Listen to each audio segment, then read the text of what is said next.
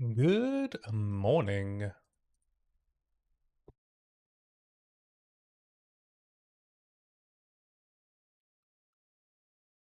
It is a Sunday.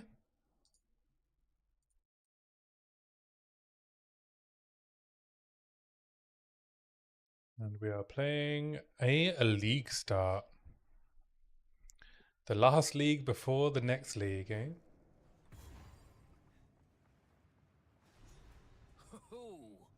Ominous. Miss Valile Just checking all my sound levels. Hopefully that's alright. Let's drop the music down. Let's do a sound check.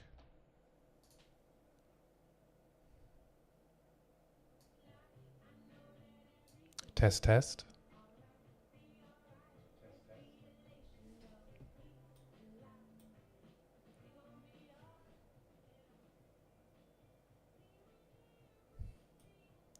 I think the music was a bit loud.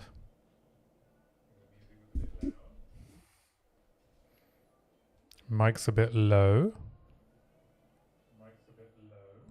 Alright, I think that's good.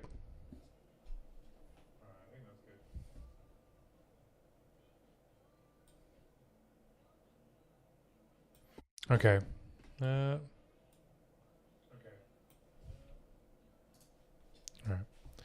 Back to gaming. So I've decided I'm gonna try and make incendiary shot work, and I think I can make it work on Tactician. It meant I also got another little bit of practice with this current leveling setup, which is Flash Grenade, APR, HVR. I don't think I like it. I think I need to do another run and try bleed.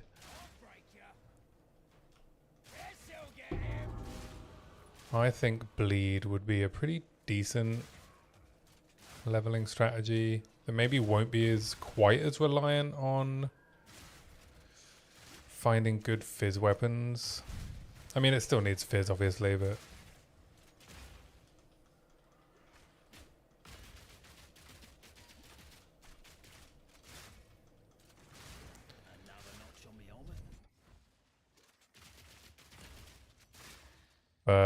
the challenge has been like I just had a little bit of bad luck with weapons, and it just felt very slow. And I think like Herald of Blood instead of Scavenge Plating as the first Spirit Reservation, and then probably mostly just using HVR with Bleed.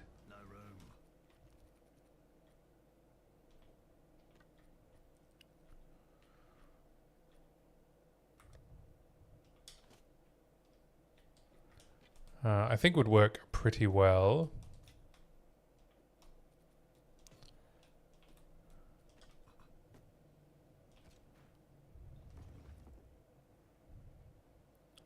All right, one more temple. And I'll go craft a new crossbow, hopefully.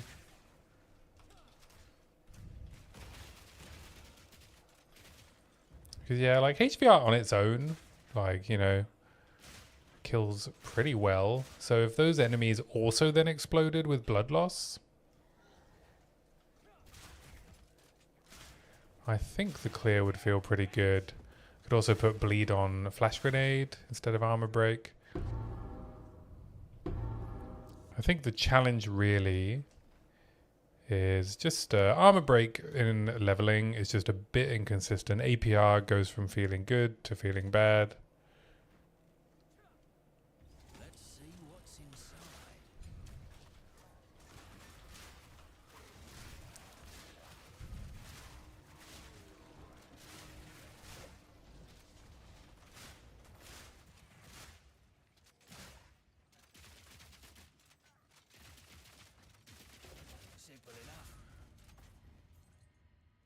Stay quick on my feet. So yeah, I'm gonna keep leveling as armor break for now. But yeah, I think leveling build wise, I don't think it's quite where I want it to be consistency wise. I had a really easy time when I got very lucky, but you're not always gonna get very lucky, eh?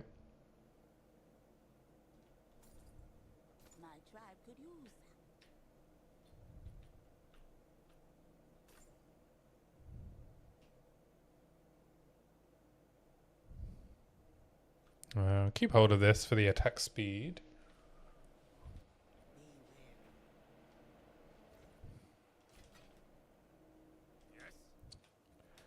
Boom, boom, boom, boom, boom, boom, boom, boom.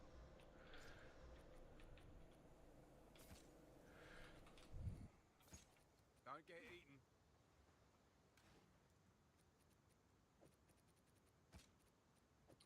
Keep hold of these.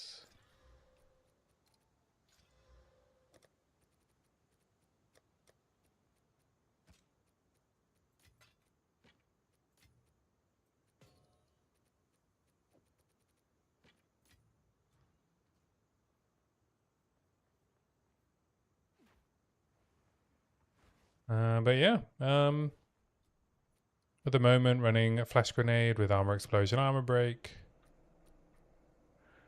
armor piercing rounds with armor explosion, long shot. I think I might go back to pierce. I tried a long shot, but I don't think that's working all that well.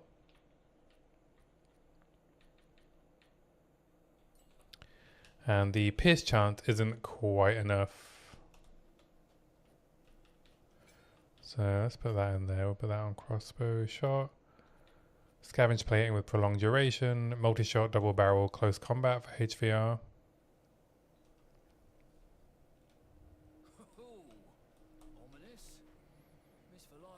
I didn't think I was that tired today, but actually I'm feeling a bit low energy.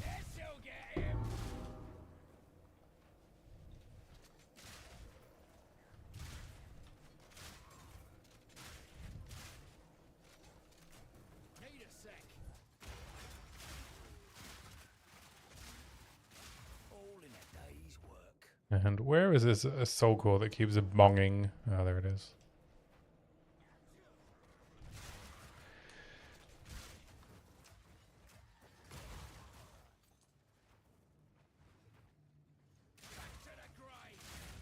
But yeah, let's see if we can get to... I'm not going to try and level as Frostfire. I think that would be a mistake, but the best thing to level with for Frostfire would just be Permafrost. But I mean, that's pretty much the answer for what would be best for leveling regardless of the build you're going to play at endgame. But at least that goes into Frostfire a bit more easily. So it might be something to test if it works in endgame. That's a big if, because I think it's going to need a lot of investment. And this league is basically semi-SSF. So we'll see what that investment ends up looking like. But at least it's softcore SSF, which means... well, it's just easier than hardcore on it.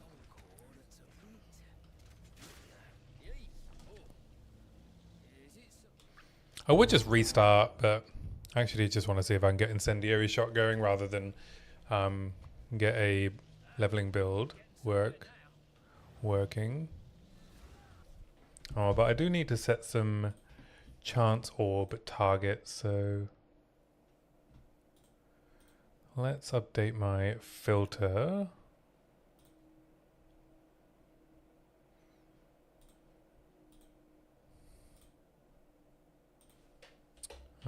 Viper cap. Just check my notes, see what other uniques I've written down that I might need. Crackle creep. Yeah, but I can use wildfire, so I don't need to be chancing for that. Labianges would be good.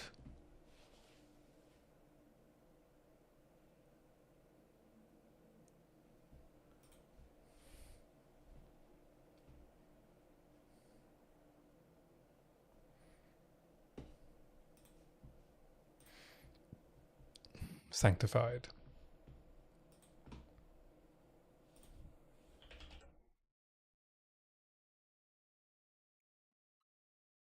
I think that's it, right? Constricting command was going to be the plan.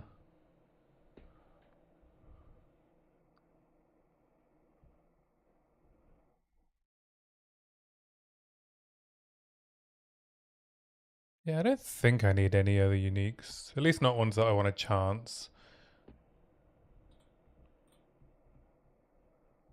But it's kind of stupid not to do constricting command if you're at this end of the tree.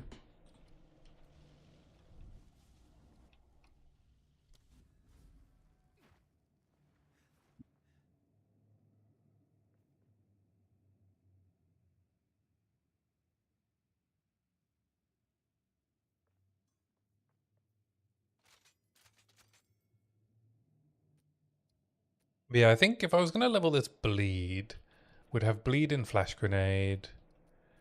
We'd have bleed multi-shot in HVR.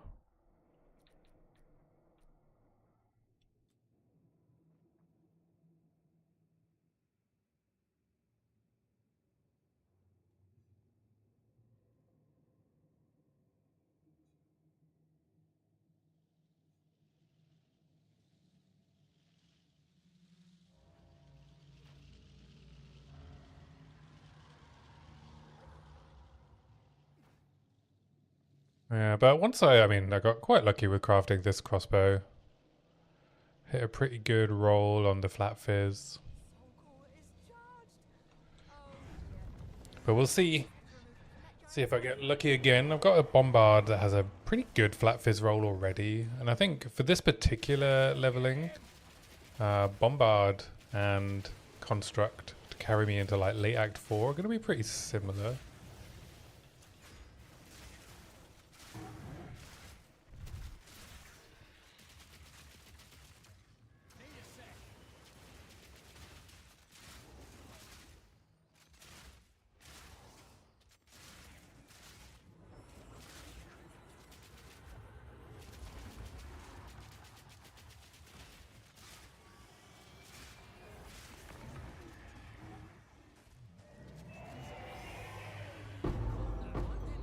Level 10 skill gem. I think I'm a bit ahead of the, or behind, however you want to look at it. Yeah, I'm 5 levels behind, so not going to be able to use this yet. 2 more levels, 3 more levels. Pretty healthy on gold,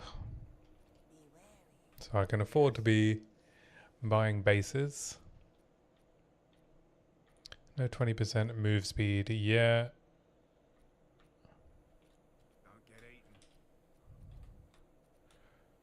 Oh, there's a tribal mask there. Try and get a vertex.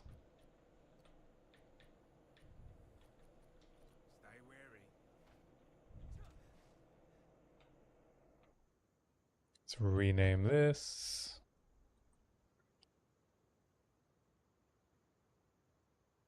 To chancing.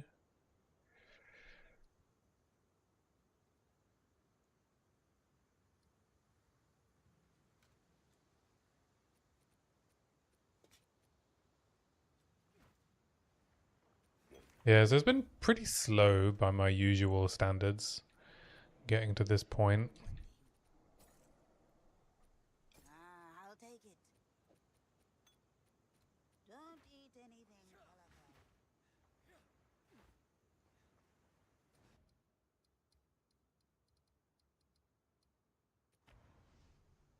Pretty slow.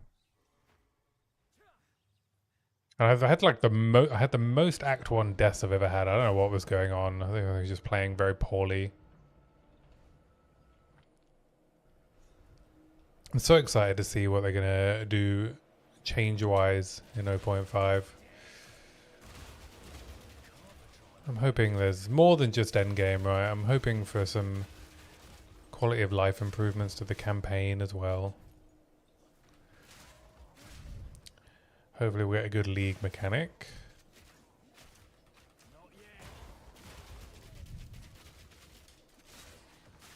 I was watching DM's podcast earlier with like Try and Mizo and Crimson Casts. And I quite liked Try's idea for Bestiary as another crafting avenue. And you know, it goes really well with the Infinite Atlas thing, his like idea of like these bosses that roam around. Like having something non-swarm based to do in the map.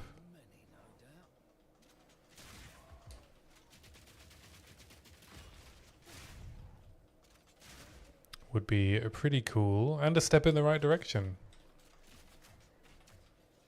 So that you can choose, do you want to do like breach, which is, you know, continuous swarm?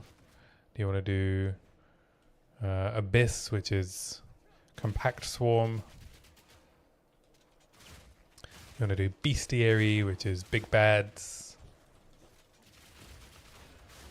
Expedition is like somewhere in between breach and abyss.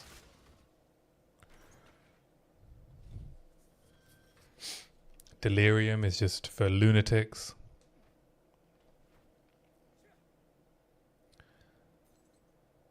So I'm very, very excited. In the meantime, see what we can do in I'm Just Anthony's league.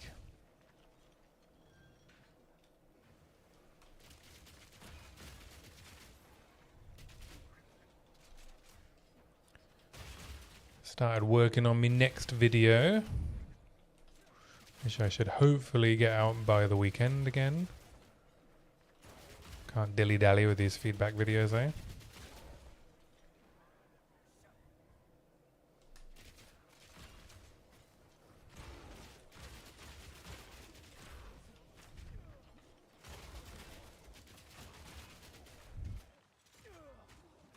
Oh, have I killed myself again?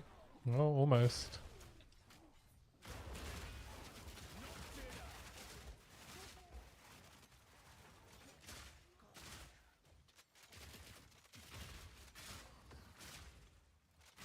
One down. Who's next? Almost died. Need a sec. I mean, it's partly I'm like rushing too much, but then I'm also not going that fast, so I don't know what's going on. Maybe I'm just rusty. League start rusty. It's good to get the practice in. Or maybe my build's letting me down. More time. I think when I last did like a Tactician armor break league start, I ended up probably leaning more into explosive shot, explosive grenade, rather than like just APR, flash grenade, and HVR. So that could be it. I could just be, you know, dealing with packs not as well, which is why I think maybe testing out a bleed leveling strategy would be a pretty good. Still use the same skills, just with different support gems. The main issue is I would love to just switch to it immediately, you know, and in an ideal world, I'd have a few spare skill gems, or I'd be able to go buy a couple. Even if, you know, I'm picking up level 9, 10 skill gems now, and I would only need like level 7 skill gems to test out a different idea, but alas, I have no spare skill gems.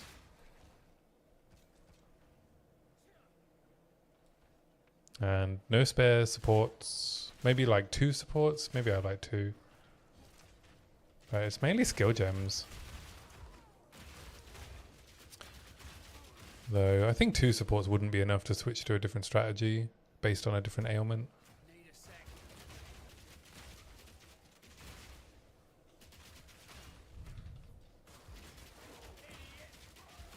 Alright, this should give me access to the temple so I can go have a go at crafting something.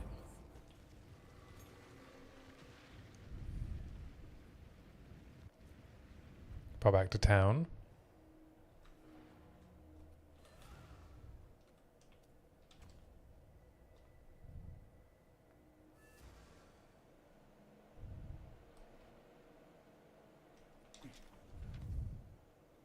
Should be in a good spot crafting wise. Transmute these.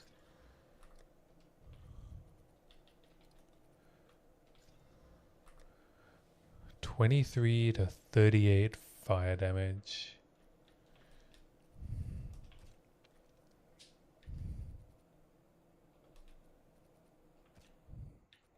But yeah, I have this 14 to 28.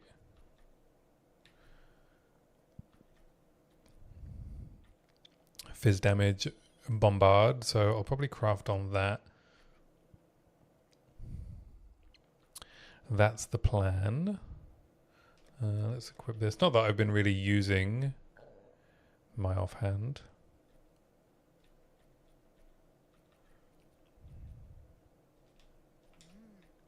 And I'll just check what Oswald has for me as well.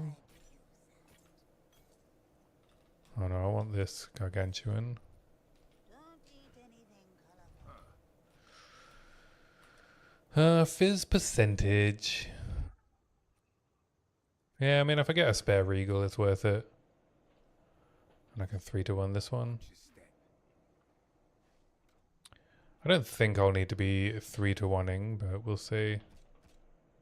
So we've got an early damage with attack speed, we've got a flat fizz, and we've got a fizz percentage, and then we've got some more fodder.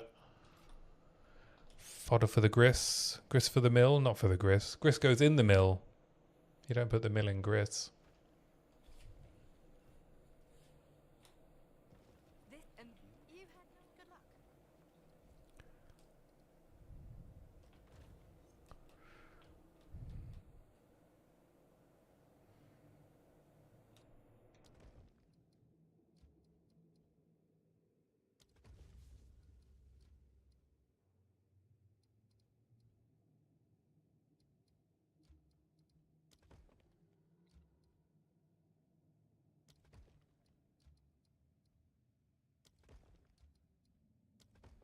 There we go. Oh, if I put a smithy in... yeah, maybe I just should. Get a level 2 smithy going. Oh, actually... let's grab the main crossbow that I want to craft on, which is this one.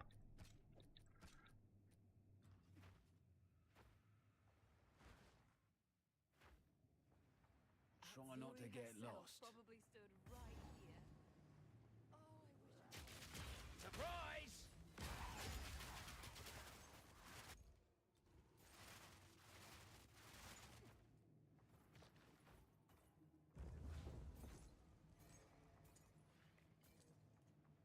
We'll leave the sealed vault for fodder. We'll just grab all the gold. Fuck all in the chest normally anyway.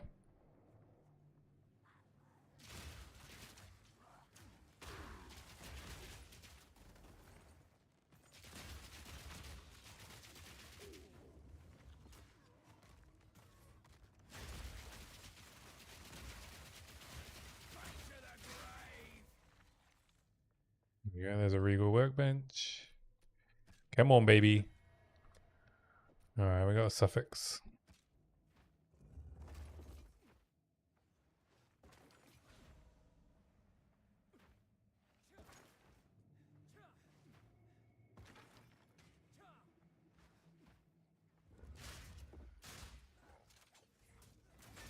Need more time. No workbench in here.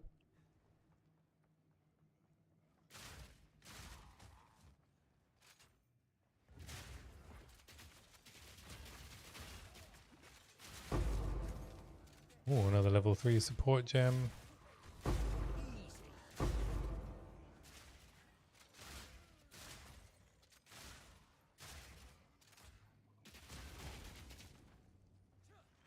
Oh, another regal.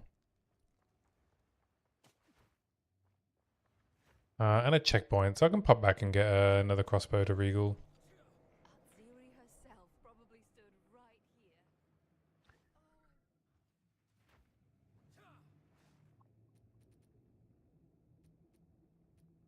here. Probably the fizz percentage.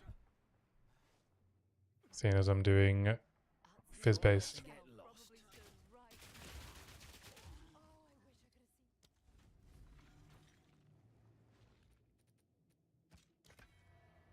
have seen. 2 to 6 fire damage. Gross.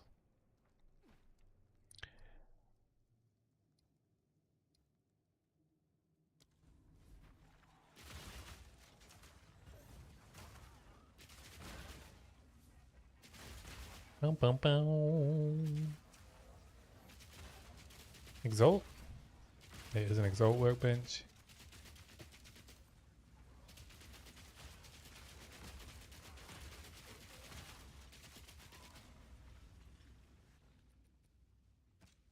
This percent. Another suffix, alright. I ain't got no jawbones though. And you're gonna get one, right? Unfortunately. One jawbone for me.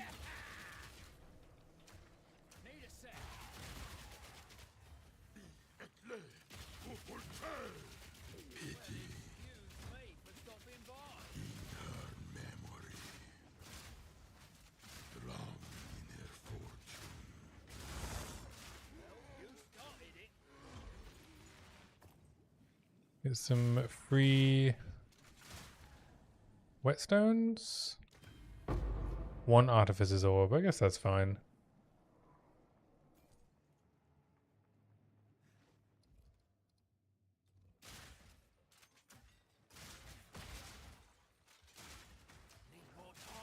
But yeah, armor break is just way too inconsistent as a leveling strategy, I think. You can probably do it as a secondary strategy when you have access to level 5 supports and stuff. It'd probably be very, very quick.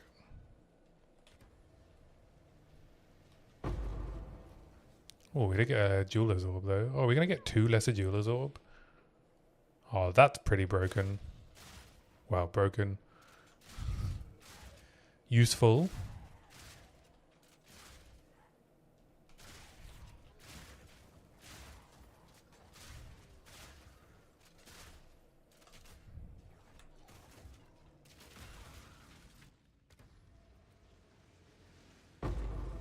Nice.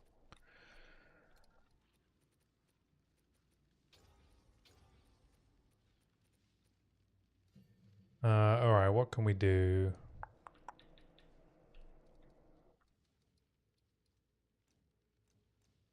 In APR, we can do Armor Demolisher 2.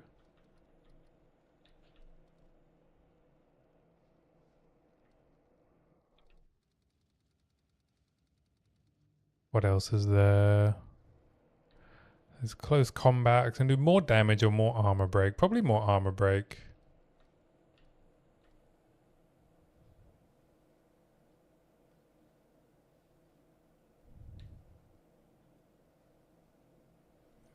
And then in Flash Grenade...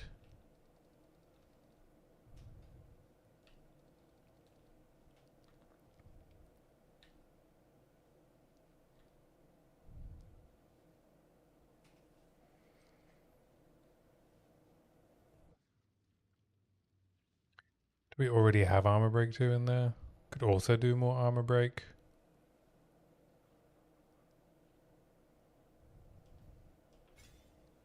Let's do it in Flash Grenade.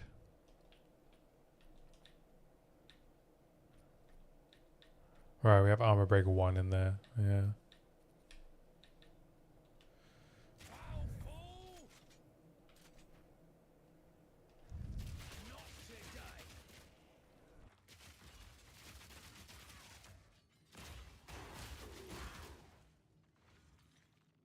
We also do try and do bleed leveling with like crossbow shot. I wonder if that would work really well.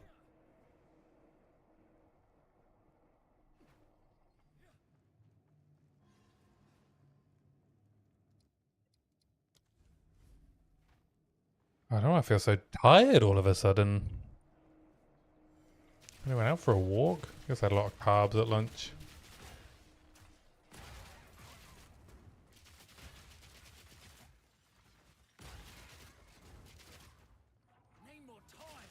Another exalted workbench.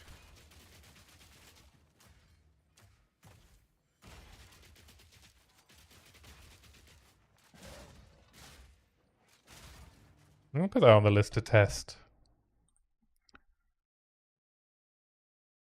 Leveling, testing, things to do. Test. Crossbow shot. As part of a leveling strategy. Because what do we have at the moment? It still only has 2 support gems though. We'll have to see when it gets a 3rd support gem.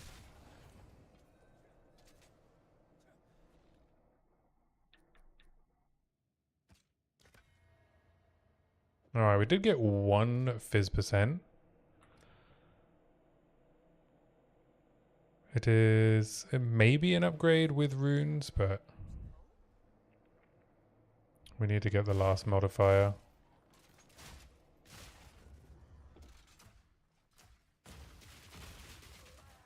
I don't think I'm going to bother waiting for a jawbone. I think I'm just going to slam it with this exalt bench. Oh, it hit! Ho ho ho ho, baby! T6 fizz percent. Alright, that's an upgrade. Nice. And temple complete. Fuck yeah.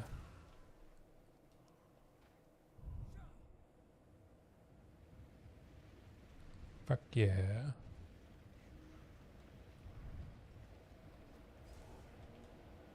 I don't know how much of an upgrade it is once we hit it with some blacksmiths. Let's go back to town and upgrade now, because then we get the extra, whatchamacallit, grenade.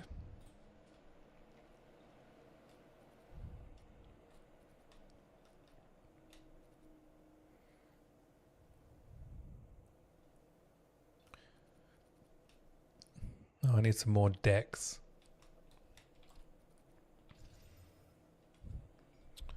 Alright, so my current crossbow... Oh, it does have +2. Oh, I don't... Oh, 1 sec. Don't have Awakened turned on.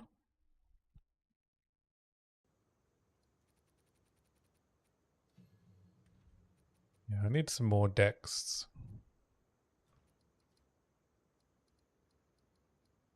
Just 1 dex. 34 strength. Skill-wise, what do I need? 37. Yeah, I can swap a strength for a dex. New strategy required.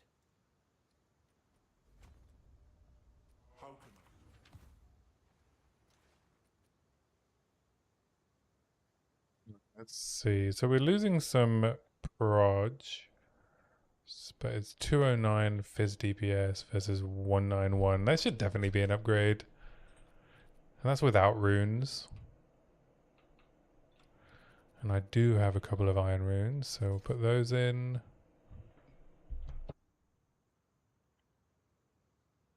Now it's 240. Yeah. Should be a pretty big upgrade. So if we look at HVR, we'll look at armor piercing rounds. It goes down.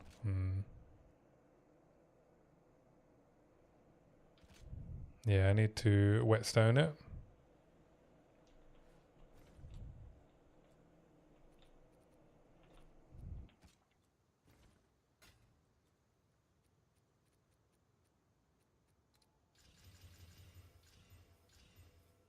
Go. So now it should be an upgrade.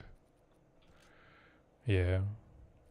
A couple of 100 DPS, but I do get an extra projectile on my grenades.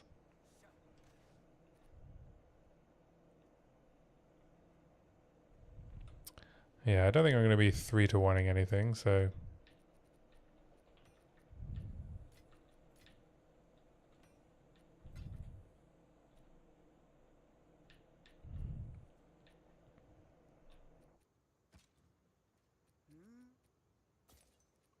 Sell these, no move speed. Don't drink the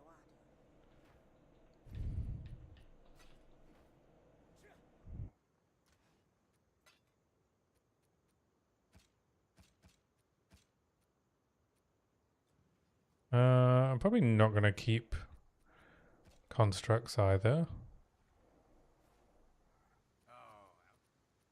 It's more important in a hardcore league to keep all this junk, because the chances of you having to use leveling gear again is quite high. Spined bracers. There's some move speed, but it's int gear.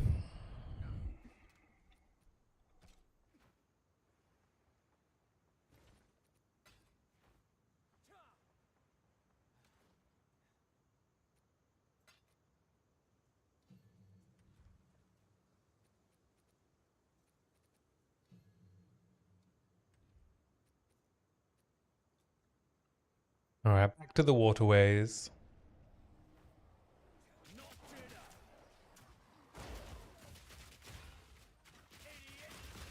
I'm tempted to grab a third coffee because I am flagging.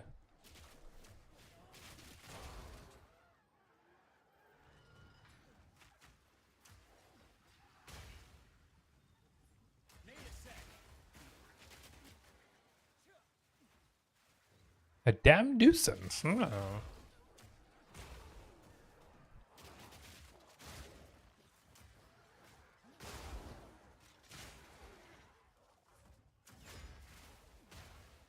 Need more time.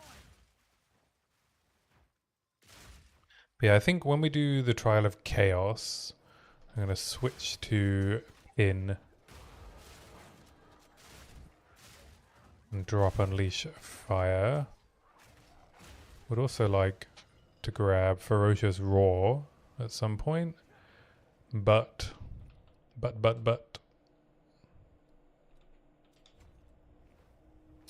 I messed up and I took Thunderstorm. Even though Shock Conduction is a level 5 gem. So Thunderstorm is not League start skill, which I forgot. I think because I'd done so many level ups for my hardcore character where I had access to level 5 gems. And so then you just had to keep up with the Thunderstorm level itself. I forgot I needed level 5 support, so I made a mistake and I took Thunderstorm first instead of Ferocious Roar, so I got no... I can Rage Gem with Swipe.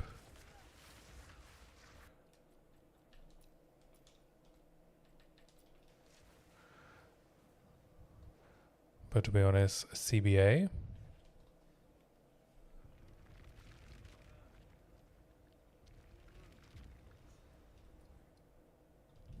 There we go. That ought to do it.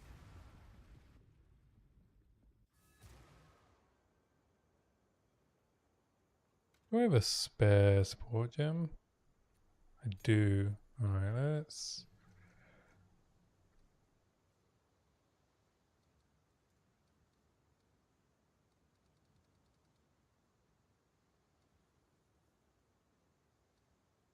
What can I do? Brutality? I have some added damage, but not much compared to my weapon now.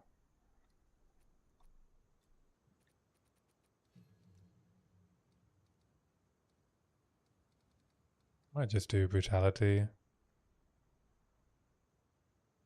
Does Brutality turn off armor explosion damage?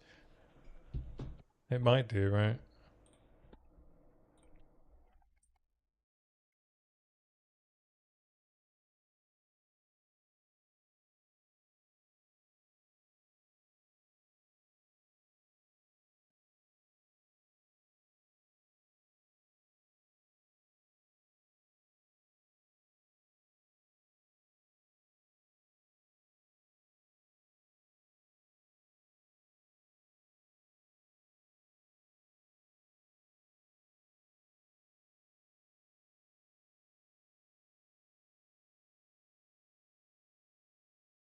Right, yeah.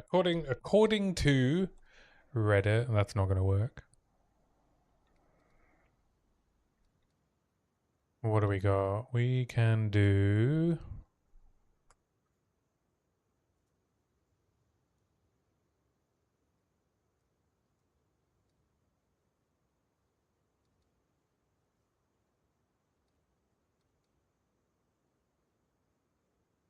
We can do... more damage. We could do fire attunement.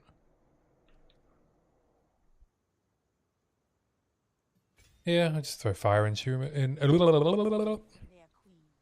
Fire attunement in. Keep your eyes sharp. You drain. Oh, T7 flat fizz. I'm not going to be doing any crafting on that for now.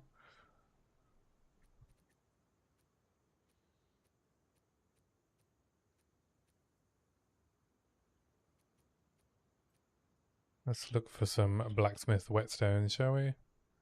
None. If you hear a click,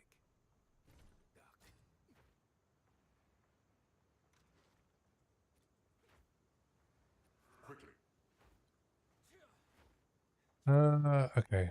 So many. Ground city time. With all their cleverness, you'd think they'd have made some sort of elevator. Unbroken statues. Beyond how I reckon by.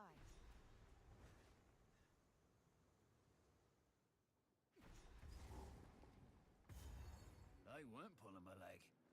There's a whole damn city down here. Not today! Vile creature! I mean, flash grenades doing a lot of work, eh?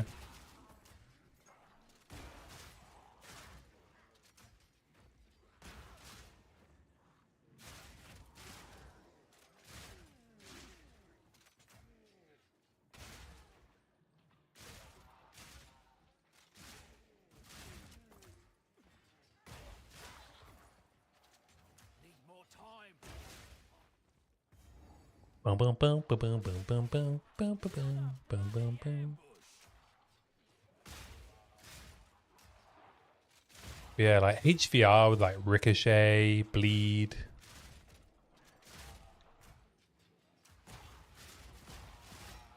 It's just, I mean, it just looks cool, right? You look like, it's like you're playing, who's the Marvel character that does it Deadlock? One that's really good shot with guns, the bad guy.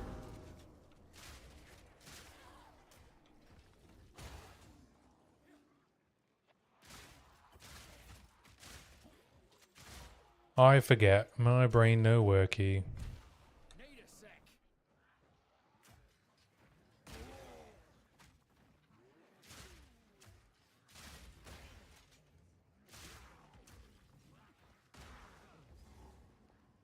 Not yet.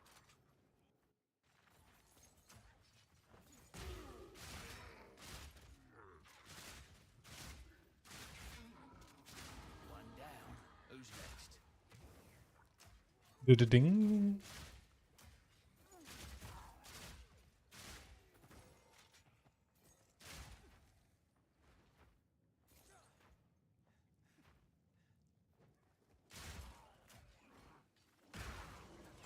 Boom, boom, boom, boom, boom.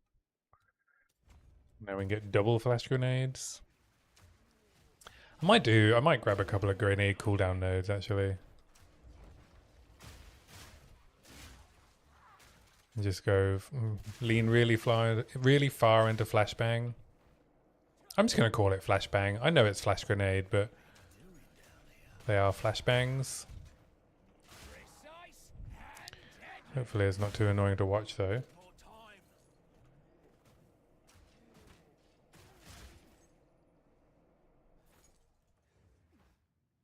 I wonder how hard it would be to play the game from OBS. I guess it's just screen mirroring for me, right? Yeah.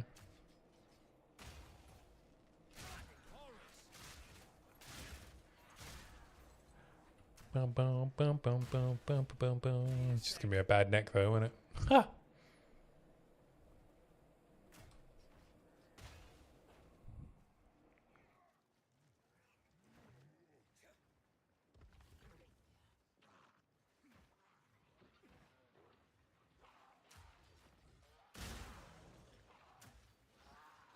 More time.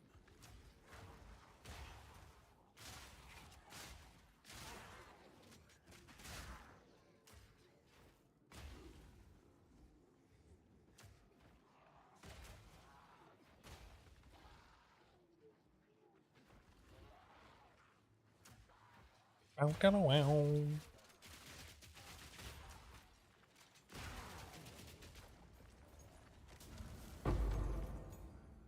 Oh, another support gem. For Armor Demolisher 2 in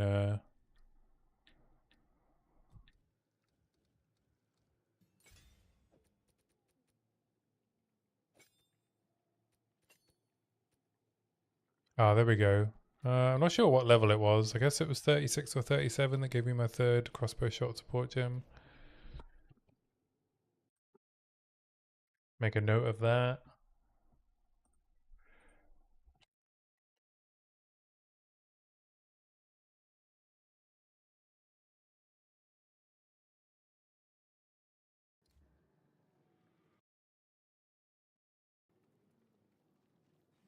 Hey, protagonist, have I flashbanged anyone recently? Oh yeah, I'm flashbanging all the time.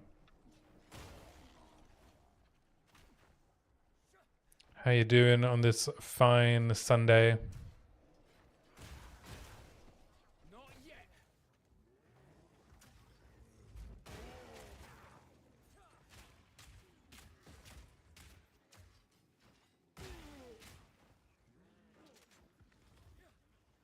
Blind him.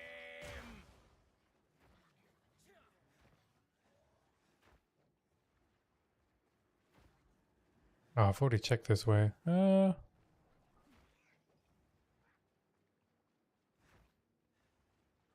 What have you been up to?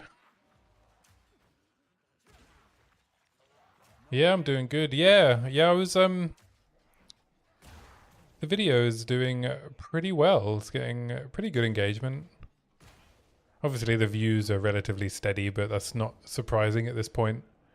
But yeah, when I first posted it, and you know, day 1, I got like 30 views, and I was like, all right, I guess, you know, there's a week's work, 30 views. I'll get started on the next video, and then the next day, it just all of a sudden started picking up a lot of steam.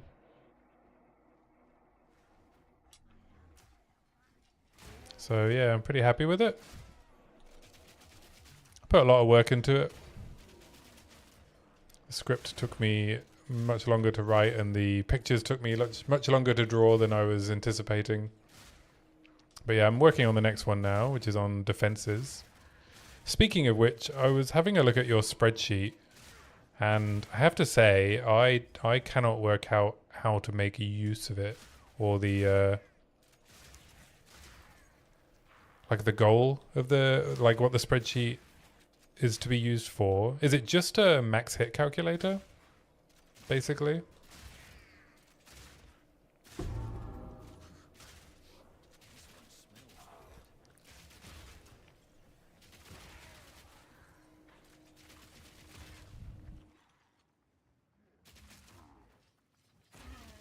Yeah, I was struggling a bit with it.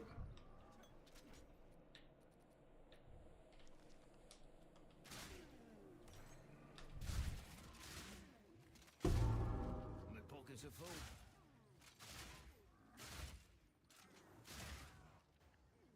The damage calculator, right. Damage for who? But it's a damage taken calculator, right? So effectively a max hit calculator against the player, right?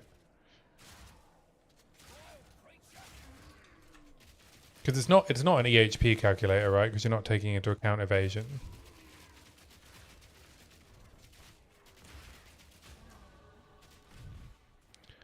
But I was looking at it because I was doing research for my own video on, you know, whether or not defenses are balanced in POE 2 avoidance, right? And I learned something new. I learned, which I didn't know before, that built into evasion is a second roll to downgrade a crit to a hit.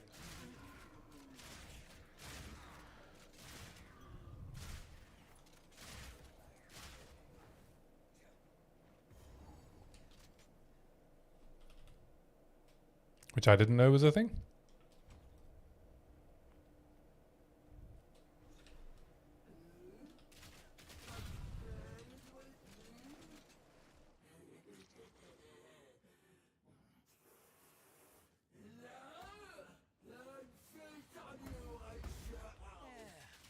I've done worse.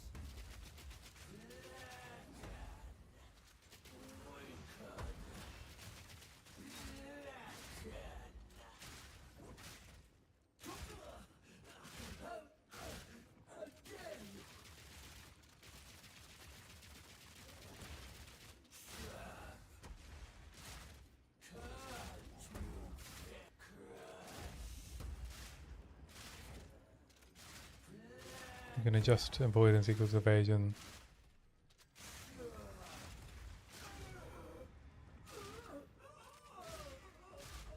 So does your spreadsheet work the same way as the EHP calculation in POB?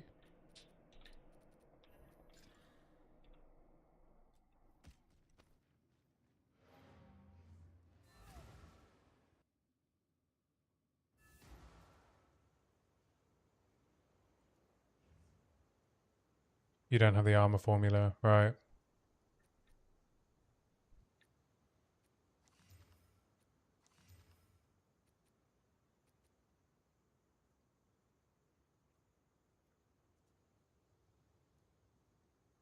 It was a flat conceptual tool to work out what flat PDR would be like compared to evasion and DS, right? I guess I've misunderstood its purpose.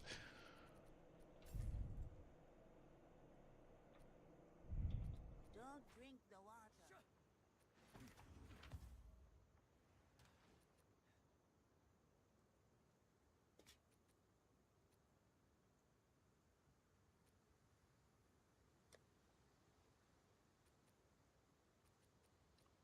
All of these sucked. This one, life from mana. I think I can take that. All right, let's just go all in on grenades for now. Still alive. But was surprised POB didn't have a standalone calculator.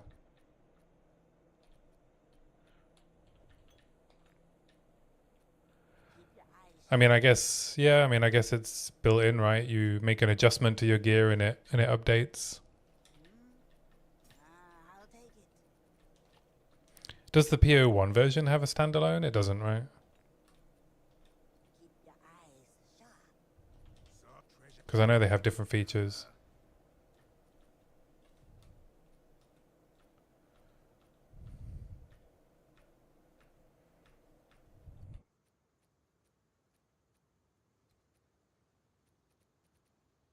Don't come if you hear a click. Duck.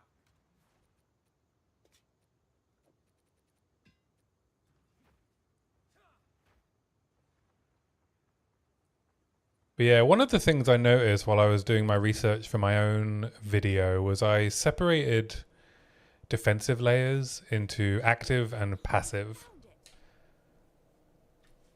And what I found was quite interesting was if you create two tables of defensive layers, so if you treat active, you know, at the very top you have damage, right? If the enemy is dead, it cannot attack you, apart from on death explosions, but you know what I mean. And then you have immobilization, and then you have like slows, and you color code them across like dex and strength and int as their primary, you know, primary source. The table for active mitigation is very green. It's very dex heavy. You are given an enormous amount of active tools if you play dexterity, and very few passive tools, right? You have evasion and deflection.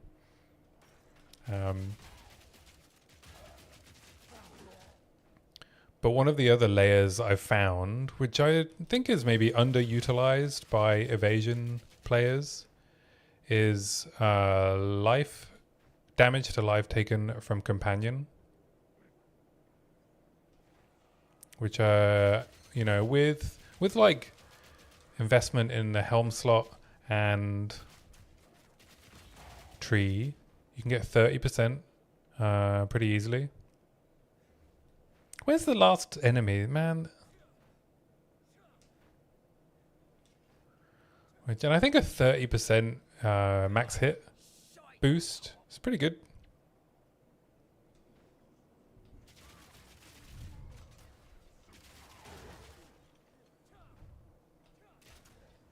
You know, and companions don't just provide EHP, right? They also have useful auras.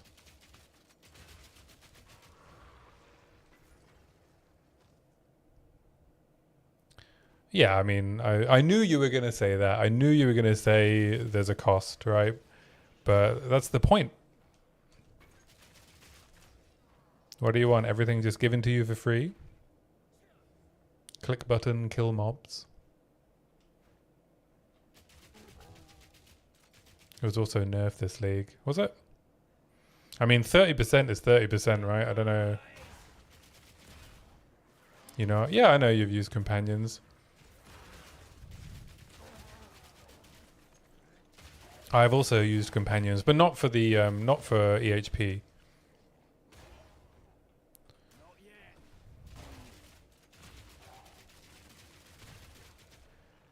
But I mean, the question I'm asking, I guess, in the video I'm putting together is, you know, are defenses balanced? And then looking at the various layers that are available at the base level, and then through uniques and ascendancies, and the tools that are available. Because I mean, I'm of the opinion, right? If you're playing like the theme of an evasion-based character is a glass cannon, right? You avoid most damage. You rely on evasion to keep you alive. You kill things before they can, you know, hit you. Sometimes hits get through and you dodge most of them, and then sometimes you die. Right, they reduce the damage you get from companion nose. Right, but you don't need the damage, right?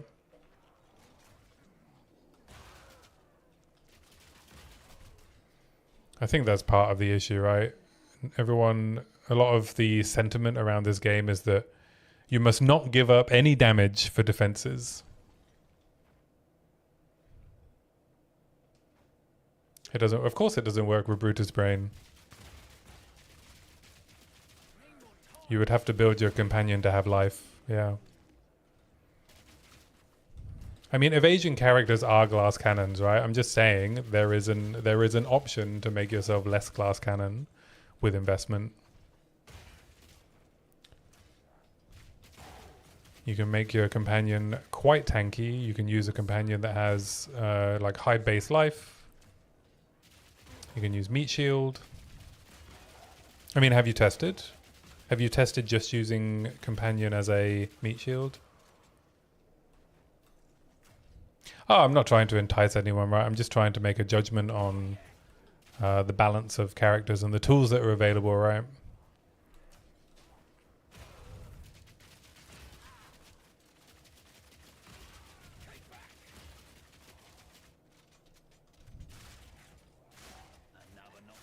But yeah, I'm aware, like, it's hard to get people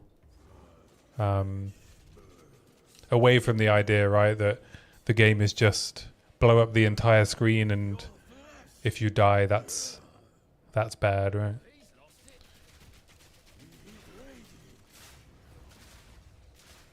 The Fub Gun classic.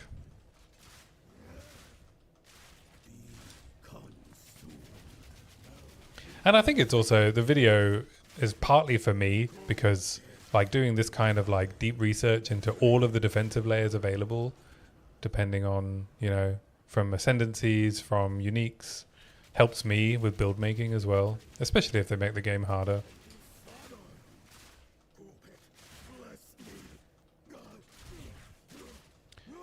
They compete against Ghost Dance and yeah. Is it Wind? Is it Wind Walker? Wind Dancer. I had to look it up myself.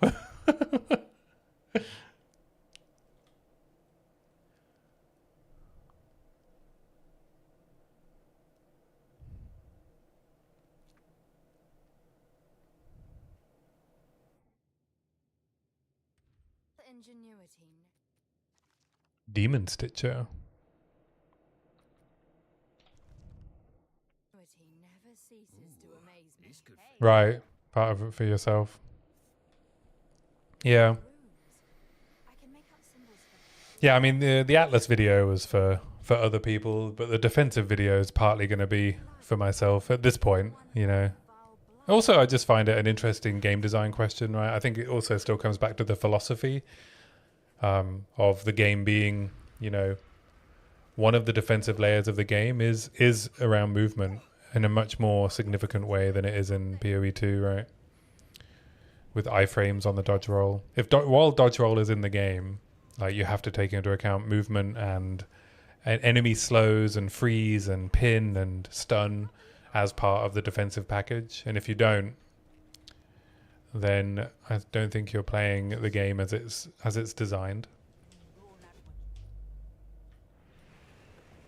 Even in Simulacrum, right? Movement is a big part of survivability.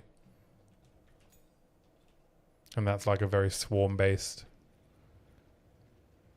mechanic.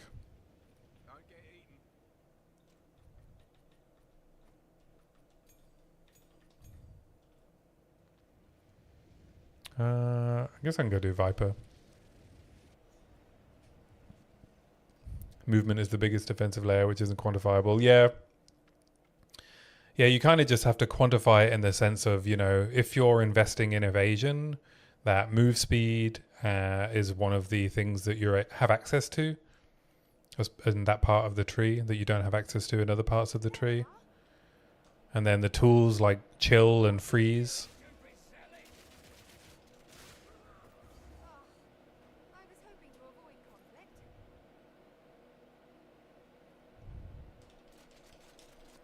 It's like if you look at, you know, two ostensibly swarm-based mechanics, Breach and Abyss, and you look at your ability to deal with either of those mechanics. Like, for instance, when I was doing my first Permafrost build, which was my Invoker, I had a lot of trouble with Breach because the nature of it, even when, you know, before the Pierce changes, and that was in 0.3, I had quite a bit of trouble maintaining the crowd control on the 360 like swarm that Breach sends your way.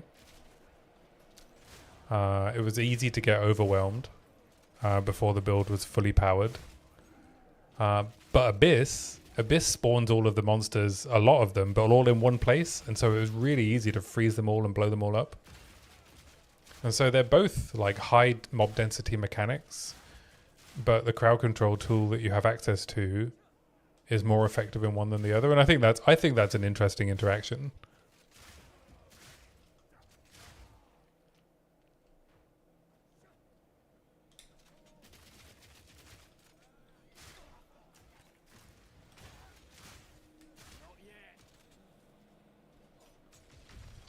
Ritual can be pretty rippy for similar reasons. Yeah, because they don't all come out at once, right?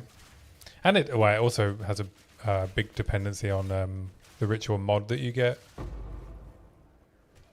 The ritual mod that I was scared of like varied greatly from character to character. Like on some characters it was the rat tornadoes, some characters it was the volatiles. On most characters, elemental clouds actually are quite scary.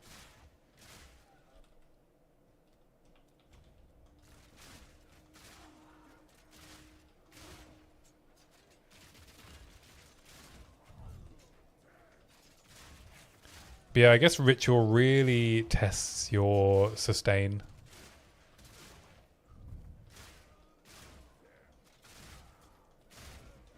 I guess it's similar to Breach, isn't it, in terms of what it's testing, but you have less freedom of movement. Do you think if all rituals had the full circle available, that it would be considerably less rippy? Probably, right?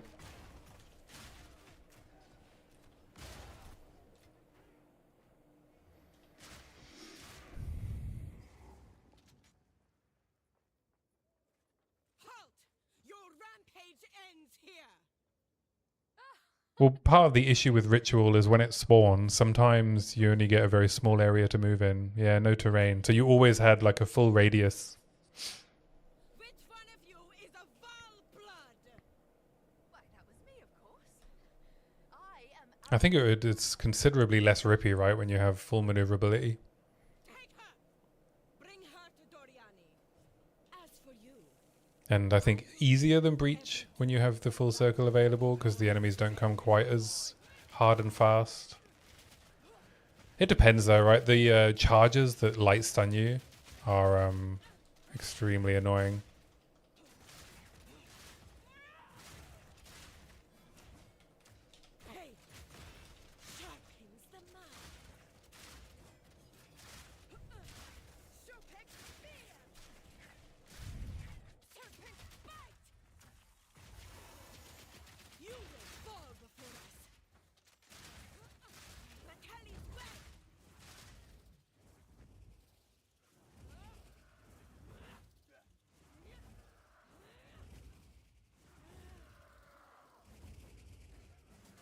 Oh, fuck.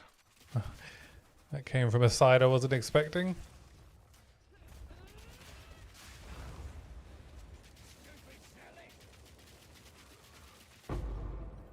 The vast majority of the times you died in Ritual was you couldn't maneuver away, but that's a rain luxury. Oh yeah, I don't. Yeah, have I done? I don't think I've done any Ritual as melee, because the only melee character I've really played to T15s was my werewolf, and I don't think I did Ritual. Can't remember actually. I can't remember it standing out if I did. Plus, you know, the werewolf swipe I think would actually be quite good in Ritual because it freezes so quickly and has decent AoE. Yeah. I guess werewolf is actually pretty well suited. But yeah, I imagine like warrior has a terrible time in Ritual. That's okay, isn't it?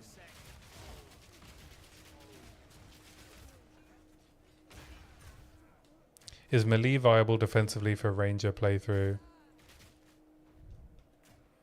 Well, the only... What do we have? We have quarterstaffs and spears, right? And spears are like semi-melee. We don't have swords or... Yeah. So are you... I guess, are you... I mean, it's a projectile... Generally a projectile-based class, right? Talismans. Yeah, I mean, all weapons are usable, right?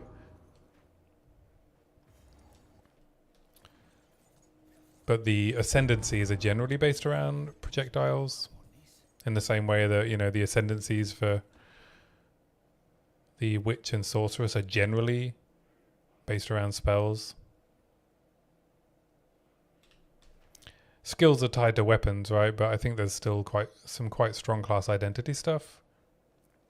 If you try and make everything work with every class, I don't know. I don't think that's necessary. But yeah, I think if we get like daggers and ranger are going to be very viable, right?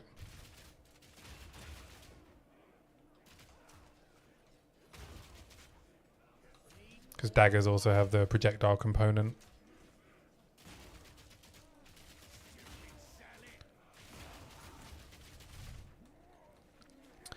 But yeah, ranger maces. I mean, I would if I were to do that, I'd probably end up with some projectile based mace still, right? Like, what's the one that fires the balls? Molten Strike.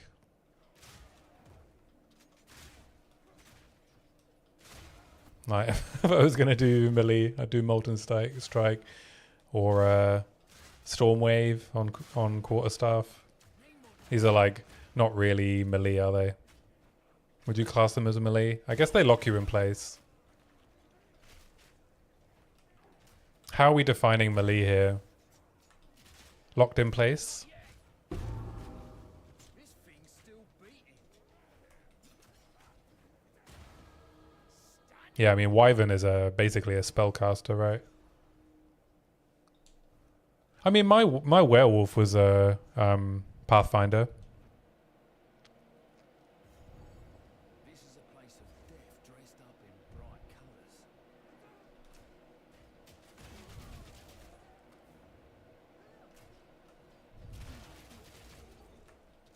And it was like, I mean, it was fine, you know? It would have been better if I'd wasn't trying to use the shotgun in my offhand and just gone full werewolf.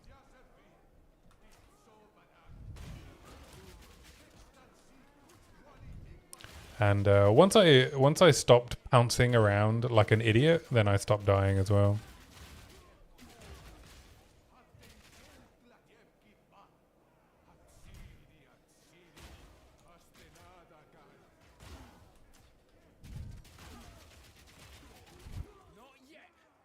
I mean, Deadeye Werewolf might be quite cool with the mark proliferation stuff. You consider it melee, right? So, I mean, that means you discount any mace or quarterstaff skill that has range, right? Even if you have to stand still to use it.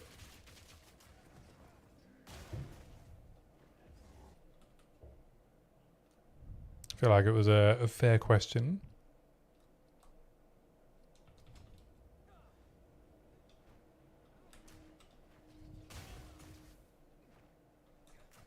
I mean, I have to get into melee range to do most of the damage on my skills because I use close combat. Does that mean my crossbow is a melee skill? But I can move around while in melee range.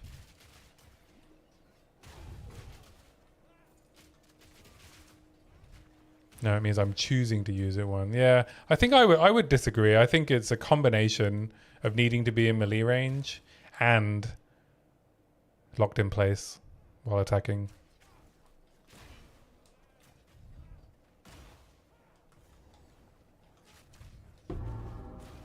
More time.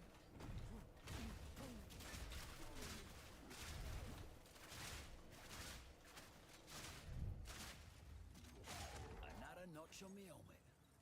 Yeah, I mean, basically, I think my point is that the problem with melee is being locked in place. If you could like run around the enemy while swinging the mace, I feel like things would feel significantly different.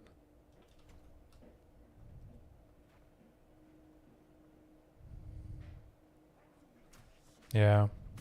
I think that's the big issue with melee. I don't think being in melee range often feels that dangerous, and sometimes actually I find it easier to deal with most of the abilities if I'm right up close and personal, right? It's that hug the butt.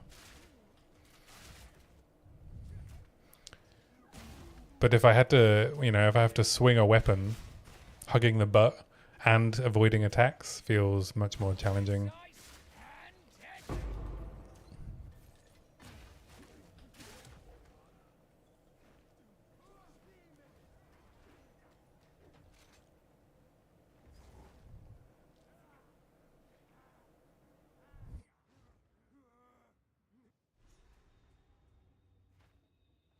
Yeah, I'm trying to think of what would I play that was like true melee if I was going to roll a melee ranger. Now's the time to test, right? While things are easy. I'm hoping they're going to make things harder in. Oh, you motherfuckers! Goddamn Dorianis! I bet my lightning res is like -20 or something. -9. Yeah. Whoops. Whoops a daisy. There's some lightning res, but now I don't have enough strength.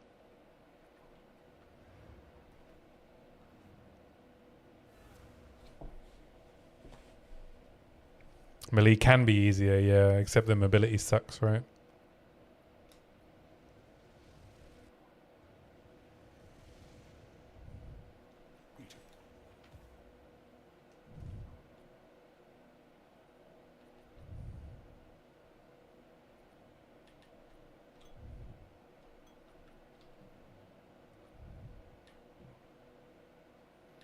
Starting to feel this suffix pressure a bit. I need to look at making some gear changes. Oh, this is only a 5% lightning res increase. Okay, what are we doing gear wise? Okay, my ring sucks. Let's see what we got. No move speed. Dex gloves. Oh, Viper cap. I'll have one of them. What does my chest look like? 11 cold res. Yeah, I could have a look for a new chest.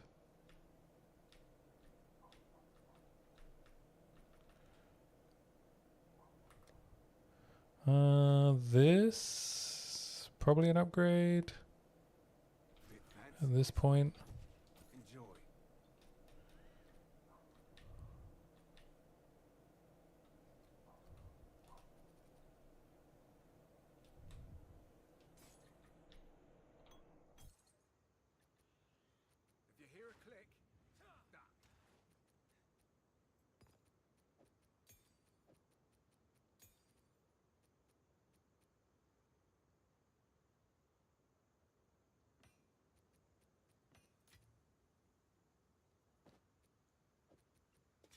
We'll keep hold of this helm. Do I need to do some travel nodes soon? Okay, yeah, I'm going to go grab my second ascendancy and switch to pin. So I can grab this strength node here. We can get some strength here as well. Could also grab this cluster.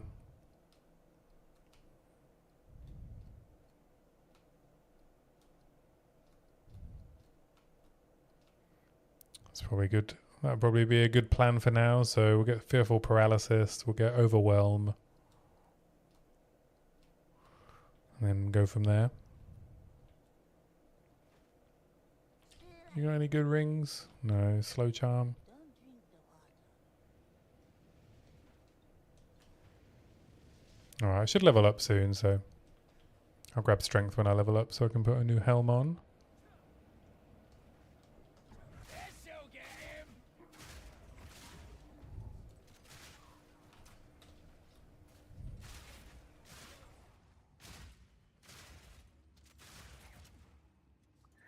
But yeah, I think found that armor break leveling is too inconsistent. So the next leveling test is going to be a pure bleed, baby.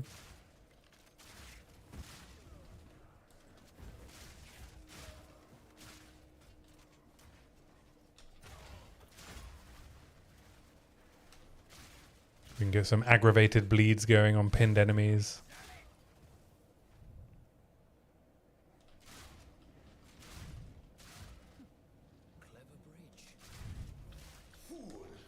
But for this league, we're going to get incendiary shot working.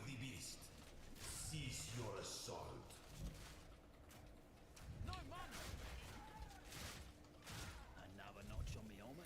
It's not even just APR, it's just generally, even with all the supports, it's not that good, right? I think because armor explosion damage is it's quite low.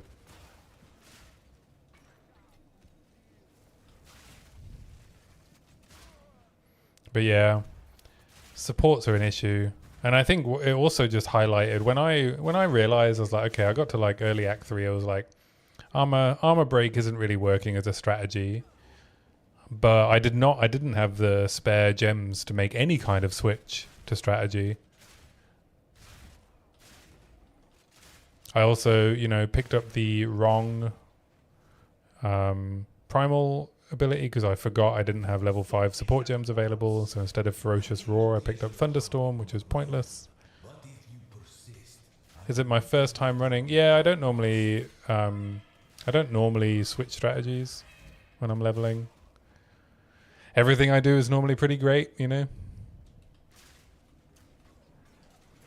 I'm also not normally like testing. So I wanted to test a different strategy. I should just do it from the start anyway, though. So yeah, the only reason it's an issue is like, oh, I want to switch what I'm testing mid leveling because I can make anything work, right? Because it doesn't really matter.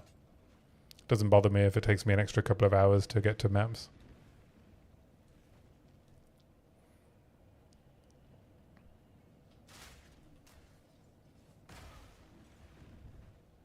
So yeah, I think like it's relatively easy to fix what was wrong, but it's very difficult to switch.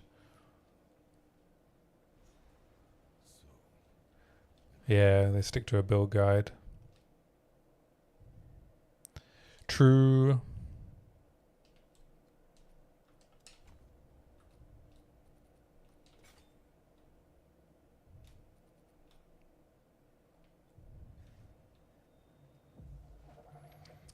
It's another idea I've had for a video, more of a fun video of the kinds of POE players. I'd be interesting to know, what the split of demographic is, I think it's very clear that a lot of the people who are vocal about the game, at least, are, the want minimum friction, follow build guide,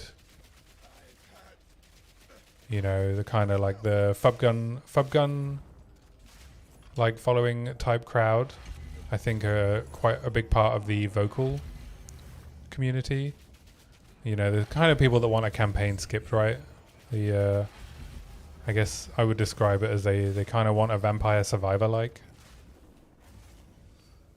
I don't know if I'm going to survive this Doriani fight. I can't give up. I must save my You know, they want the campaign skip. They just want zero friction, you know. Follow build guide, pick up loot, make tons of currency, delete bosses in seconds, no friction, no, like, no problems to solve. Second screen the game, no mechanical interaction. Like that kind of extreme of the, you know, of the build guide follower. I wonder what percentage of the total player base is actually like that. If that's what they want from POE. It's really hard to tell. I've had enough of you.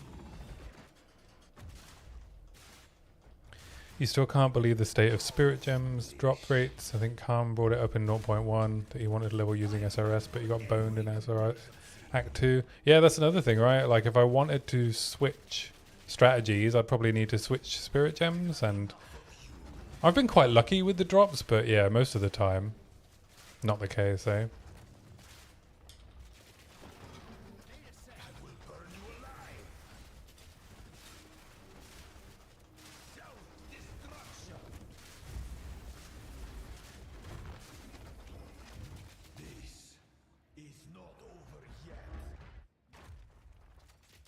Imagine if one day the robot lasers spun in the other direction. I know, right?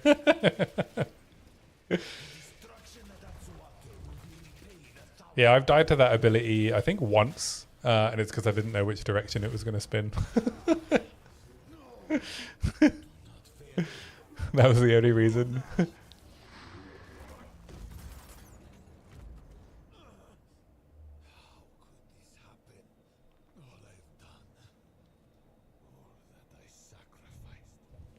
Your people cannot be saved. History is already written. You can stay here and die, or come That'd be a great switch up between leagues. Yeah, map layouts reversed. Doriani spins in a random direction. Must be protected. I do know of a way to contain the beast. Let's just start talking then. My friend here isn't exactly the peace. There is so I would it's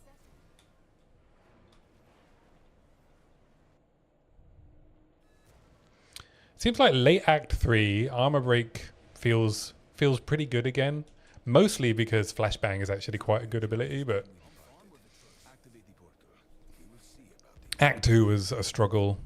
And Act 1, I know I had probably out of the 3 times now I've leveled as Armor Break, I think I had the worst luck weapon-wise, and Act 1 was also a bit of a struggle. I was rushing a bit, but it was still, I don't think I've ever had so many Act 1 deaths. A lot of really stupid deaths on my part. But yeah, it was also partly because I just wasn't able to kill mobs quick enough. And I just kept getting myself in situations. well, we can leave until next time.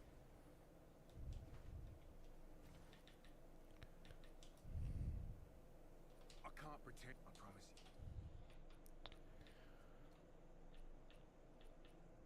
you. Any 20% move speed for me? No?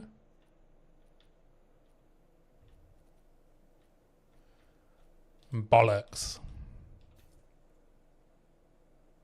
Ooh, intelligence. Could do with some of that. 21% lightning rares, but give up cold rares. No thanks. I guess I'm carrying these mushrooms around for the rest of my life. Watch your step. I'll go drop them in the molten vault. So I need Dex, I need Int, just so much suffix pressure.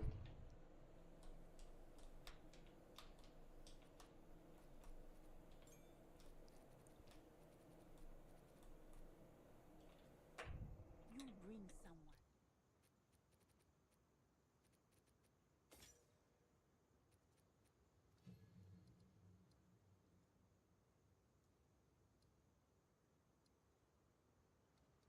I don't need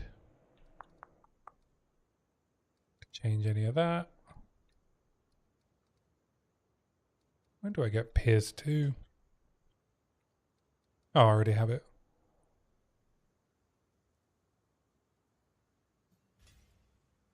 Keep your eye.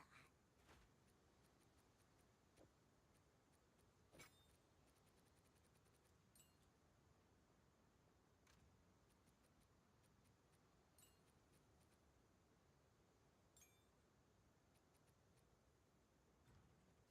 you Alright, I'm gonna go do Molten Vault.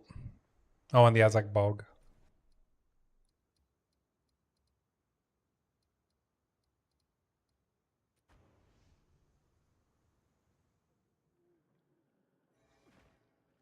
I think Molten Vault is south in this league, because I didn't notice a path to it when I went through here earlier. Where'd I go?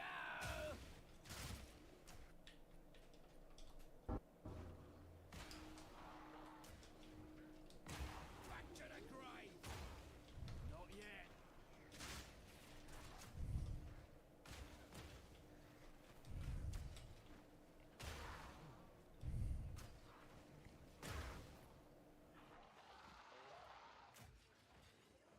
I don't know, it seems I have misjudged.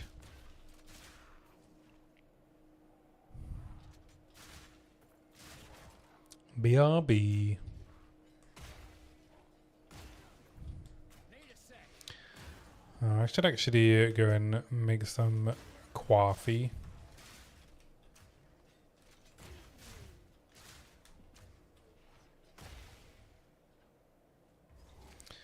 I'm gonna go and make some coffee on BRB myself. Enjoy some music while I'm gone.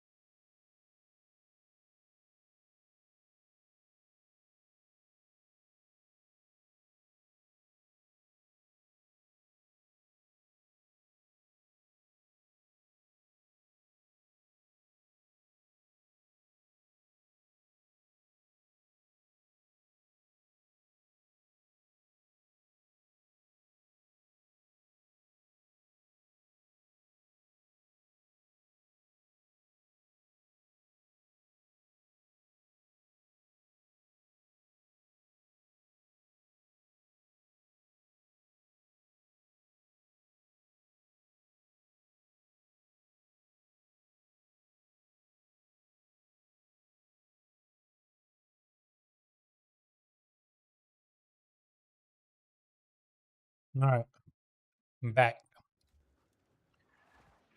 I guess I was wrong that the thingy-mabob was south.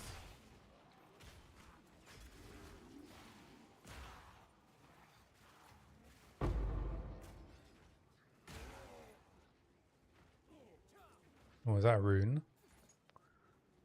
Nice.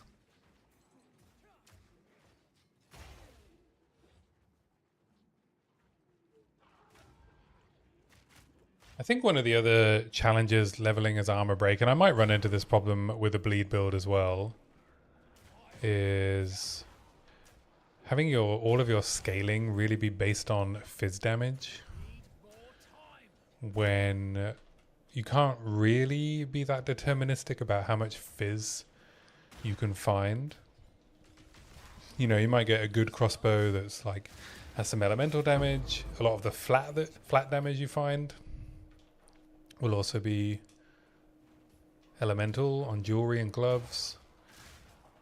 So while you still get damage out of it, it doesn't really help with some of the main scaling mechanisms, especially for the armor break itself.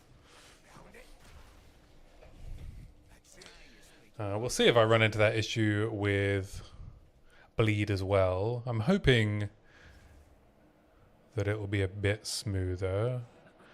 At least I think it will be easier to kill things with Herald of Blood. And it's it would be nice to have a a spirit reservation that does damage, or at least helps with clear.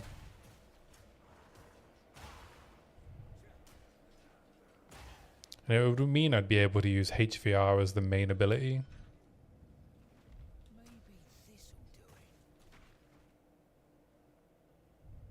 Which I quite like using actually with Ricochet.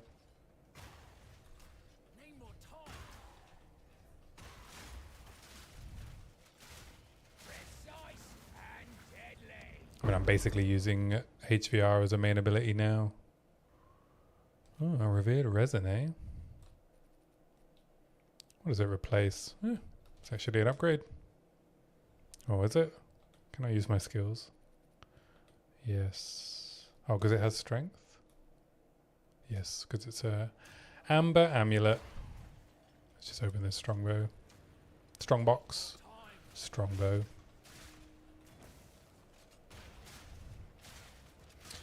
But yeah, I wonder if for the companion stuff, I mean, taming a beast is, for a lot of people, I guess, a bit too much of a barrier. You have to not only do you have to give up the spirit, but you have to go and find the animal. And I wonder if there was another pet option for dexterity. There's row amount, right? But row amount is what? Is it 60 spirit or 30? Can't remember. I don't have a spirit gem with me. I'll have to have a look. I wonder how viable it is to have a rower following you around, not riding, as your like damage absorption.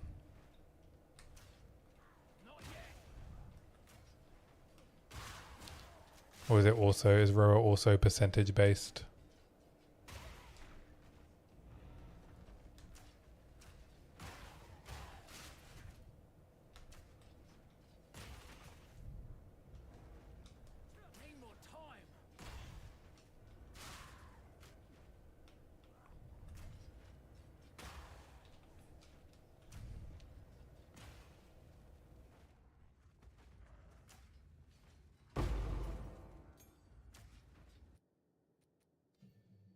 What do we got? HVR.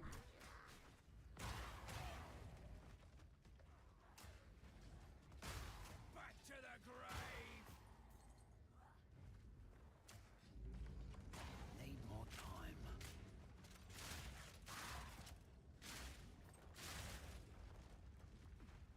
Oh, where'd I go? Oh, Viper Cap, did I not update my filter?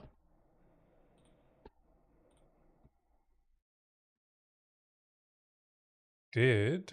I guess I need to refresh in game.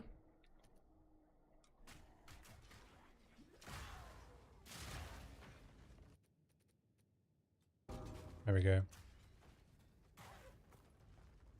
There are significantly less people in this league than the other private leagues I played in, so I think I need to basically treat it as SSF. And I would like to use Constricting Command because I think I'm going to need all the help I can get to get Incendiary Shot working.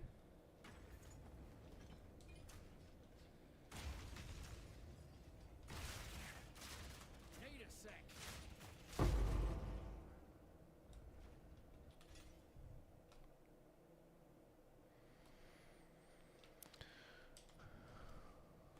Oh no, I need Dex.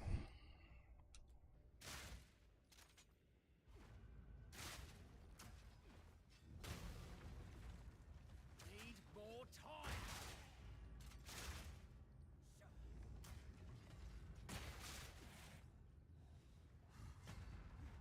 I think he knows I'm here. I got my precious, precious caffeine.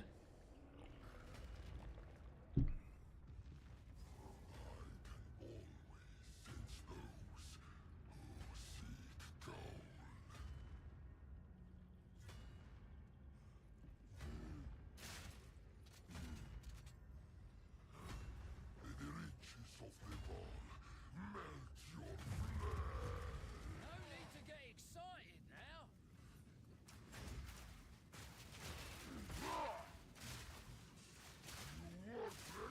Precise and deadly.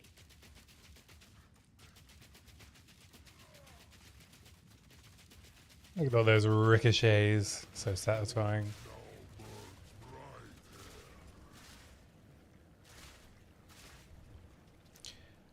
They should make an Uber version of this boss where if you touch one of these waves, it's instant death as well. Need a sec.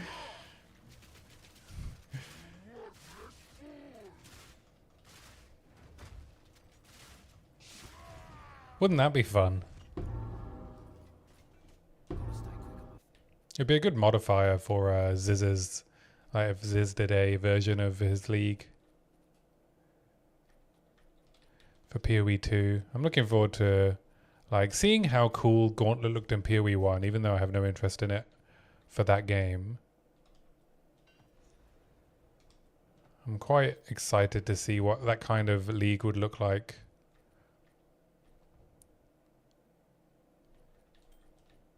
In POE 2, like a Gauntlet League, I'd be very up for that. One day, hey? One day. Overall, I'm very excited for the future. Even if the game doesn't go in the exact direction that I want it to, I still think it's going to go in a direction that will be fun. Boom, boom, boom, boom, boom, boom, boom, boom, boom, boom, boom, boom, boom, boom, boom, boom. Boo, boo, doo, boo.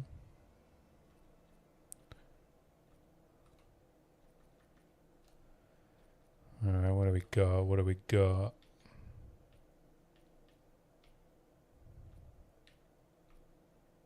Lightning damage. 10% move speed. There's some whetstone.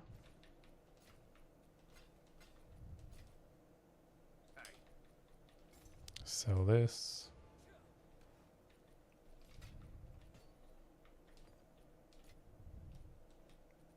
I don't think I can use this. Oh, I can. Okay, cool.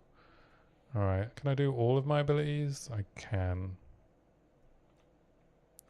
So we'll do flash grenade, APR, HVR. Then we're going to do the Trial of Chaos. Boopity boop boop boo, skibidi bop bop. That reminds me, I watched The Naked Gun yesterday. The new one with Liam Neeson and Pamela Anderson. Very silly film. But we enjoyed it a lot. It was very funny. It's like, what if dad jokes were a superpower?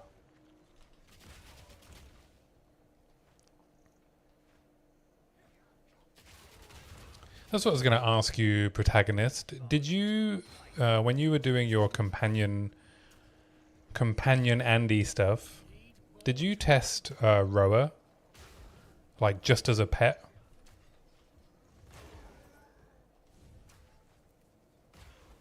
I don't want your damn dark power. But I'll sure as hell use it against you.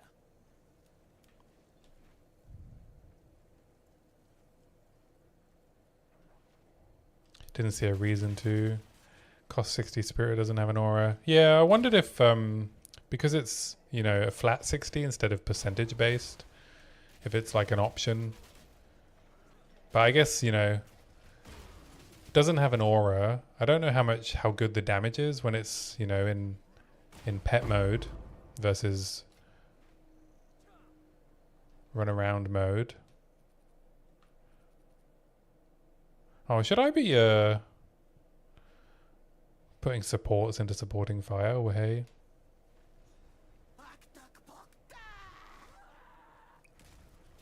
But yeah, I wonder, you know, is 60 spirit for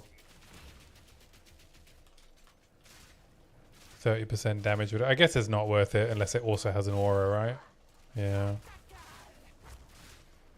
Yeah, maybe they need to add like an alternative to Tame Beast. Or maybe like a basic beast a bitch.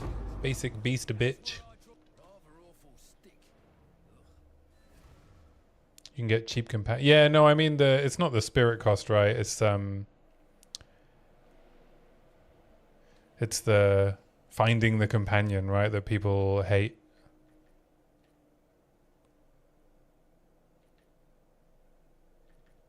Don't eat anything colorful.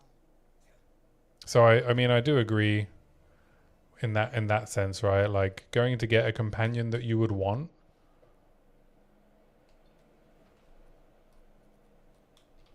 Not necessarily worth it.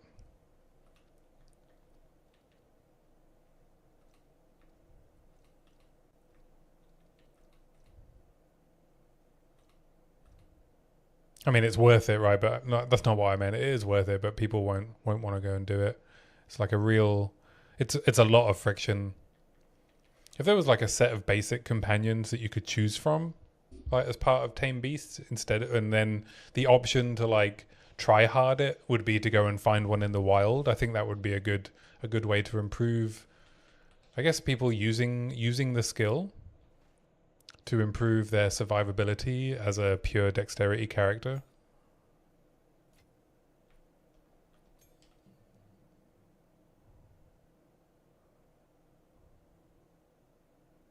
I'm just going to take Shard Scavenger for now. To the worthy go the spoils. I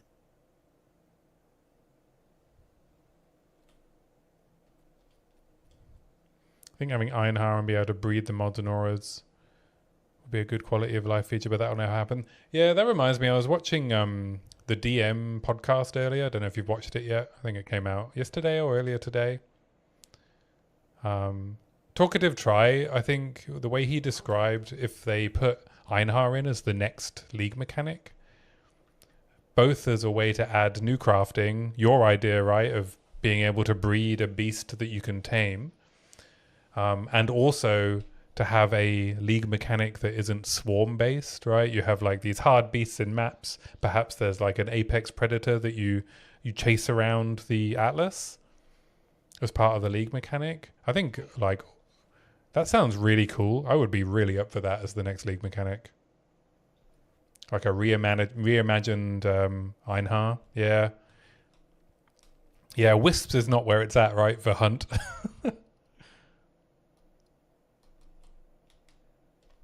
It's not where it's at.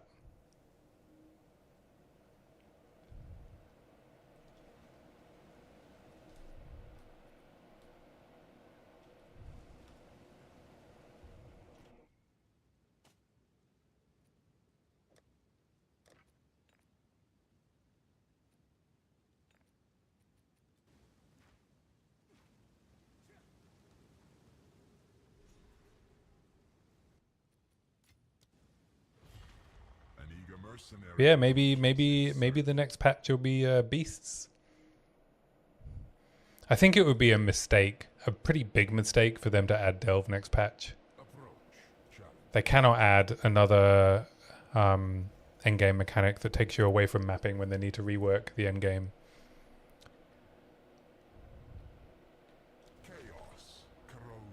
So, I mean, I would be very, very surprised if they put Delve in next. So I think something like Einhar would make sense. A new endgame, another crafting mechanic.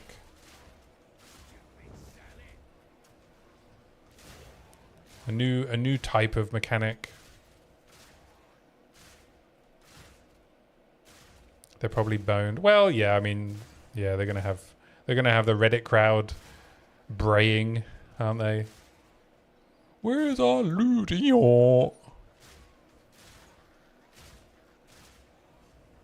My dopamine.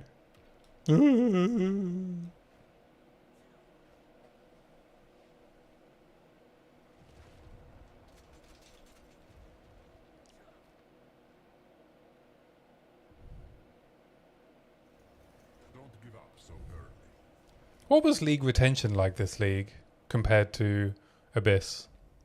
Was it better? Do you know? I guess I'm just going to go for a 0 defense trial of chaos. Fingers crossed, no tornado bird.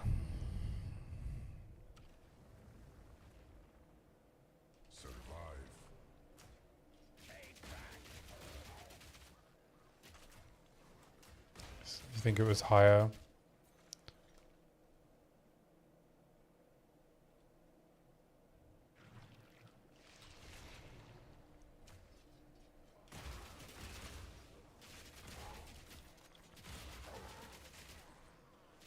It's also the holiday season, and it took people... I mean, that's the thing, right? Like, it took people a while to figure out the temple. You'd think that would mean retention would be bad, right? If the reason people were sticking around was because of the insane loot drops from the temple.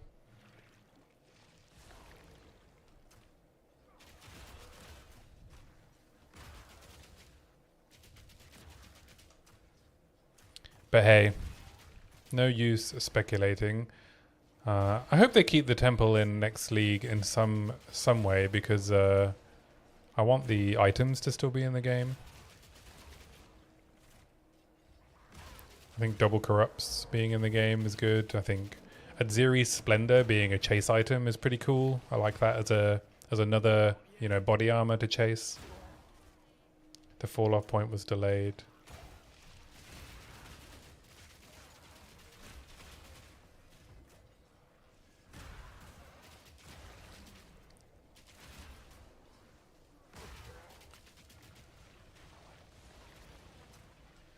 You do think people overlook about retention for POE 1 is that people were idling in hideouts or trade? What do you mean they weren't playing the game? They were just staying in their hideouts and trading? I don't understand that point.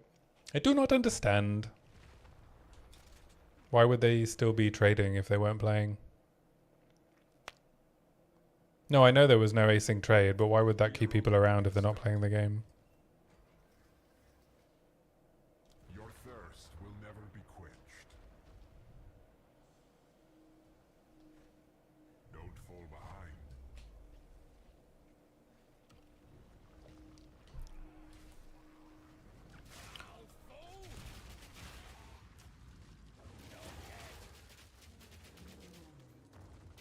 Why would they stay? People would leave their system running. But that means they're still playing the league, right? That doesn't inflate the numbers. That means they still want to play the game. Or you just mean... Well, okay, I think I understand your point. Am I just being dim? You're saying that concurrent players will be inflated because people, even if they weren't trading, even if they weren't playing, they would be trading. I would say that you still have those kind of inflated numbers for async, because if someone's invested enough to stay online to do trades, then they're also going to be the kind of person like me. When I'm working from home, I have trade searches running and I stay online so that I can go and buy items rather than go and sell them.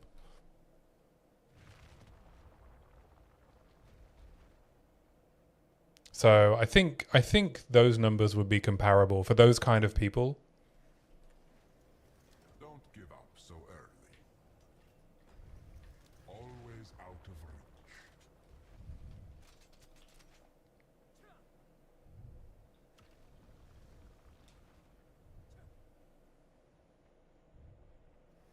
Bloodbird. I feel like I've had Bloodbird every single time I have done Trial of Chaos in my recent league starts. You think there are more? Well, that's... yeah. I guess you could be right, I could be right. That's a hard one to... that's a hard one to test, yeah. I wonder if they removed Twister Bird from the rotation for Trial of Chaos in campaign. I think I've had Chimera. That was weird. It dropped a Val Orb and then like 10 seconds later dropped the rest of its loot. Guaranteed Val Orb from Trial of Chaos?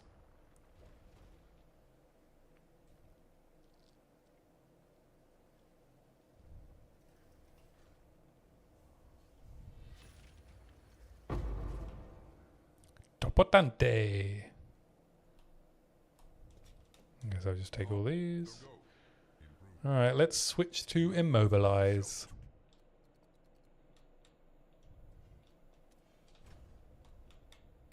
Let's go respec. Approach the altar and receive you. Boo-wop, doo-wop, doo-wop, doo-wop. Oh, this coffee's already helping.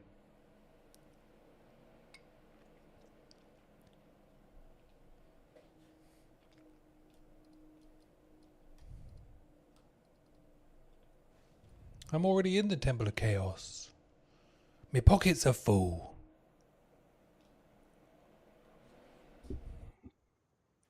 Boom, boom, boom, boom, boom, boom, boom. Hog Hunt. I barely know her.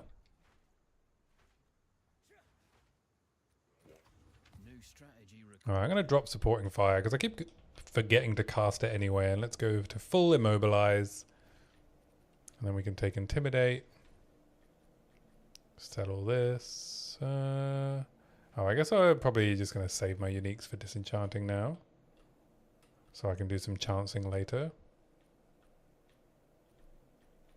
Settle these. What is this mashup of this song?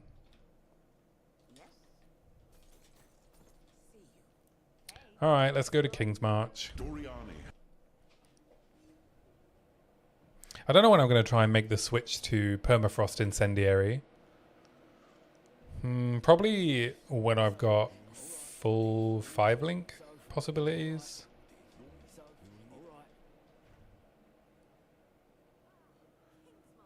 I don't think it's a swap I can make very early. I'll set up an account. I suppose I'm off to... Do be careful out there. Come visit my shop sometime. G'day, new name. Hey, mate. No, Just the no, cold. sure. If anyone will be till next time. Well, you get enough. We've had one. No more than fair enough. Black Fire. That will fell many an enemy.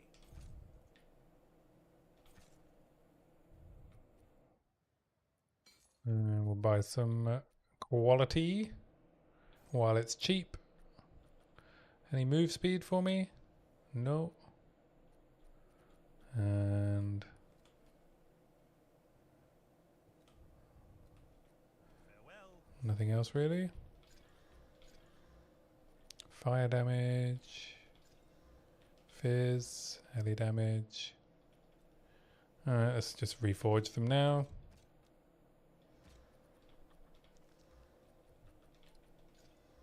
Oh, there we go. There's some flat fizz.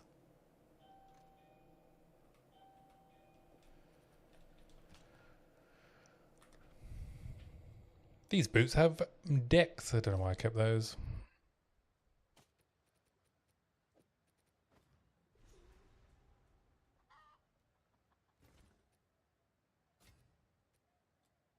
Welcome to the forge. Hail. Do up, do up, do up, do up, do up.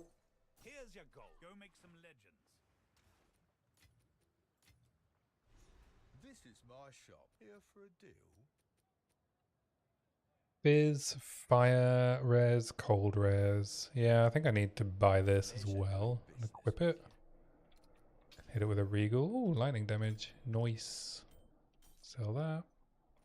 Oh, I didn't just screw myself out of deck, so I did. Whoops. I just need to replace one strength node. I'll be alright. I'll be alright. Oh, it's you.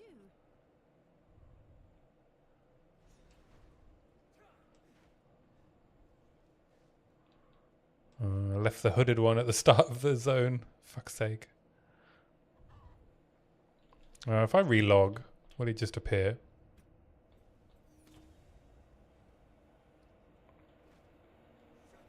Oh, relogs right at the start. Okay. How can I? Oh, I can't. Oh, motherfucker. Stop talking! Whatever it takes. Is there a skip dialogue button that I don't know about? Hail.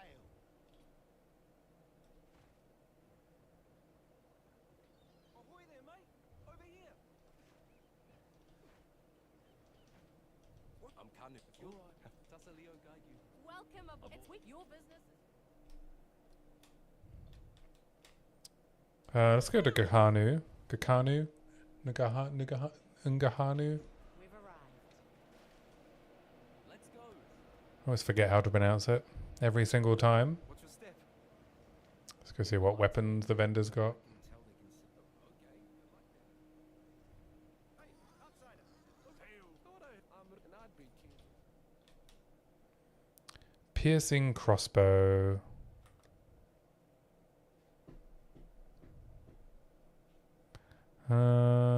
No flat fizz, so that's probably not an upgrade, right? No, it's not going to be an upgrade. Alas. Bye then.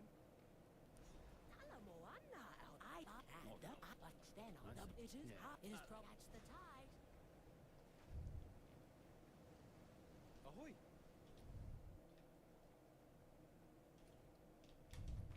Alright, let's see if Hooded One is back. There he is. Please give me a passive spec.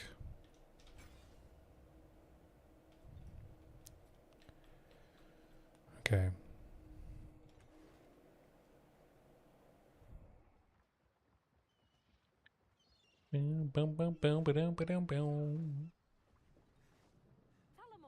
Where to? Wakabanu, Kedge, Erastus. I'm going to start with Isle of Kin.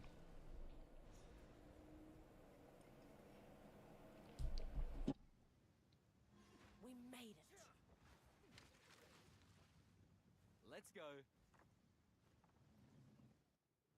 We've arrived. Be wary here. The kinfolk are a bit. Oh, all right. Bloody vermin! Surprise!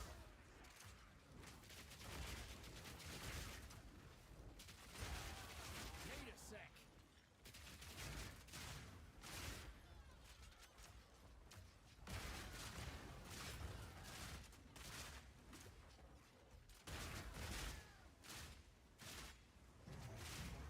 I mean, give me a break. Alright, they dropped an Iron Rune. All is forgiven. All is forgiven. As long as you give me loot. Too clean for kinfolk. This one's man-made.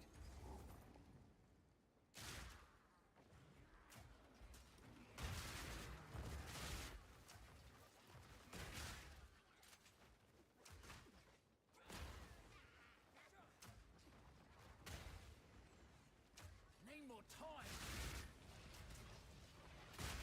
I might try and make the bleed switch actually. I might try might make the bleed switch now. I still need to test it early game, but I think it's time.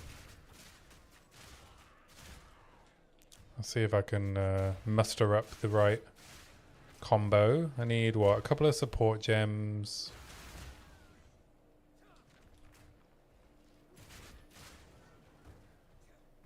What are they planning to do with this?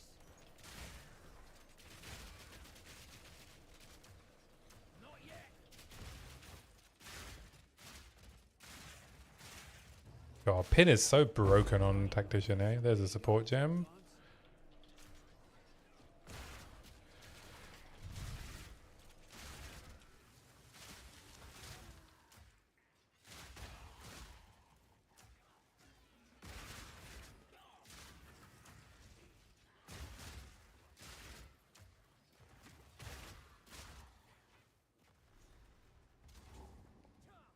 So grab the waypoint.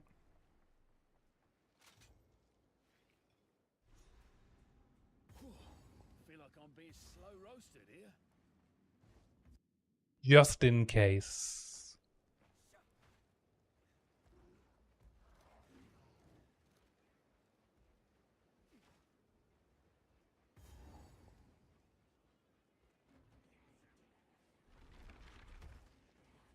Walk right into this one. Too soon. Major Domo, too soon.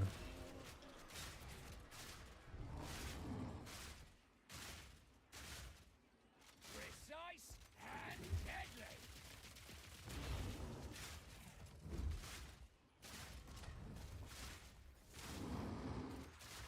Oh, also, you'll like my plan for this build, protagonist. I'm going to use Rapid Shot to break armor and build heat for Incendiary Shot.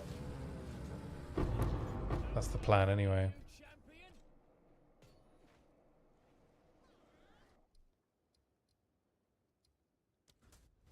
Your boy Rapid Shot. Yeah. If you've tried it, don't tell me. Don't ruin the surprise if it doesn't work. But that's the plan. We're going to do Permafrost, Incendiary Shot, Stormfire, Sign Acquio, Rapid Shot,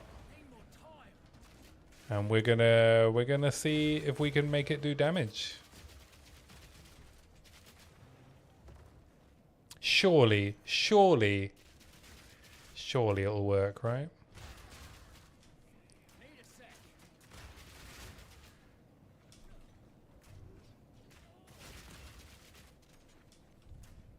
Not yet. And because we're doing permafrost, we don't need the pin build-up. So instead, we can also use a war banner. We can probably easily fit in Eternal Rage for even more damage multipliers. And I will have a Constricting Command as well, I think. Either Constricting Command or Vertex. Surprise. So yeah, we'll if that doesn't work, then it can't be done, right?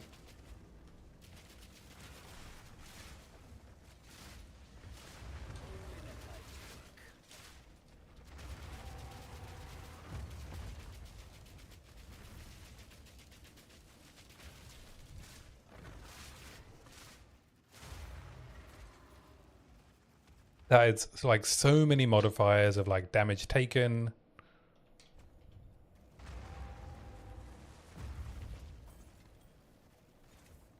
More multipliers.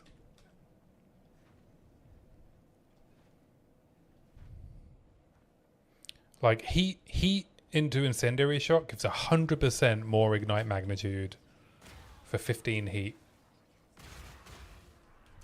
We'll have Molten One's Gift as well, so fully broken armor will apply to the hit. We'll have Exposure from Oil Grenade. I'm going to put Oil Grenade in Mortar Cannon.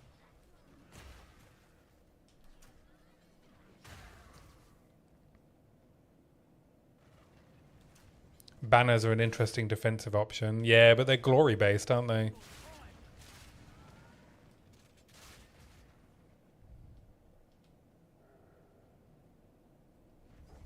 Glory based skills I don't think can really be counted as an option, right? Because you can't rely on them. No one told me to bring a gift. Like on Tactician, I guess. Well, I mean, we'll find out. I've not actually used banners before. This build will be the first time I've used banners.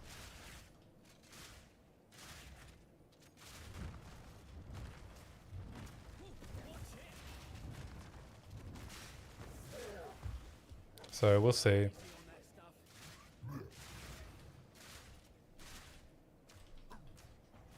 It's only a mother in love.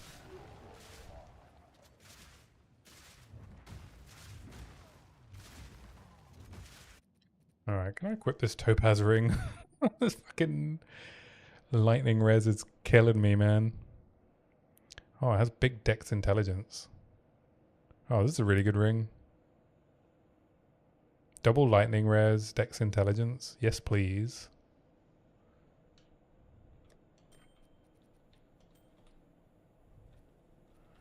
Oh, and it also means I can grab ferocious roar.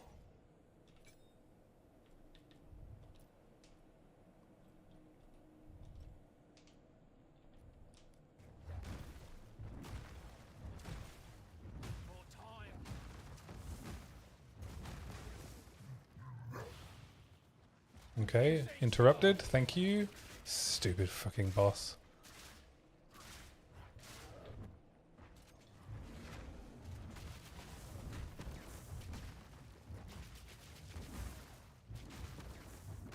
I hate this stupid boss.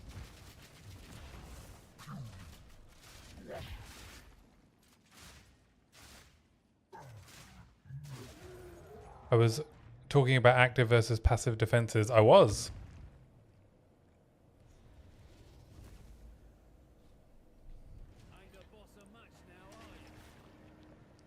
But I would, yeah, I mean, I wouldn't count banners that you can't cast all the time as either. And they just boost passive defenses, right? By active, I mean like dodge roll, movement, block, pin, freeze, heavy stun, parry.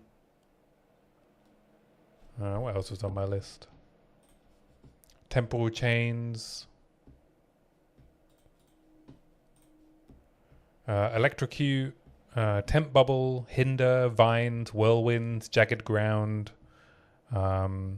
disengage also is an active defense now because you avoid damage during the vault. Oh, did I leave too quick? Maybe, right?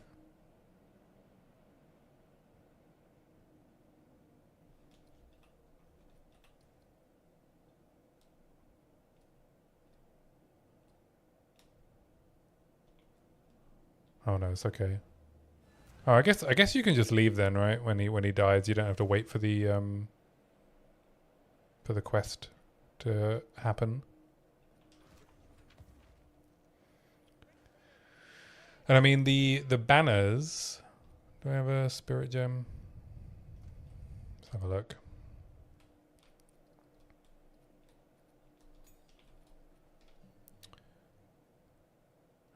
Defiance banner, more armor and evasion, and movement speed. Yeah, I guess the glory generates just from hitting, right? But what's the duration? 7.8 seconds. I don't know how quick building 200 glory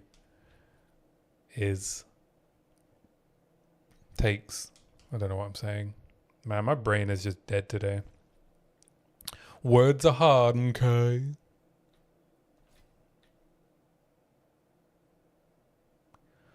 Oh, we can start picking up armor applies to Ellie, but that has no resistances.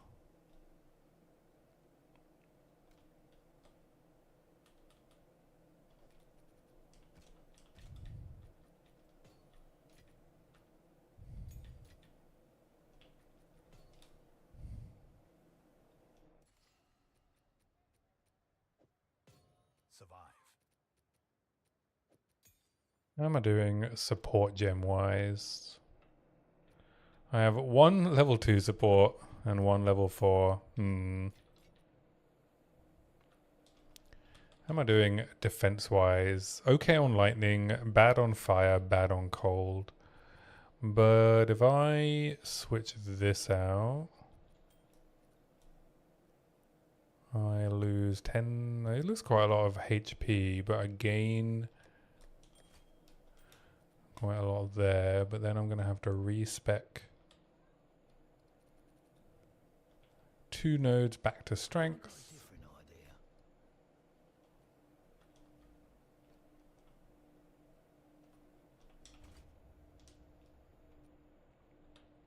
idea. Alright, we good. I need some more strength. I think I probably want this, right? Yeah. I'm going to keep this for leveling stuff.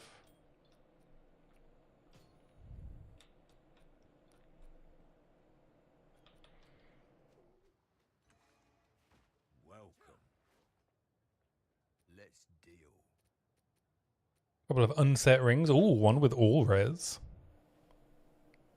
All right. Mana. Ugh. Fair enough. Do come again. You can have it back. Here for a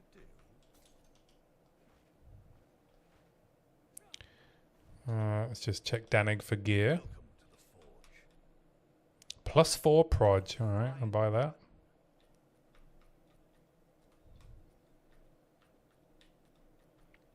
Gloves. Nothing. Boots.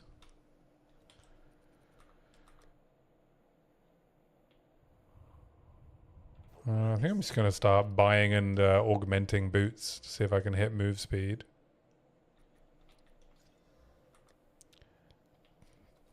Got some fizz damage there.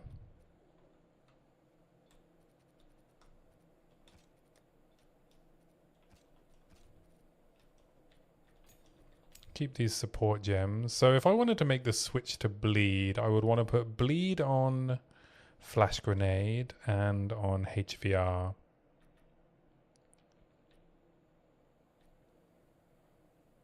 I would want to switch probably scavenge plating, shard scavenger for Herald of Blood.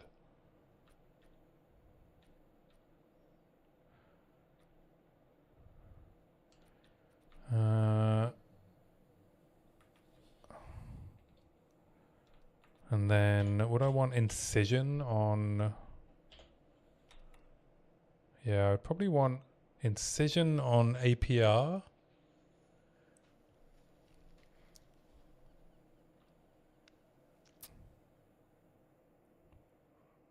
Oh, but the incision support doesn't stop you from bleeding, which is not what I want, right? I want HVR to do the bleeding.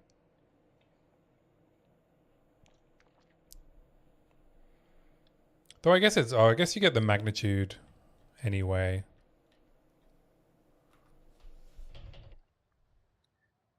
But yeah, I think...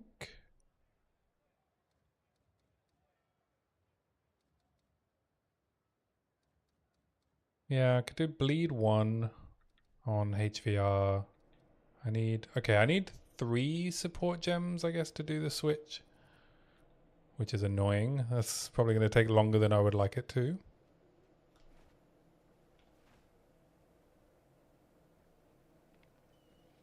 And then I need supports for Herald of Blood as well, right? I would want magnified area. Yes, where to? Oh, it's so painful. So painful. Half sail.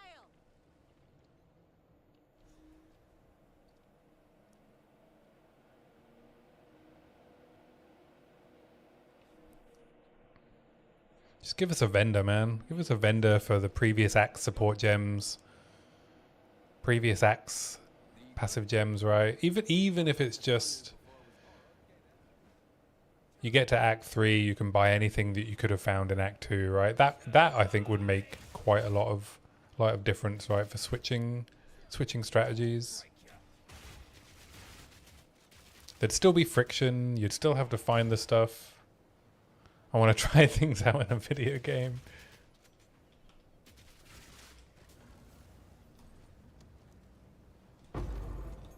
Oh, there's a support gem. Okay. 2 down, 1 to go, or maybe 2 to go if I want it to be comfy. This is a Caroi rite of passage. I'll take Trophus any day.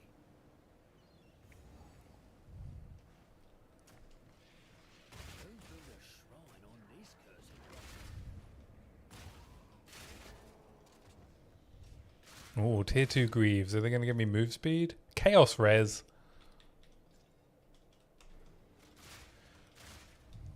I guess I could, if I have a decent pair of boots, I could probably use my preserved rib on a pair.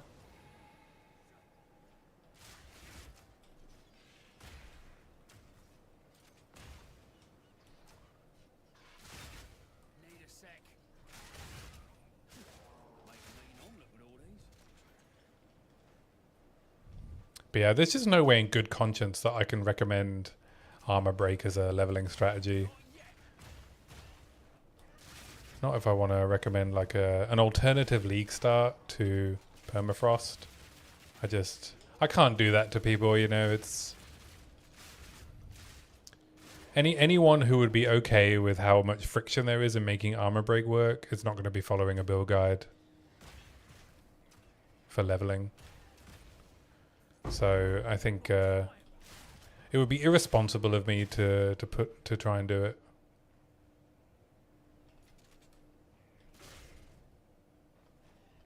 Can't be doing that to new players, you know.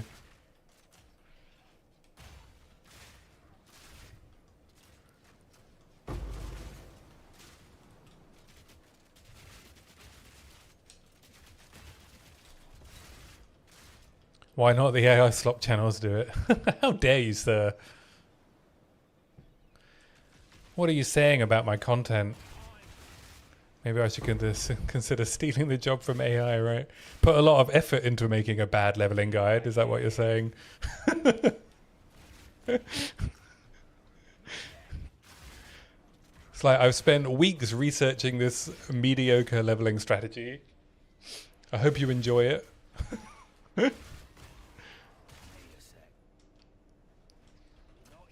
It took a lot of work to get this to be to do the campaign in 13 hours.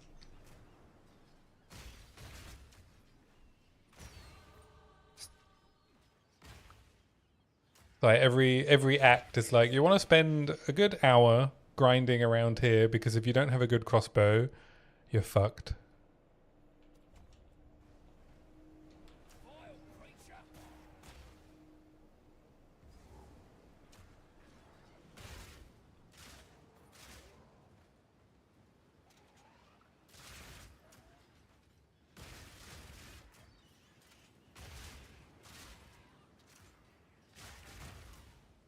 Just be sure to choose a disciple of Varashta when I start out.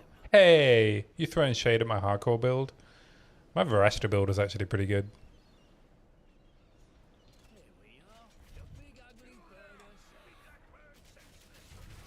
I was considering turning it into making a leveling guide for Varashta Permafrost for hardcore players. Ouch!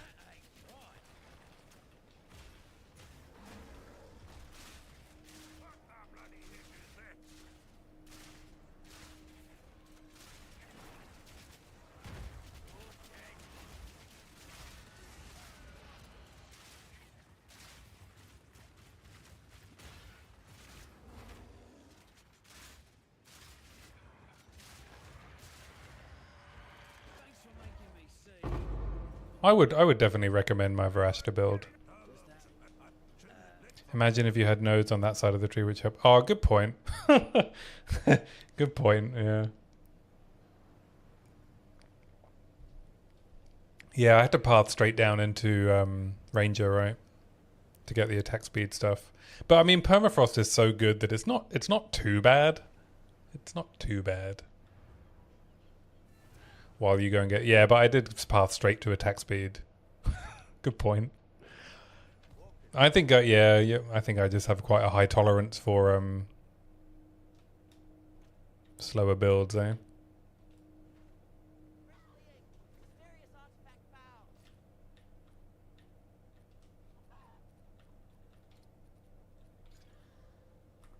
T6 lightning.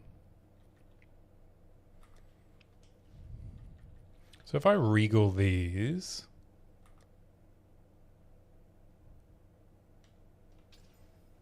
attribute requirements, what am I supposed to do with that? Welcome to the Forge.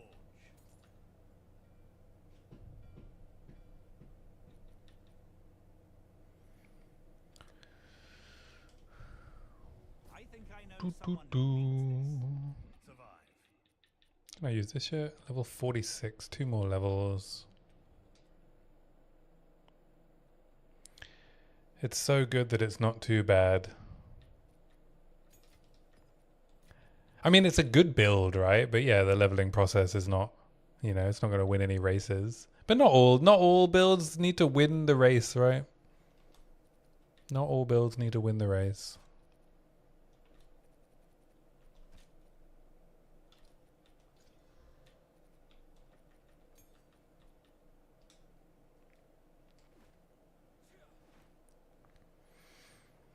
Do you think it's no good to put out a build guide that, you know, can't win a race? Good thing why do I you must have it all right. Do you think if you want to do, like, you know, Varashta crossbow endgame, because I think it does have some advantages, like it's very tanky, and you're very close to heavy frost, which made my single target really good with shock burst. Like shock burst on a frozen target with heavy frost is mwah, chef's kiss. So do you think it's, you know, would you say that it's better to level as something better suited for like, you know, the inside of the tree, or just accept that there's a bit of friction to starting as permafrost?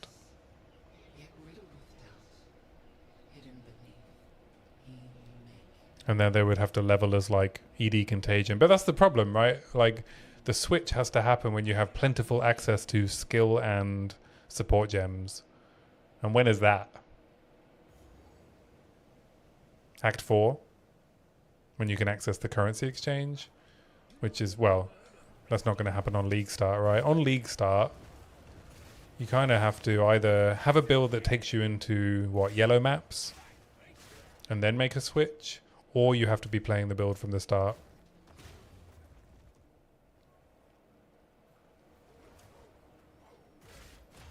Yeah.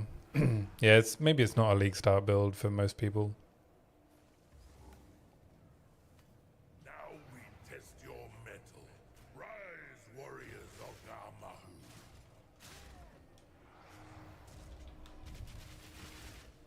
Or maybe I should just share what I find fun, and then if, you know, rather than going for mass appeal.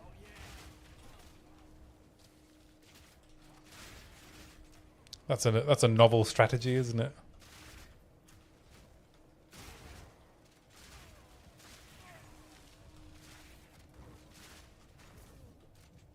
Oh, fuck.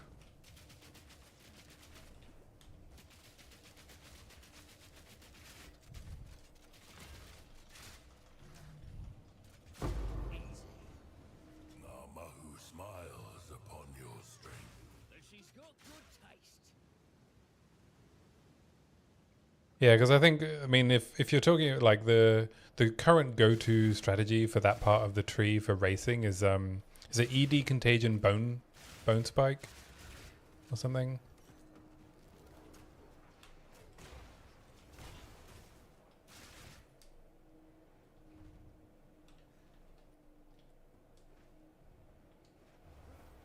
Make the content that I want to consume, yeah.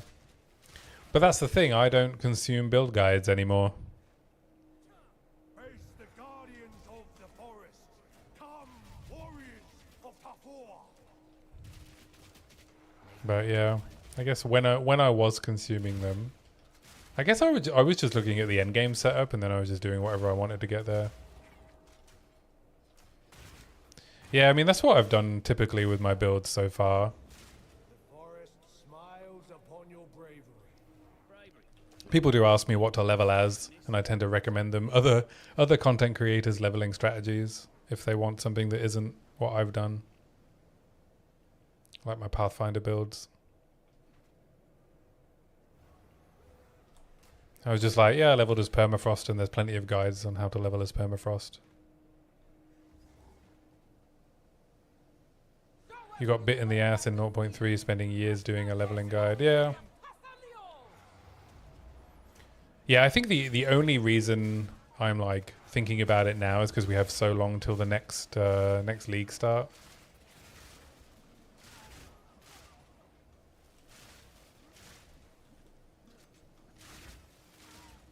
So it's like, oh, I could try and find like a non-permafrost strategy that I could like offer up as another leveling experience. But yeah, if it was in League and I was just trying to share like an endgame build, then I wouldn't bother. It's so much work, isn't it? It's so much work. Even I even found when I did my Pathfinder build that had, you know, multiple levels of investment, where I was like, okay, here's like 1 div, 10 div, 20 div, and then max investment. Like, it was so much work to get all of those like configurations kind of set up, like testing them to make sure that I wasn't like, you know, bullshitting as well. It was, yeah, I underestimated just how much it takes.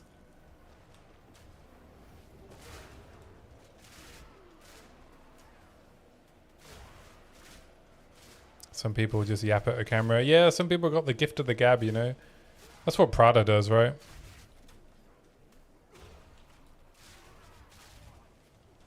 But Prada's very good at it, right? Prada's very good at off the cuff, I think, explaining how things work.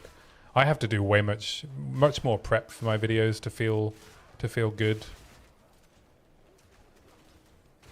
to me. And if I don't want to spend forever editing them because I've cut out most of what I've said.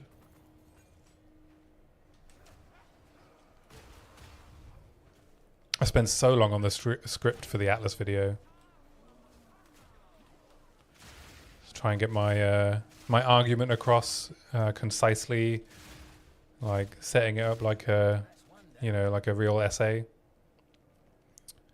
And then I do think my delivery of the Atlas video suffered a bit from, you know, just how much of it was pre-written. I could have done with recording it a couple of times so that it felt more natural. There's parts of the video that felt more natural because I had to retake them because I kept messing them up. And then by the third take, it's like, oh, this is flowing out of me quite nicely now, but I didn't want to do that for the whole video. I'd already spent a week on it. Generally, you've never felt a video was worse for taking longer to revise and produce it. Yeah. I felt a little bit of time pressure. Oh man, speaking of, I was, you know, sat on the sofa with my girlfriend. We were like browsing YouTube as we do sometimes before bed. And I was like, it was the day before I was going to film the Atlas video. And you know what day that was? It was April 1st. And I had the script that I'd spent a week writing. I had all the diagrams that I'd drawn. And I saw Mizo's thumbnail. And I just like, you know, I took it as read that it was news from GGG because I hadn't watched it, right? I didn't know it was an April Fool's joke. And I was so upset.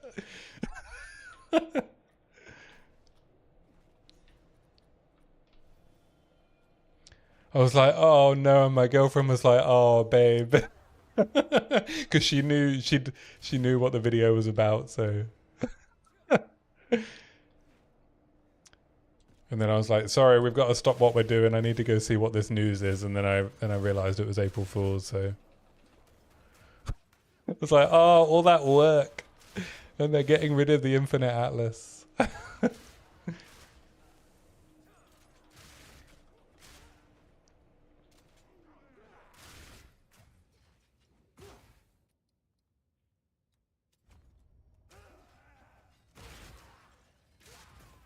Don't let perfect be the enemy of good. Yeah.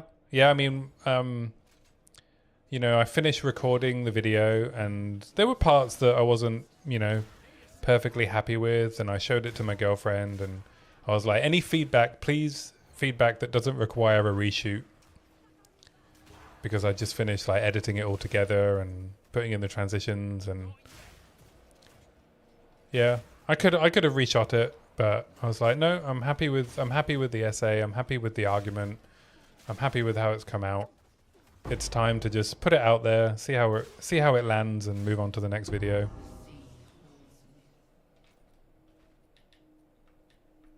And do better next time, you know?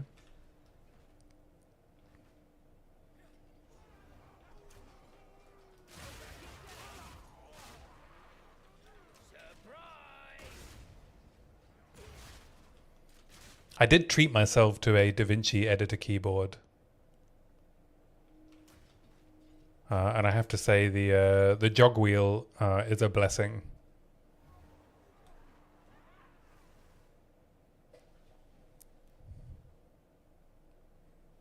And it's helping me learn more about the software. Because it has so many buttons that I don't know what they do.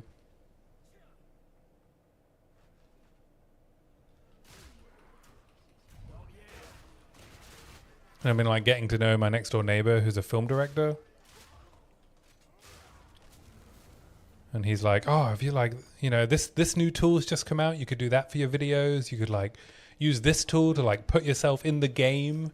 And I think he's either going to be very good for my content creation or very, very bad because I'm going to get stuck trying to do all this like crazy stuff.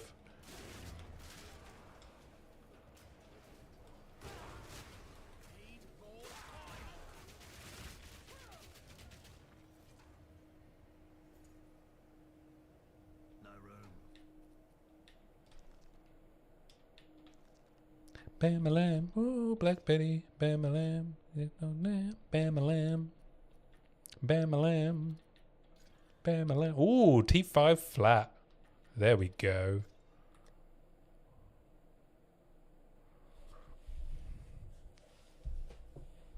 There we go.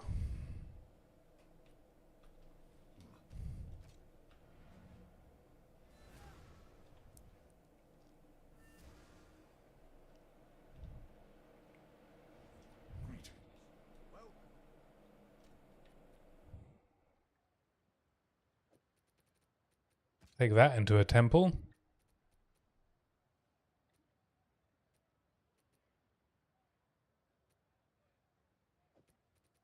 And this one.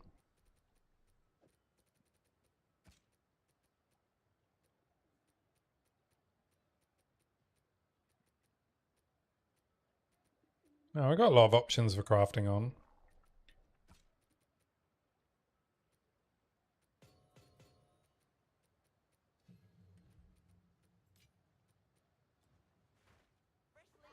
Mysterious artifact found. Welcome. I also liked the idea, I think it was, I was listening to the latest Path to Exile podcast with Crimson Casts, and he was talking about some of the feedback.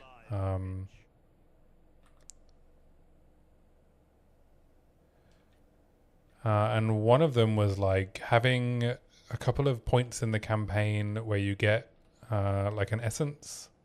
Like an essence you can choose, like an abrasion, a sorcery to craft with. It onboards you into essence crafting and gives you, you know, more consistency on getting a decent weapon going. Because I would give quite a lot for an essence of abrasion right now.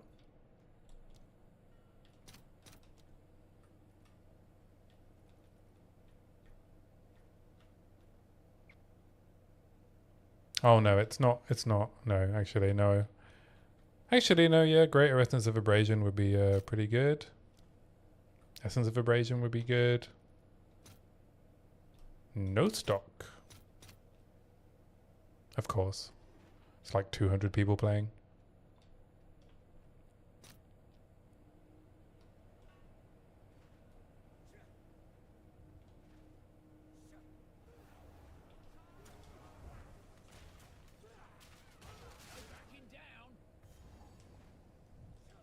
They're too good to be so limited in the campaign, right?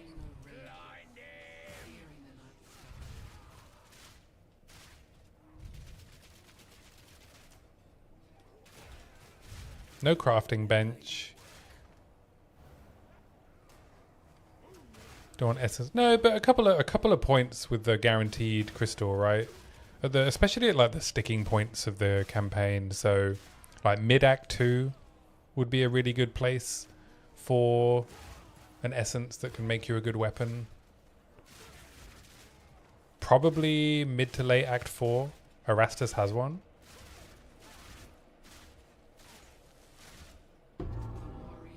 Right, but it'll be a random essence, right? It's on the cliffs.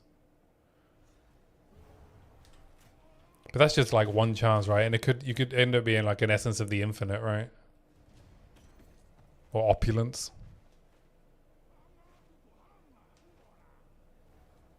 But I think the argument is like to have one that you can choose from, like a blank essence that you can choose, like sorcery or abrasion. It respawns. Oh, okay. All right, we'll have a go. We'll have a go when I get there. But now, one final challenge. As long as you don't loot it. That makes sense. A challenger! A challenger. Yamasi is worthy of Hinekora. Ha ha! Come! Catch this! Ha ha!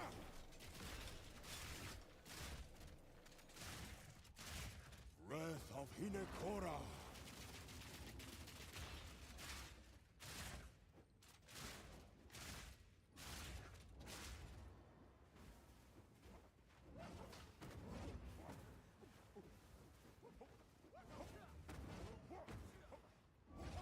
You are not worthy. Catch yourself. Not yet. You can. Wow, it's so easy to interrupt ferocious roar and get no rage.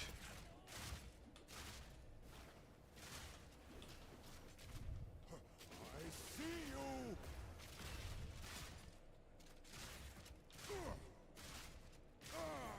Okay. Yamasi. You know this because you were trying to farm a plague swarm companion. Ah. Alright, well, I will be taking that tip.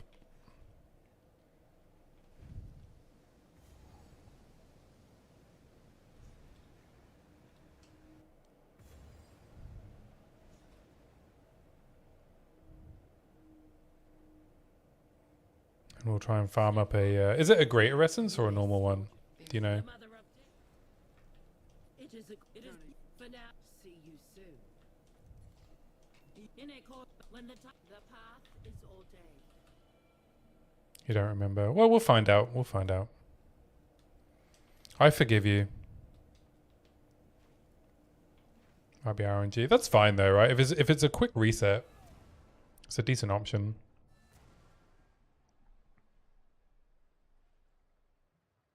How can I advise? Let's try something else.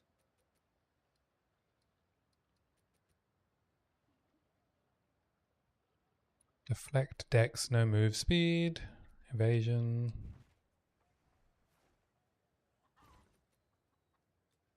Hail. I'll melt it down. Find a use.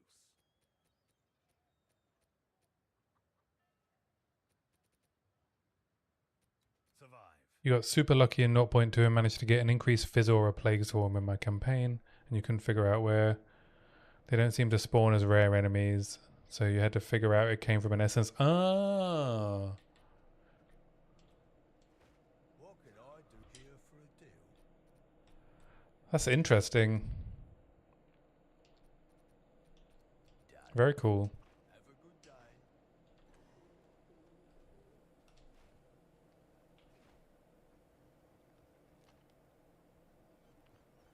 Outsider, approach me. They can keep up with the dead eye and cost. Is that the ant? Is it a cocaine ant?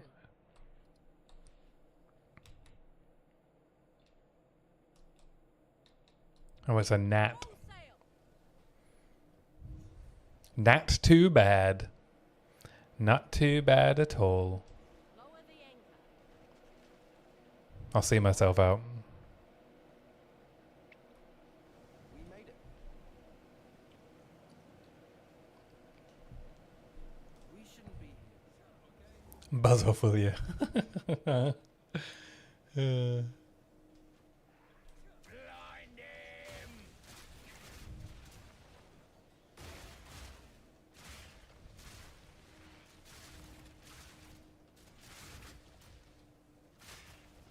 All in a day's work.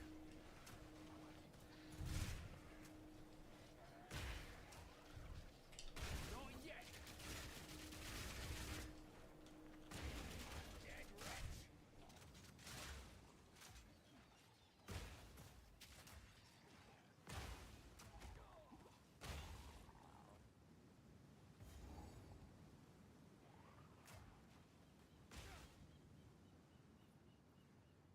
Is it worth opening this chest? Because it's a rare chest, isn't it? Lot of gold spent to get nowhere. Some armor scraps.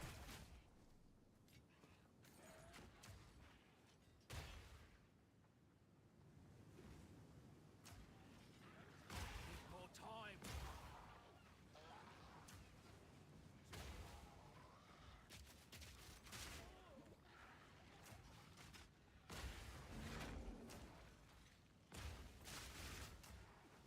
BRB.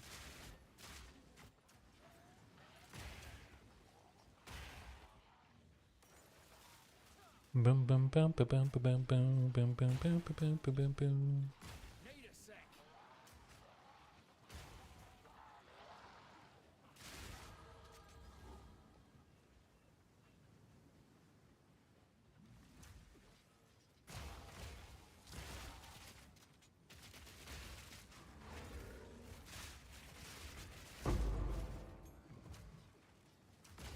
Need a sec. Can I use these 12 level 12 gems? I can.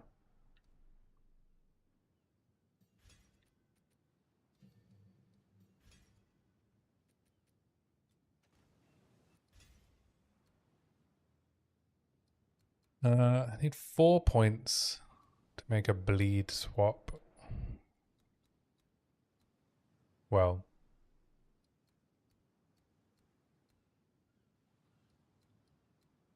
I think I want to take the damage nodes first.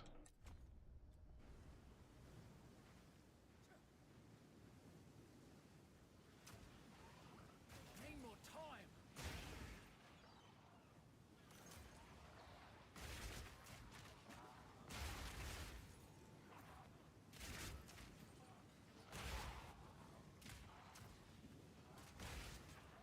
Bum ba-dum bum bum bum bum bum ba-dum bum bum.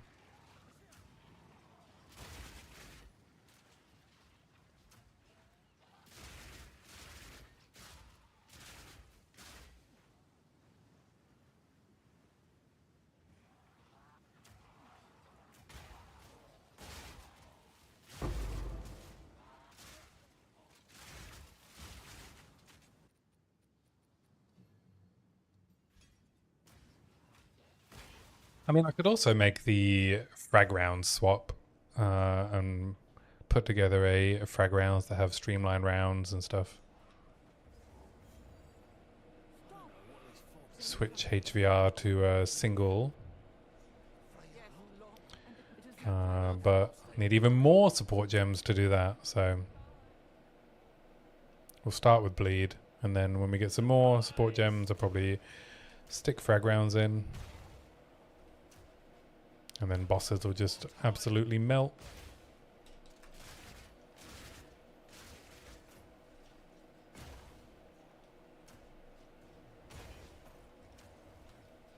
Not yet. Back to the grave.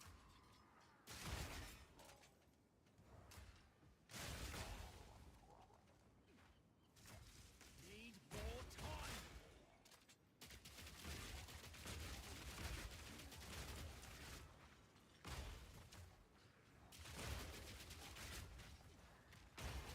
Need a sec.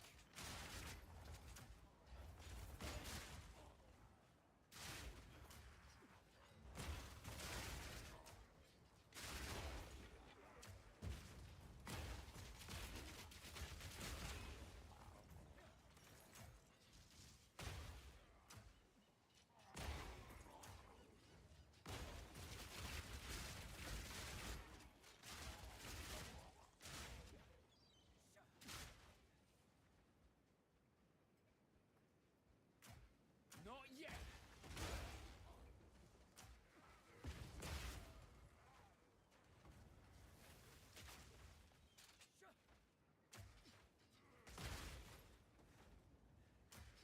Boom, boom, boom, boom. Need a sec. Fury Sucker the Bold. That's what they call me down at the docks.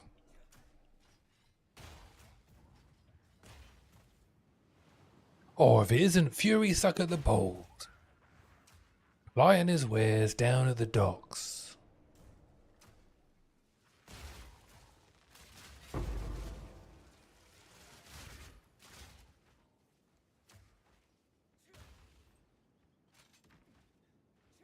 I was also playing around with a POB to do like an end game bleed tactician build, or like, you know, witch hunter or tactician. And do you know how hard it is to get Crimson Dance to be a a DPS increase? Or no, not Crimson Dance, Crimson Assault. Yeah, Crimson Assault. I was like, oh, maybe I could do something with like 1 second bleeds.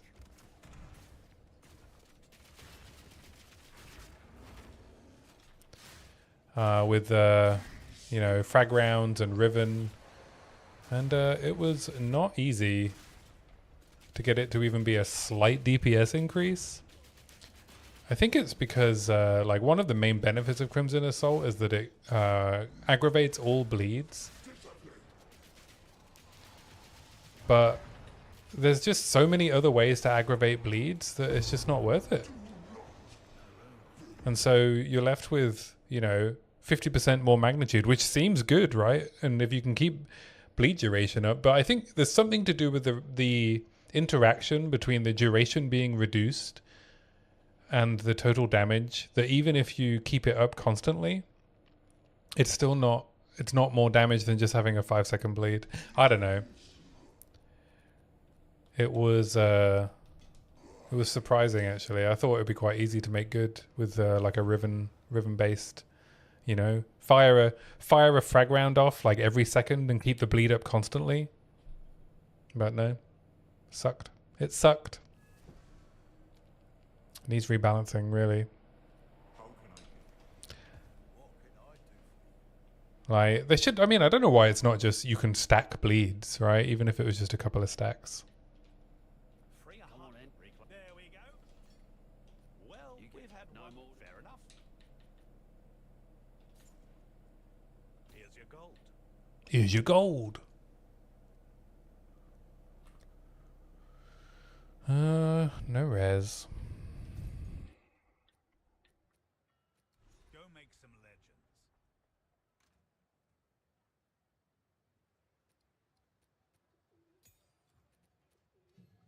Alright, can I get Herald of Blood? Let's grab Herald of Blood. Drop Shard Scavenger.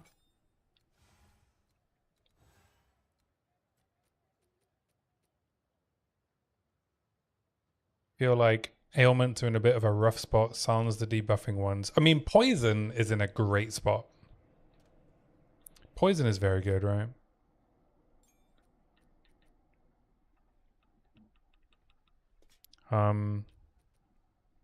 But then everything acts like poison, right? I think is the problem.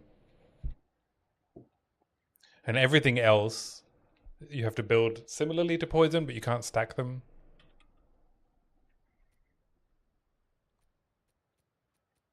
I guess the best bleed builds also use poison, aside from for single target. You know, like Blood Mage, but then that's Blood Mage, right? Blood Mage is doing a lot of the heavy lifting there.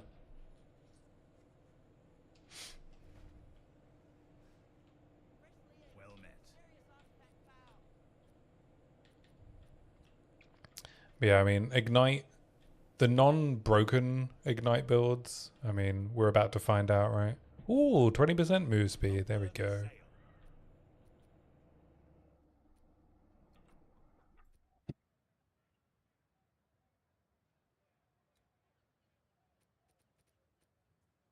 A fine piece of Buy some armor. cheap armor scraps.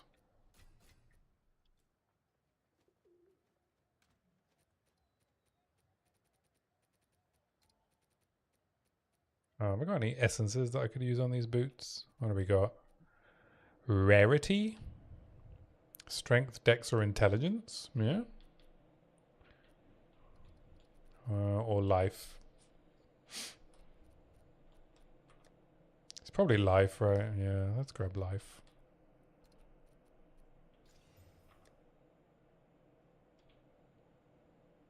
And then I just need a bit of Strength.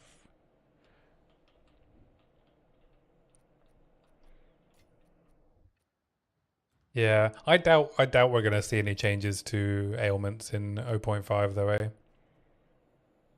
I'd be surprised.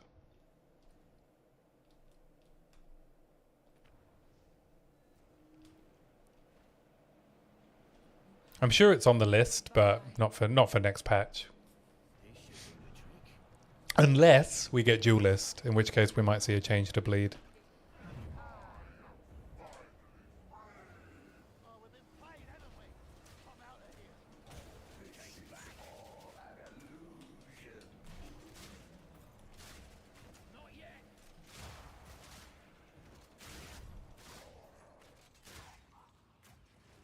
Yeah, if we get duelist, I'd imagine change to bleed. If we get Templar, I imagine we might get some ignite changes, maybe.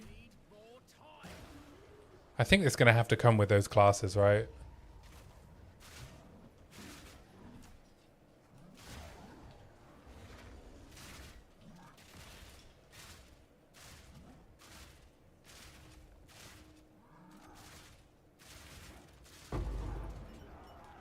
That may not have been my smartest decision. Shame you can't farm that quest for for emotions.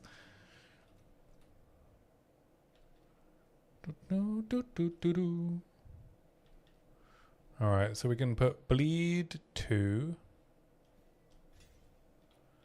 in HVR instead of multi-shot? No, I want multi-shot still.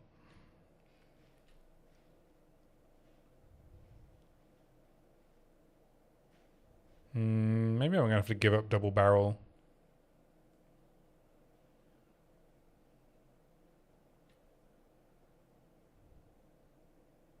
Oh, let's give up close combat for now. And then I want bleed 1 in flash grenade instead of armor break, or armor explosion, I should say.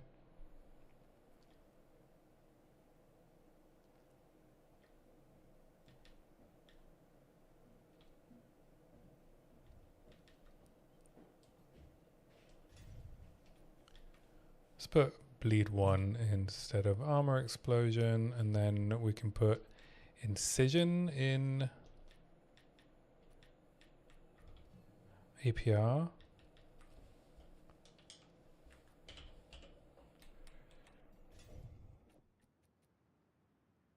Again, instead of armor explosion.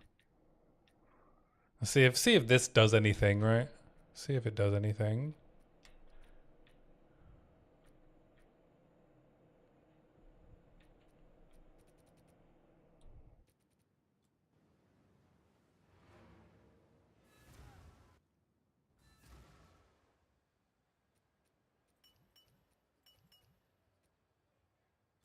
Let's keep close combat close at hand. We can throw armor explosions in. Do I have any other support gems that might be useful? Concentrated area.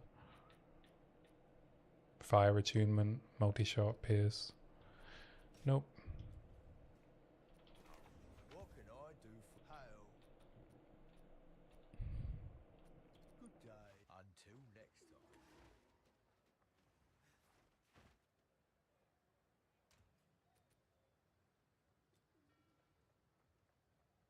Welcome.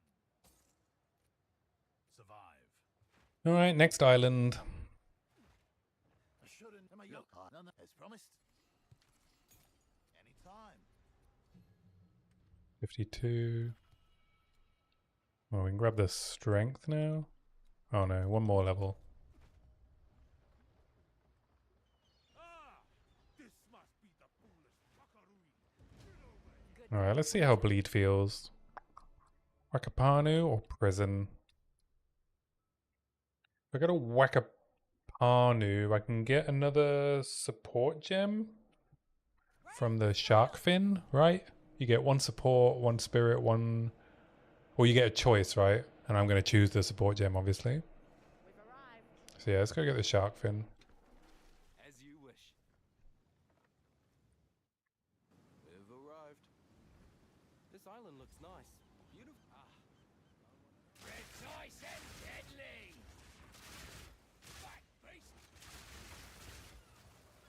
You the soul, yeah, everything then go. Jack, and don't you come back no more, no more, no more, no more. Don't you come back no more. Jack, and don't you come back.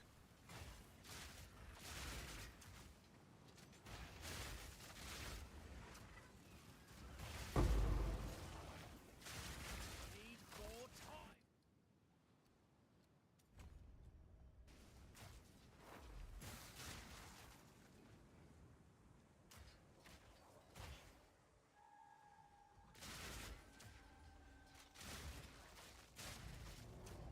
Yeah. Now I'm gonna head to the aggravation node. Well, everything then go the road, Jack. Don't you come back.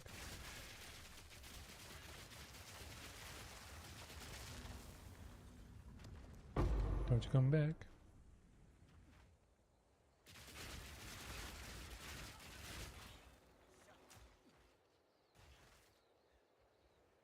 Could do with a magnified area on Herald of Blood, I feel.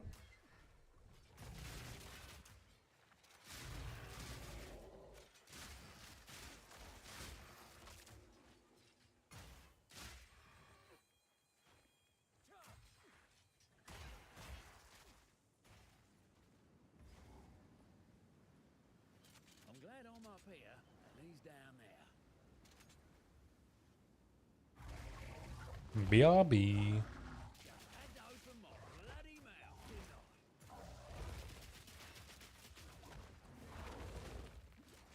This'll get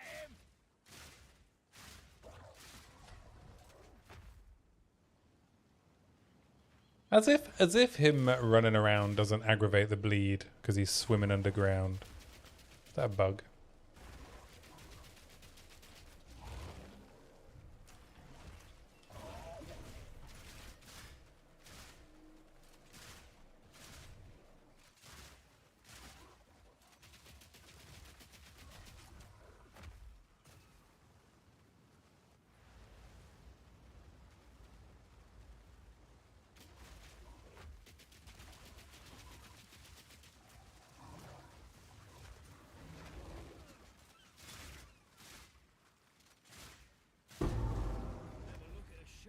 What Kaimana ordered.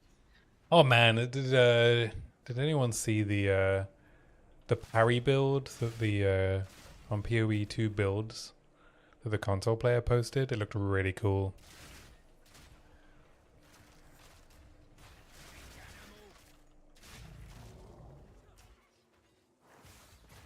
Need a sec.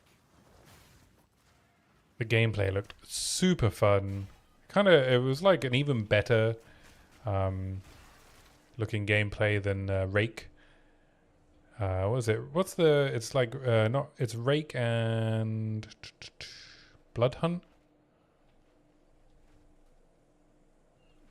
Where you leap back and then you charge forward.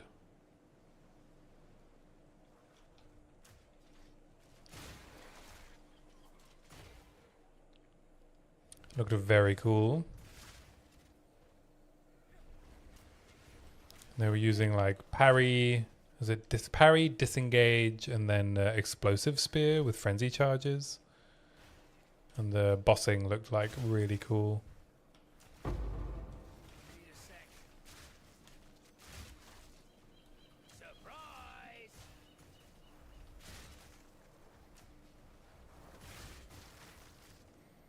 And then some numpties in the comments were like, oh, the clear looks terrible. And then you watch the clear video and he's like, it's clearing maps just fine. He just actually has to, you know, kill each pack instead of just walking through them. But they still died like instantly.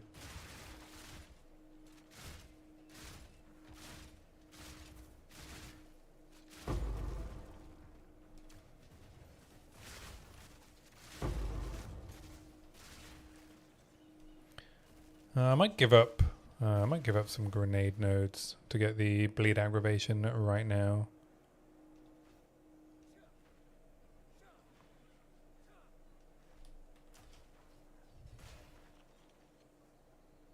God damn Wakapanu. Where is the cave? with the humming pearl. People didn't just up and move.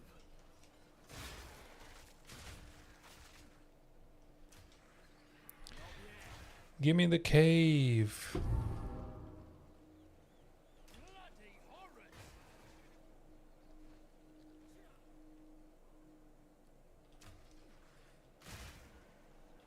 More time.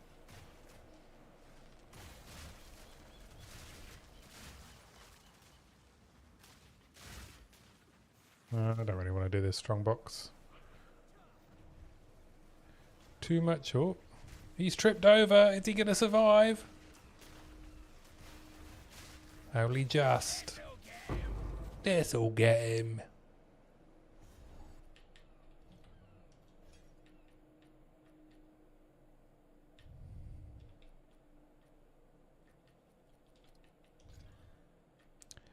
Oh, pretty good early damage roll.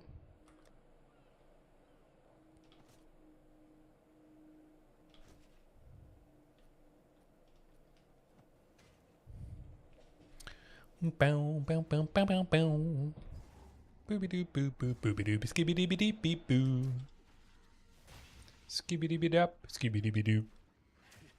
She'll have to do more than lure me in. Oh, there's another support gem.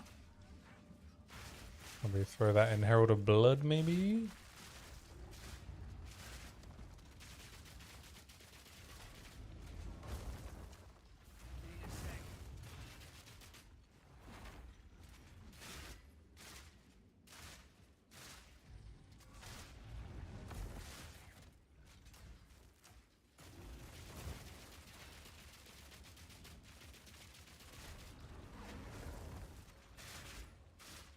Wow, even just like standing still to do a roar, I seem to get slapped every single time. I know how melee feels. I know how they feel. Alright, we can go in the temple and do some crafting.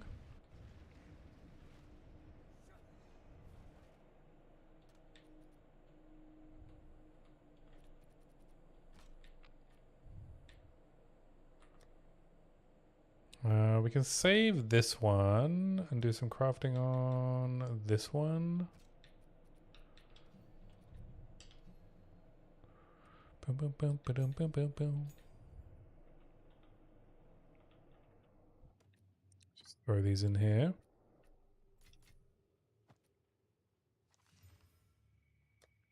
$320 armor and some fire res.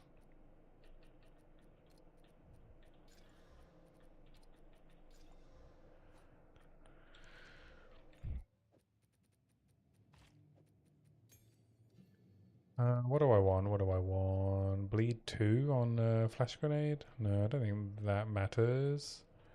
Overreach on Herald of Blood. Can Herald of Blood miss?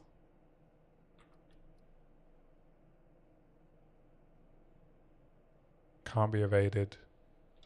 Alright, we can stick Overreach on Herald of Blood then.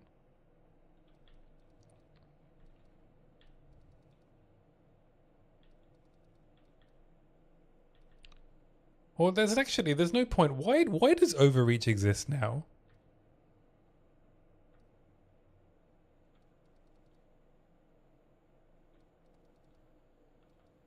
%40 increased area of effect. 80% less accuracy. Magnified area 2.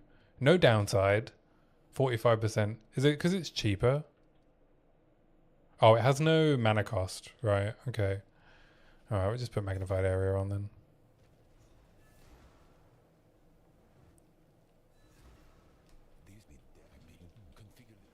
Oh gosh. Something exciting's gonna happen, isn't it?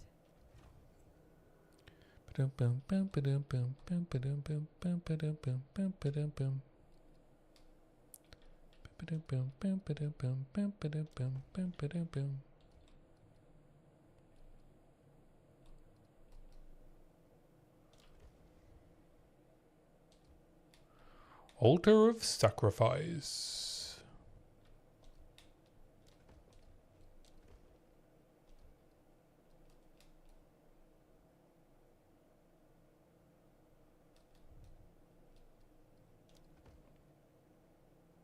Sacrifice room. So sacrifice the sealed vault.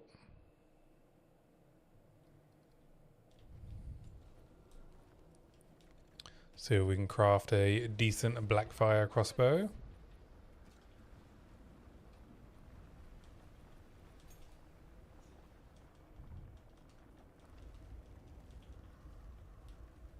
New temple, who dis?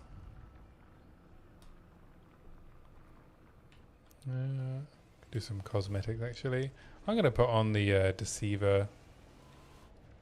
Decay, sorry. I like it.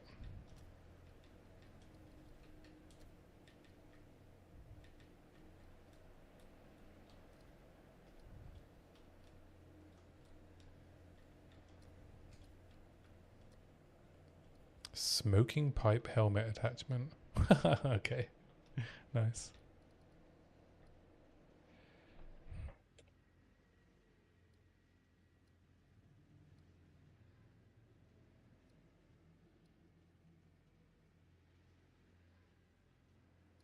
Let's do Draft and Executioner. Mirage weapon effect. Go on then. Go on then. Treat myself. Guess they redecorated. Back down or die! These generators come in all sizes.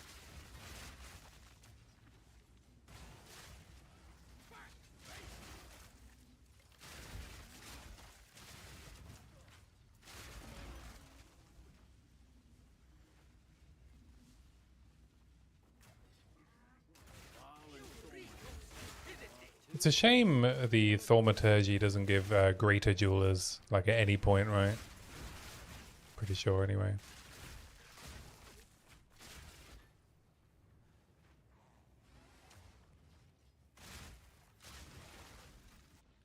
Just lessers. This soul core shite makes me uncomfortable.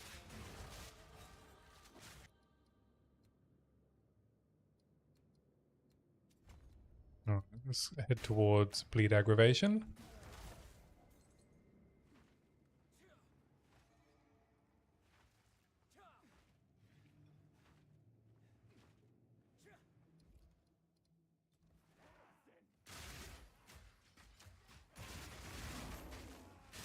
All in a day's work.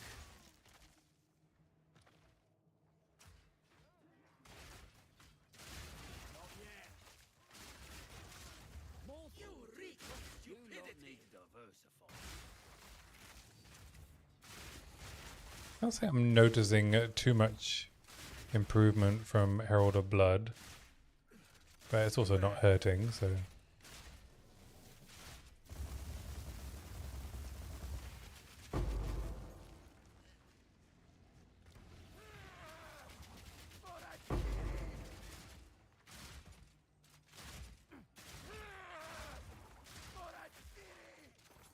Maybe when I'm aggravating it'll be a lot better. Blood addiction, let me tell ya. But I don't think aggravation affects blood loss, right? And blood loss is what determines whether Herald of Blood does any damage.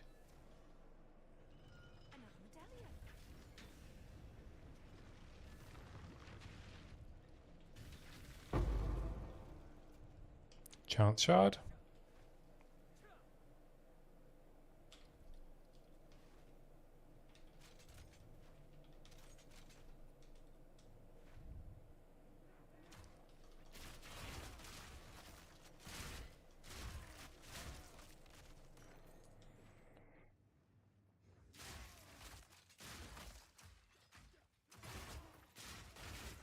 Need a sec.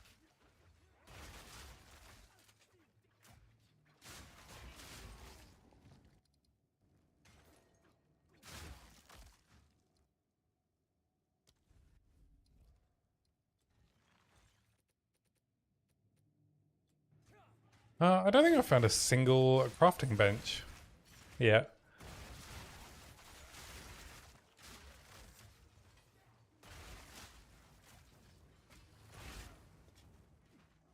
All right, break it Maybe they'll be in the barracks.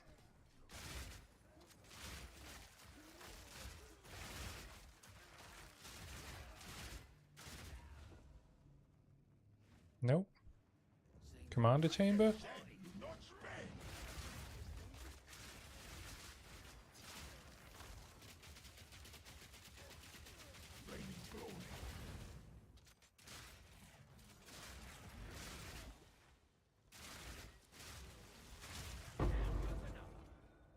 Oh, there's an exalted bench. But we...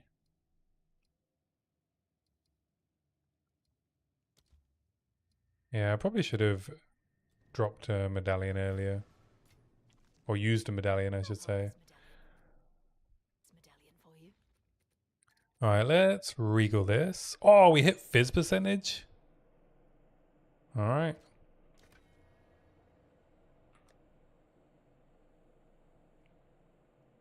We hit a suffix.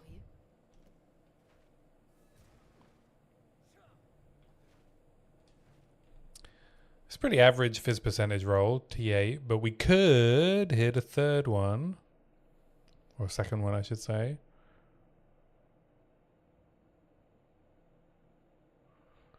It's probably an upgrade once I've ruined it up.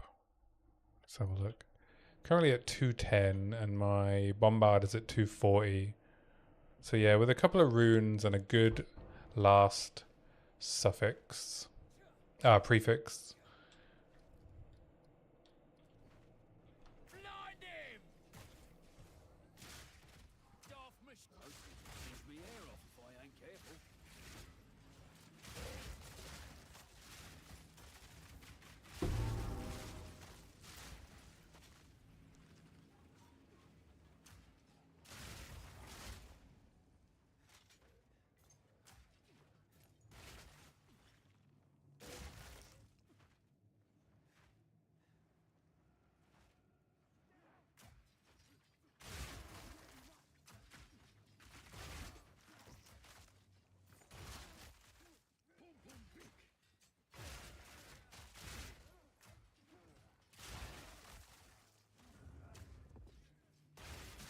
Not yet.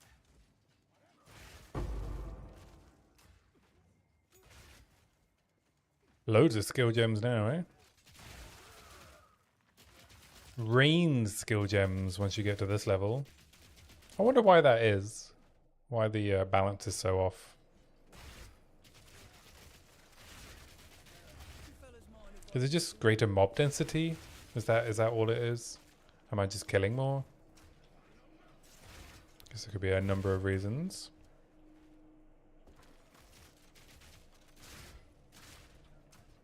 Need more time.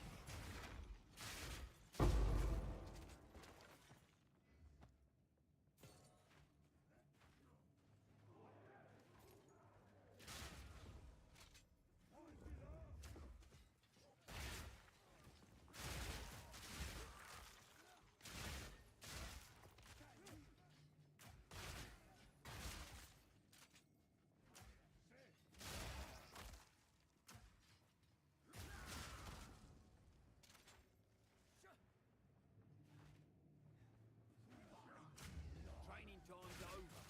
Face me. Need more time.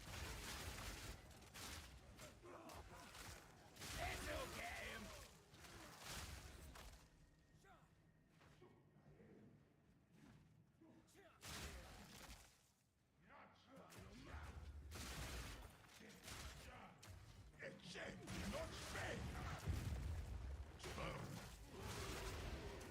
Not yet. I feel no pain. One down. Who's next? Regal, eh?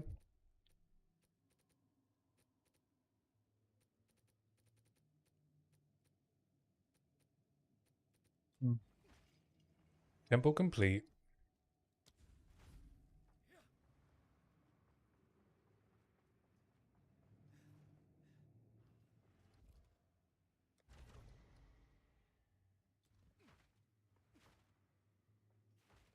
Yes. Alright, I will not count on getting another jawbone, so let's just slam this with an exalt.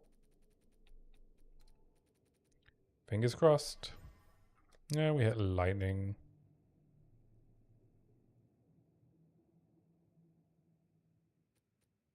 I would need to hit like attack speed or projectiles probably for this to feel like a good use of a couple of runes and some blacksmith whetstones. Alright, I did hit attack speed.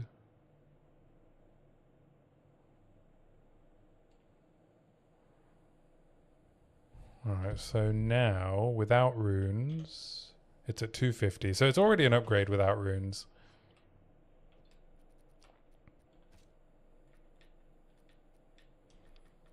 But maybe I'll wait and see what happens if I find a greater essence of abrasion.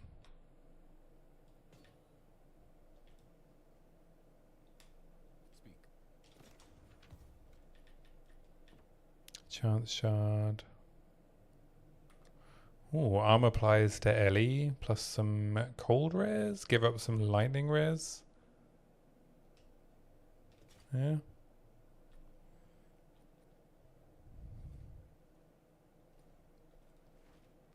Where was I? Oh, in the caverns. Alright, let's TP back.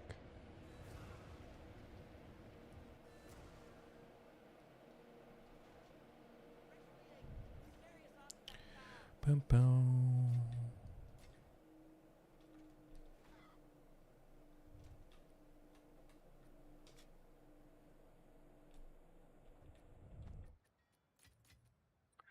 Can always fill some gaps. Oh, some more spirit there. What would be my last spirit res?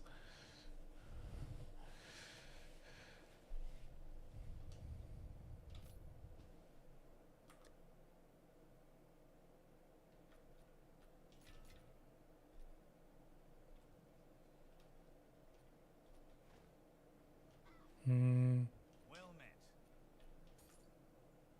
I think I know someone who needs this.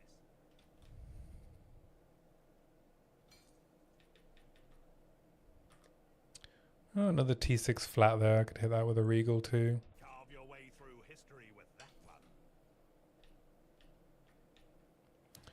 Move speed and resistance. Move speed and stun threshold. Well, now they're appearing, eh?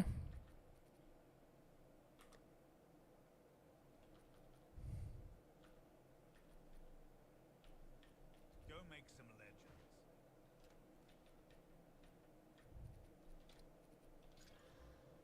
legends. Lightning damage. No, thank you.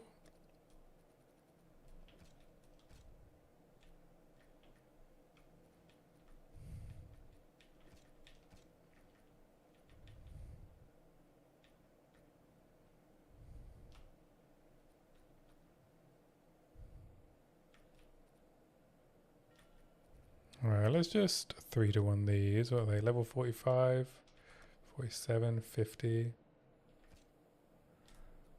What's the +4 proj? 45, okay. It's just 3-1 all this crap.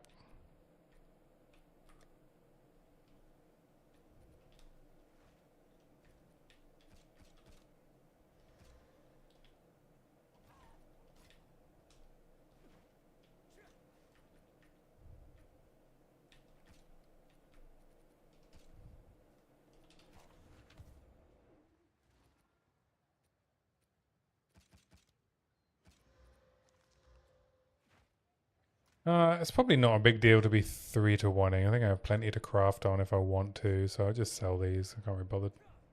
Hail. We're getting towards the end of Act 4 I anyway. know someone who needs this. Go make some legends. Put these in. We're going to turn in the fin. Oh no, we finished the caverns. Let's check ROG for jewelry. +1 proj neck.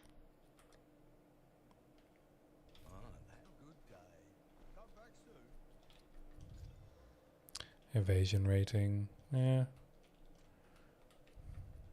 Don't think I'm going to do anything with it, but it only requires level 4, so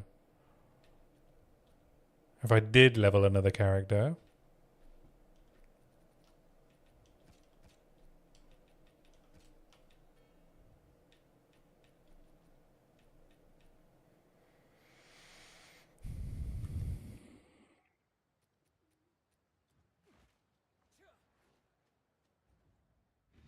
you're back. Back once again, the Renegade Master. Default down a bit, what a disaster.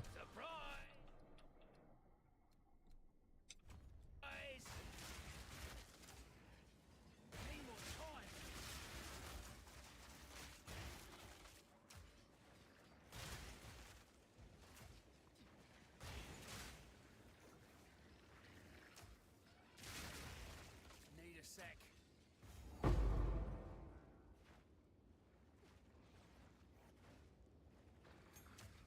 So many skill gems.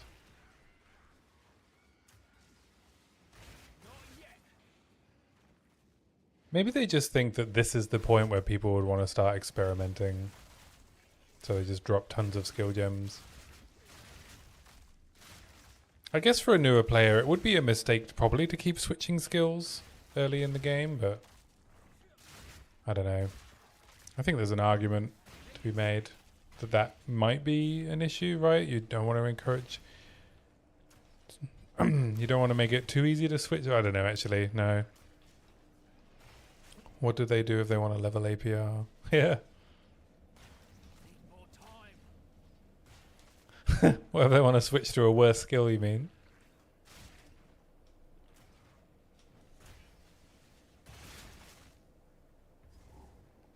Tis a mystery. My beloved. Boobies! You Join them. I've had just about enough of your screeching. Admire me.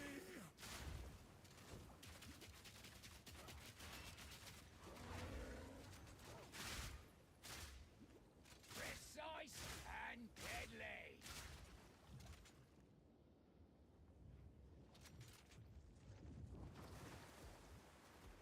Give in to my beauty. It's the last thing you'll see.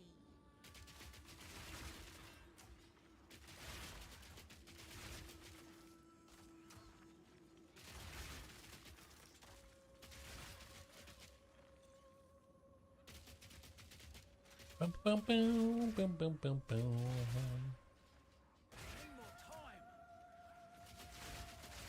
This is quite a boring boss fight, isn't it?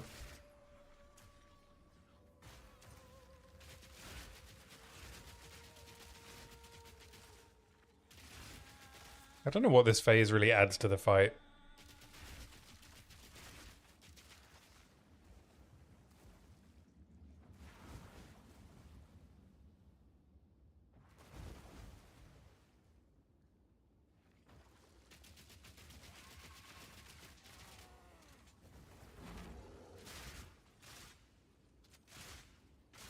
Suffer together.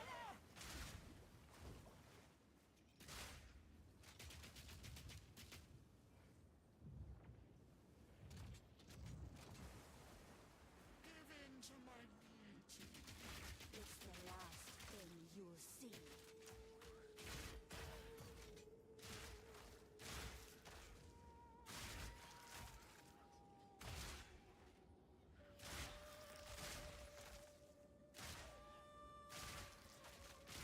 I've heard the argument earlier when I was listening to the podcast that PO1 bosses are more mechanically demanding than PoE2 bosses. Because they have forced phase transitions.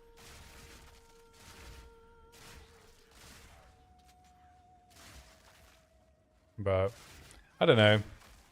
I think that's just coming from a place where we just delete bosses so quickly in PoE2. You think it was hyperbole, and the implication is bosses in PoE2 fall over now? Yeah. If I can't have you, the sea will. We could have been Yeah, it's that you don't get to see the mechanics, right? But, I mean, hopefully the solution isn't to make them invulnerable.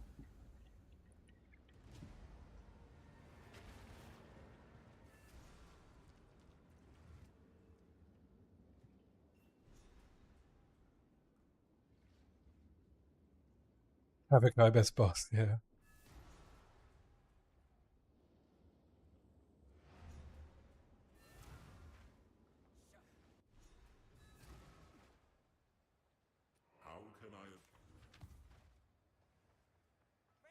But it's not like you have to, like, do anything during his phase transition, right?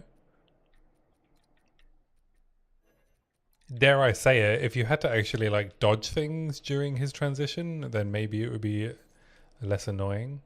It would still be annoying, but at least you'd have something to do. A worthy sale.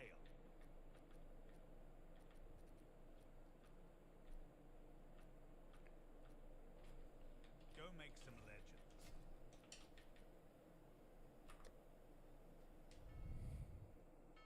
I think I know someone survive.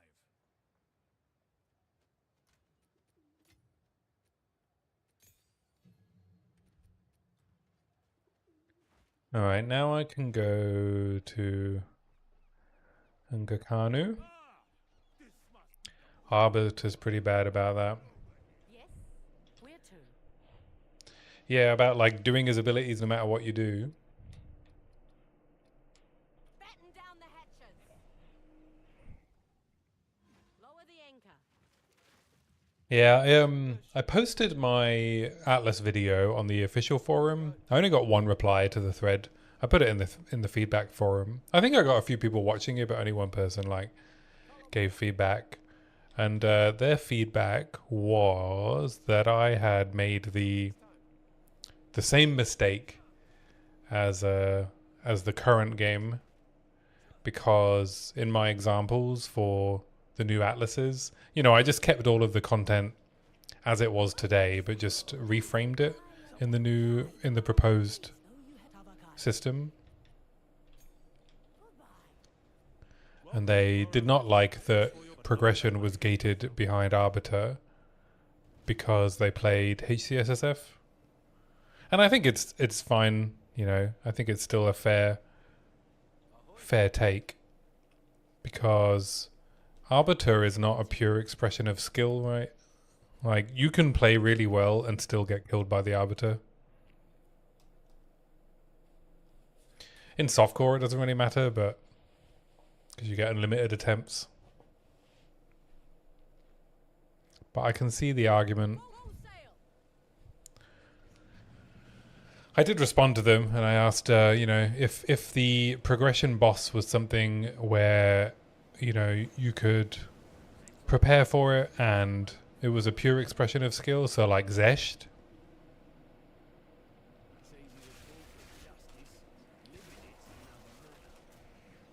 where, you know, if you know the Zesht mechanics and you have a way to deal with being frozen, you can do Zesht every single time, no matter how bad your DPS is.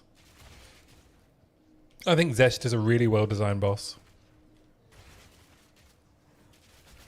This might be the best designed boss in the game.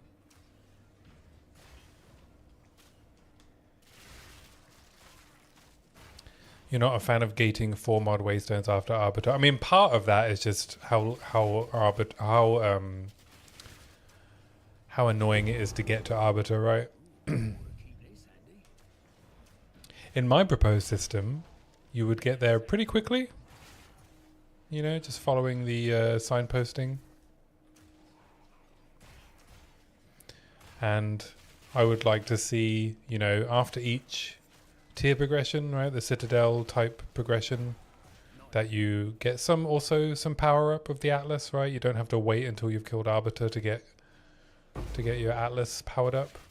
You get a little bit when you do each Citadel, and then you get the final bit when you do Arbiter for the first time, or whatever they replace Arbiter with or improve Arbiter to. 4 mod waystones should be the pathway to gaining strength. Yeah, but you don't need 4 mod waystones to get the strength to kill Arbiter. loot drops are not that bad that you can't possibly farm your way to the right gear to kill Arbiter. I disagree with that.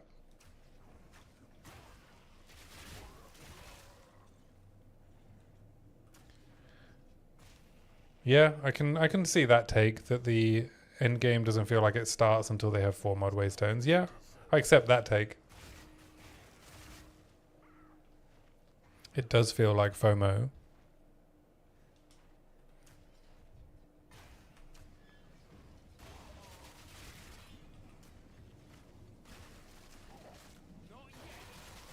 And I mean, part of that as well is that, you know, with the way that waystones and like cleansed and corrupted modifiers multiply with each other. So it's not just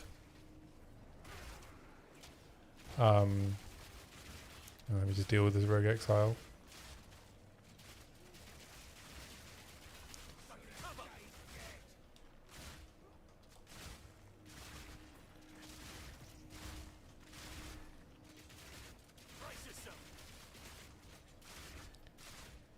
Yeah, it's not just, oh, you know, the end game doesn't start. It's also that the feeling that I think I brought up in my video, right, where because you don't have 4 mod waystones, you feel like you can't run the corrupted and cleansed zones that you're finding. So it's like the feel bad is multiplied, because it's like, oh, okay, well, I don't have 4 mod waystones yet, so I need to like save all of these cleansed areas until I'm in T15s, until I can like run 6 mod, until I can use rare tablets, so that, you know, you can get the most out of these rare areas.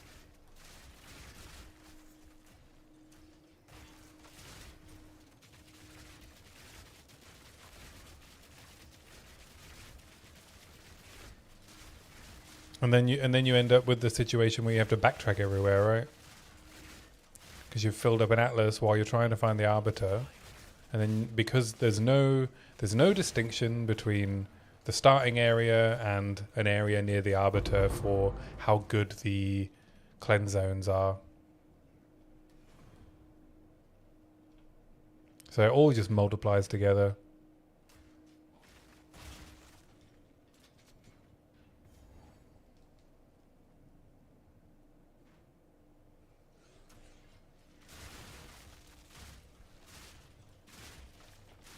Someone commented on the video that they don't like the fact that cleansed and corrupted zones exist at all, because the randomness for like how good a map is shouldn't be known beforehand, which I think isn't a bad, like, it's not a bad idea.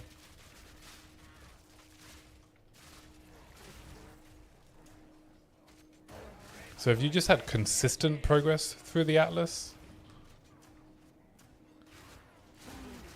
rather than random progress or random modifiers, and then had specific items dropping from those like exploration based mechanics, then I think that would do a lot to help with the problem. And that feeling of FOMO, and the feeling that you need to save all your stuff till later.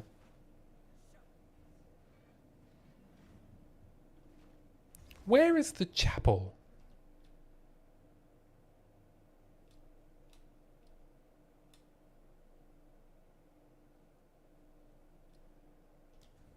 Top left.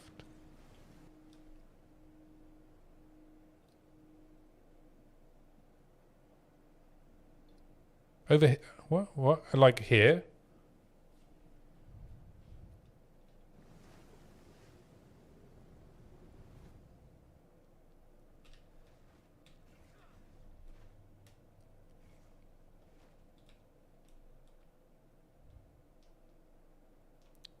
I mean, it's not here, right? Yeah, okay, bottom left then.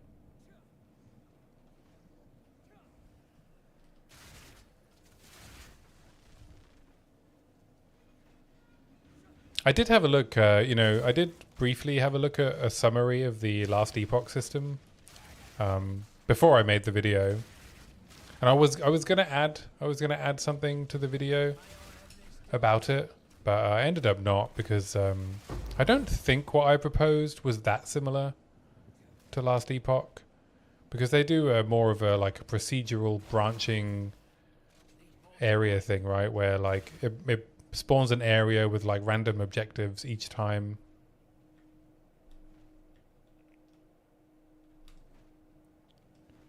I mean, I just read a summary on, I think it was Max Roll maybe.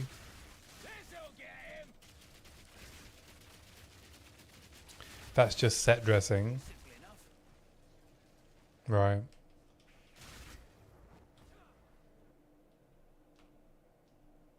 Alright, the chapel is not here. Maybe it's on the right. If you organized them like a hexagonal grid, it's pretty similar. Ah, here we go. Yeah, I mean, I guess there's only so many iterations of run map. Run map in endgame of ARPG, right?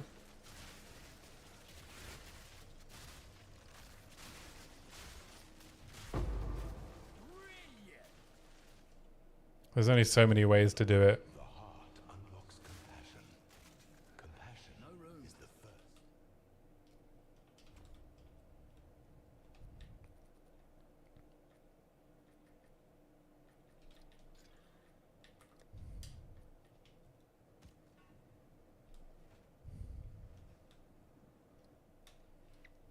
Because what have we got? What have we got endgame system wise?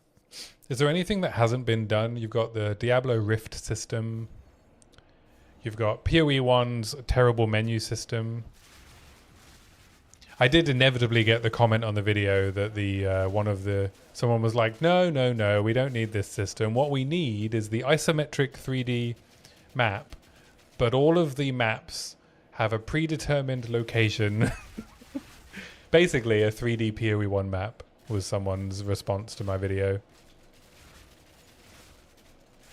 Which is I don't think is a good idea.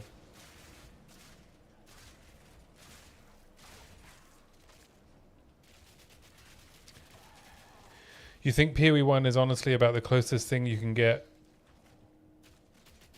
to a perfect for enabling player agency, variety, and homogeneity?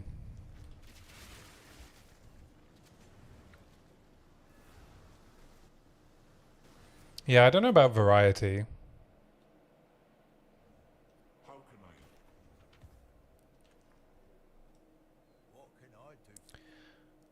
You think NR for the win? You think it's working? Who's NRFTW? Oh, no rest for the wicked. Thought you were talking about another content creator. I was like, NR for the win? Who's that? Good day. Have a good day.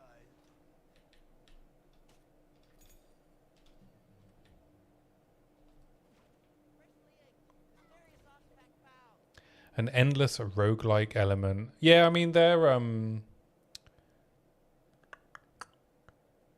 the system, right? I can't even remember what it's called. Like it's like their Rift system, right? But like and you spend your embers on bonuses. Yeah, it was fine.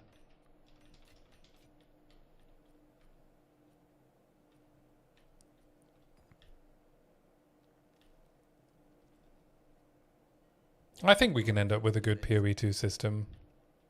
All they have to do is implement my suggestion.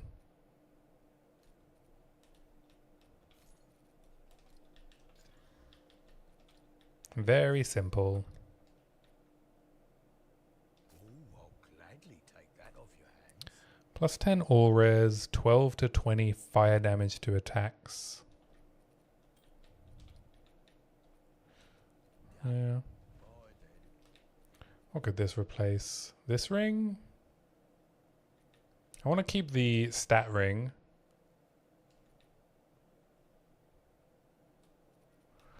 I could slam this with lightning res.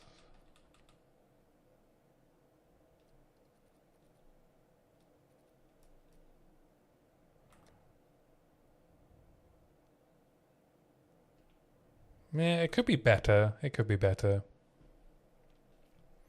Still really love to give unique bosses and maps more specific loot tables for people to farm things like uniques even for campaign. Yeah, it's a good idea. Agree. Yeah, I would like the exploration part of the Atlas to also be more focused on unique rewards rather than more rewards. And like someone said, right, the randomness of how much reward you get can come from just the map itself. And I think having biome-based traversal, right, adds a lot more agency if you can pick the map that you want to run from that biome. For me, that's kind of the best of both worlds of exploration versus agency.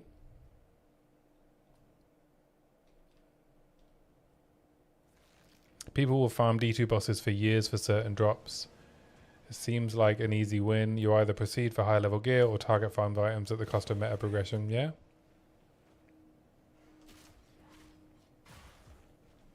Need more time.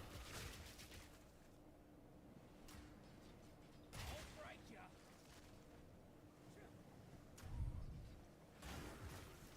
Yeah, I like the idea of, you know, at least being able to target farm, build enabling uniques. Not having to go to trade. Like, I don't think you have to go to trade for rares, right? I think the game is in a relatively good spot in the sense of being able to kind of put together your own gear and deal with the end game. Like, the progression is fine. But if you want a unique for a build, things get very annoying, right? You have to go and buy it most of the time. Imagine Kaltorak farming Rust King for 4 hours every league start for Crown of the Pale King. Yeah.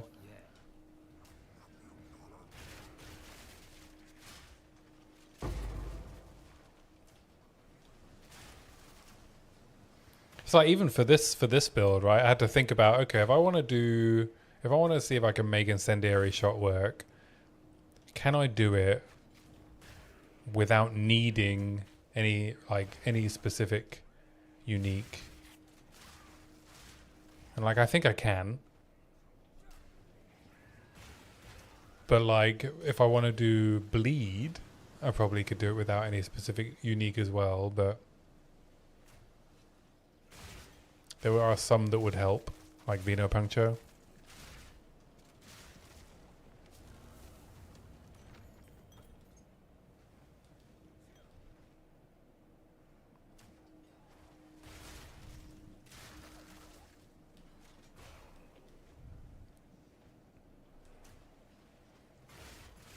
Imagine if Beera could drop a pork circle. Yeah?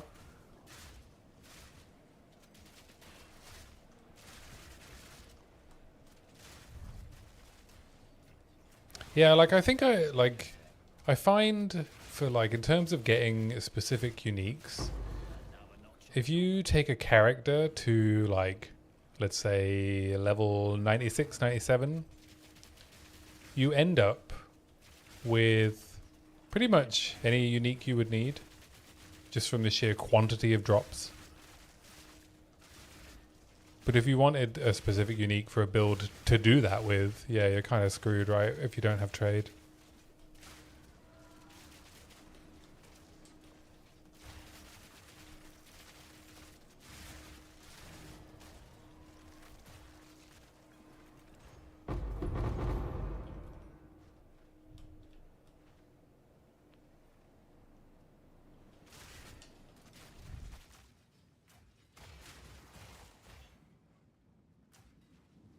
More time.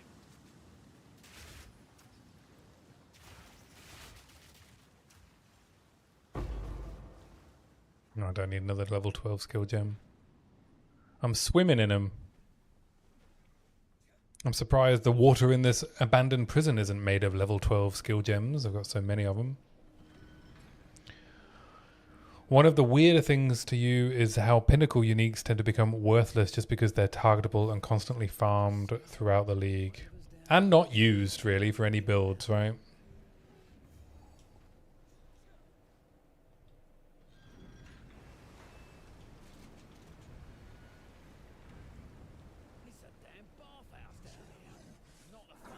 How many of them are actually like commonly used for builds? Look, mate, I didn't put you in here. Where'd I go?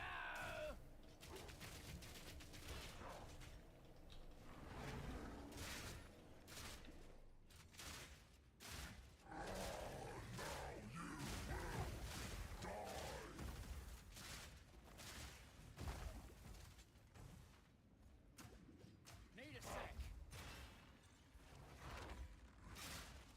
Not even his arrow's best could kill me. You think Zaro didn't try that? Do not fear your own demise.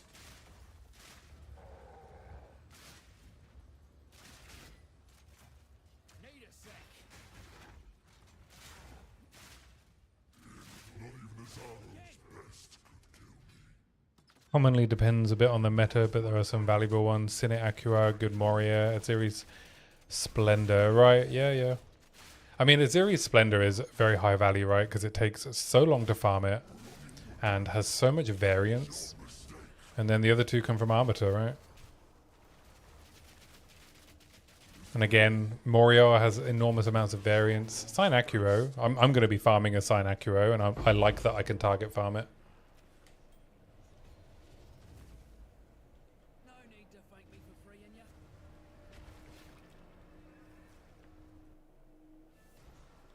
So, yeah. But like, well, there's Choir of the Storm, right? Choir of the Storm can be valuable if you get level 20, right? If you get a level 20 Lightning Bolt. Mysterious artifact found.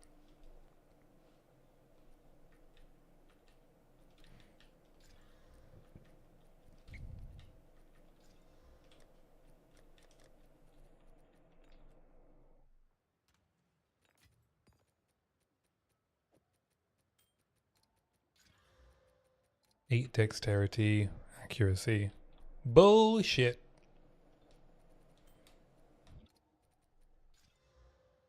Yells damage.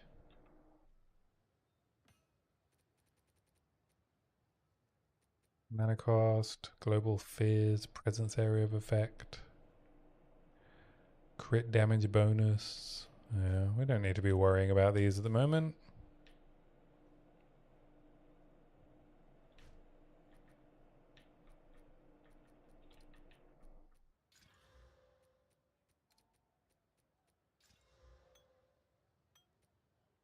Sure-footed sigil.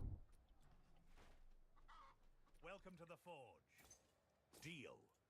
Yeah, and then I guess the other desirable target farmable, well, not even target farmable, right? You've got the super high variance stuff like From Nothing. A fine piece of armor.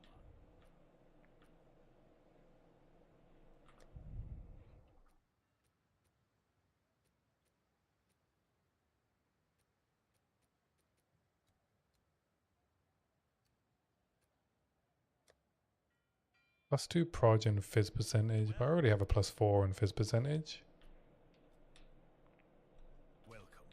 I think I know someone who needs this.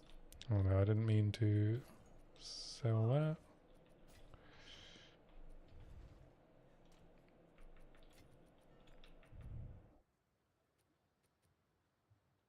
Oh, do I have another use for a support gem? Herald of Blood?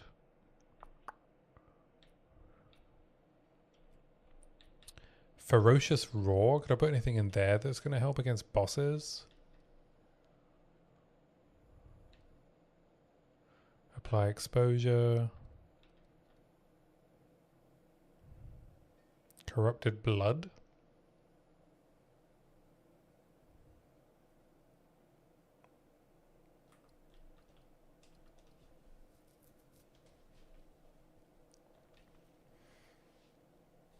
More rage, but I'm already getting a decent amount of rage.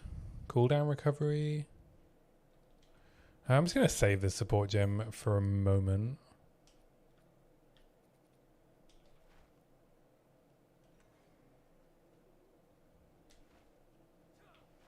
Alright, time for Erastus. Let's see if we can farm that essence.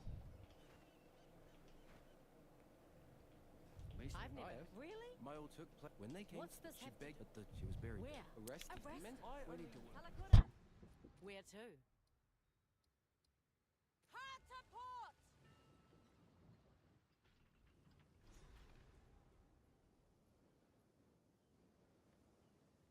Lower the anchor. A new world awaits. Well, here we are. Again. Friendly faces, pointy spears. Look at, please. Your timing is I guess is Svarlin valuable? Sometimes, right? It depends on the meta. witness the birth of a new tomorrow. A better tomorrow. The flasks can be valuable, right? Olros Resolve. Now, I must ask. I think there's a decent list of like target farmable uniques, right? But it like you said, I think having some more build enabling lower tier uniques would be good to be able to farm. What's all that noise?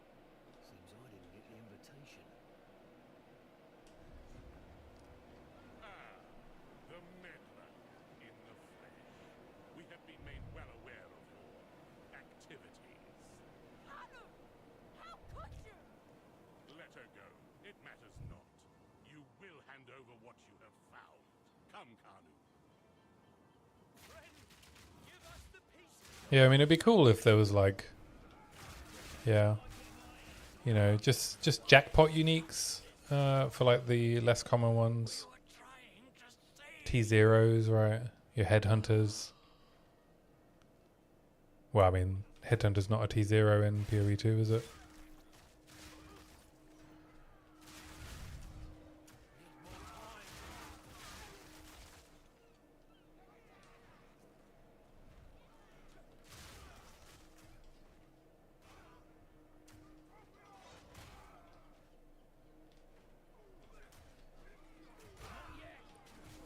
Also, while I was trying to put together my permafrost build, there's no coal to fire conversion in the game yet, right? There's no pyre ring.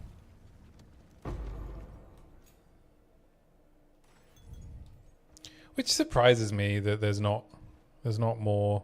Like all of the conversion options aren't in the game. Seems like an oversight. Like why would they have some conversions in and not others? They rely on div cards instead of loot tables for bosses, right? Specific maps drop specific div cards, yeah. I can't say... Yeah, I mean, I guess I've not played SSF in PoE 1. I've only played it in PoE 2. There's no Call to Fire. No, there isn't. The only way you can do it is with Avatar of Fire.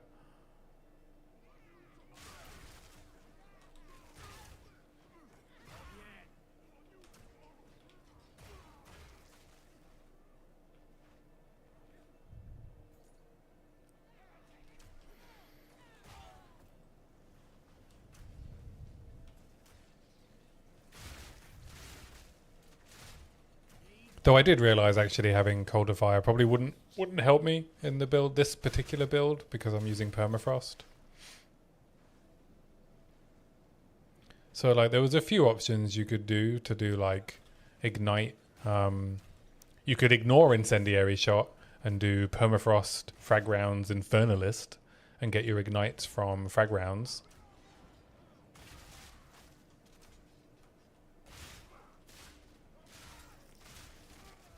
But then that defeats the purpose of trying to get Incendiary Shot working.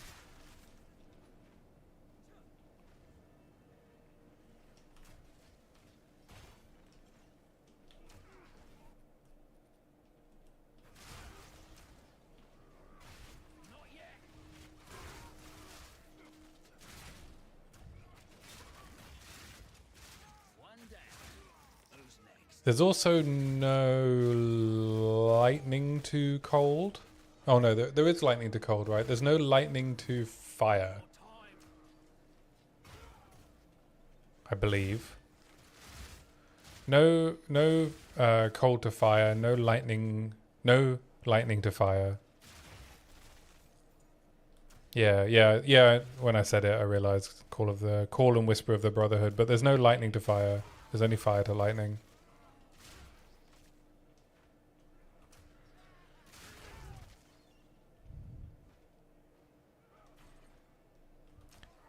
So I think we're just missing the two those two conversions, right? The two remaining to fire conversions. Oh, an essence of abrasion. You were right. The question is, do I open it and re-roll it to try and get a greater essence? Can it roll a greater essence?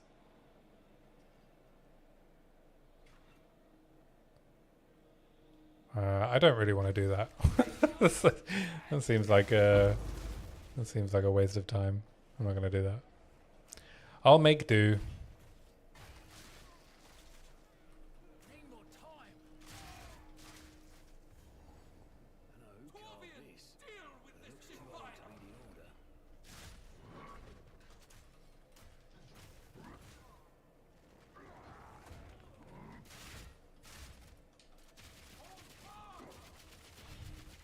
I like lapdogs. Do not falter! Seal their fate! Bring ruin!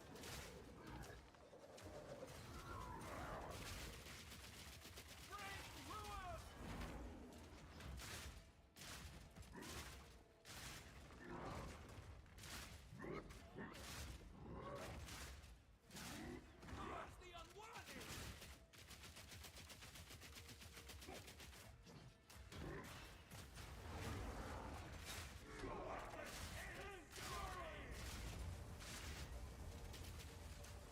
Not yet! Ain't sending their best. All right, the bleed is doing a bit more damage, but I think multi-shot is now letting me down.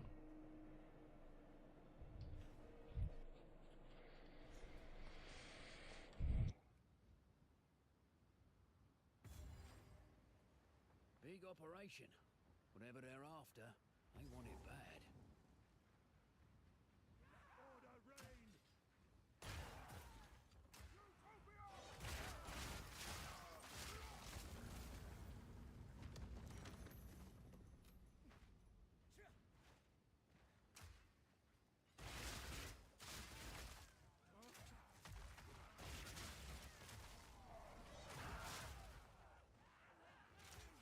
Need a sec.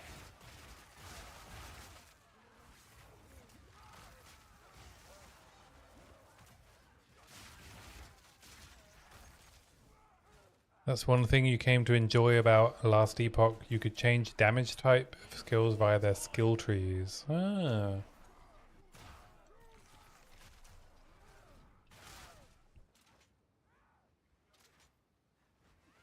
Sounds like you're a big fan of the zero friction to do what you want. Where do you think friction should exist? Like where should it be? It sounds like you don't want friction in build making.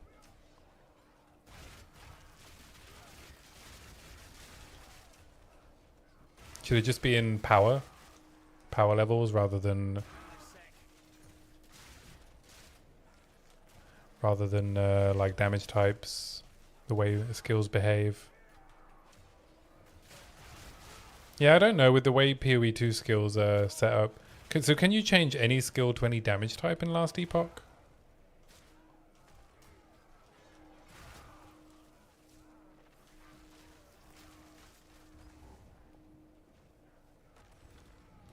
And like, does it make a big difference to gameplay? To a few thematic ones, right, okay.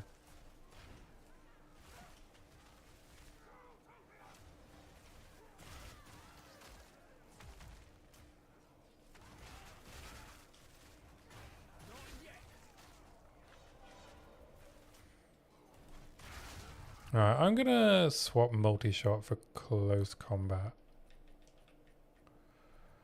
in HVR.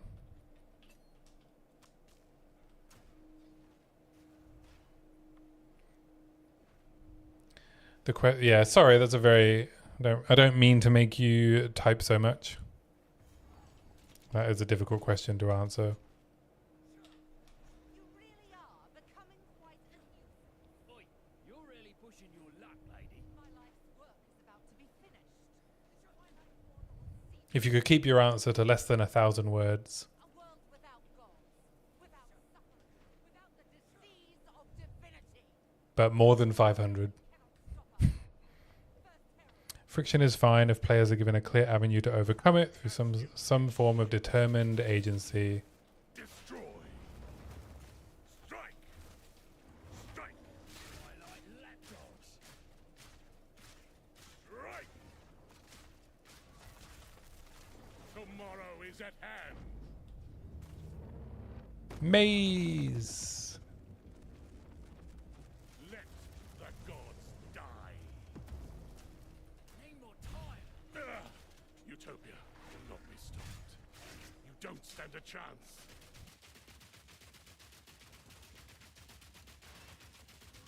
So long as divinity disgraces the world, no one is safe. You stand in the way of hope.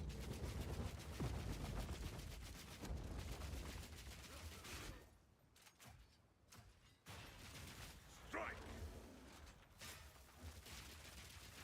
Ooh! My lady, you must take That extends beyond RNG, lol. We'll bury it all for the Savior! Please take me with you, please. Yeah, I do agree that I like some RNG, right? I think that's good, especially for a game like this. Keeps you interested.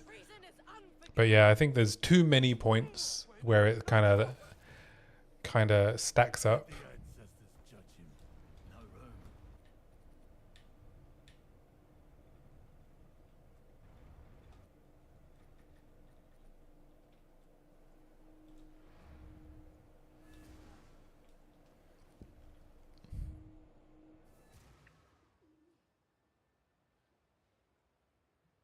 One thing you enjoyed about Last Epoch, for example, it's being able to dismantle gear for individual modifiers was nice in that it made ground loot valuable if it already had good modifiers, and you can then improve it further somewhat deterministically up to a cap. Yeah, I've heard the Last Epoch crafting system is pretty good. I like kind of half listened to Rax's summary of the latest Last Epoch League earlier while I was starting this character this morning. And I think he said, you know, within about a week, you can have it so that you maybe have like 1 or 2 pieces of gear that can get better and everything else is like maxed out. What can I do for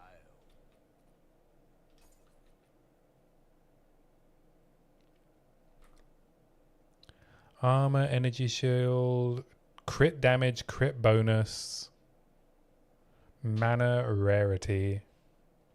It's actually not a bad neck, is it?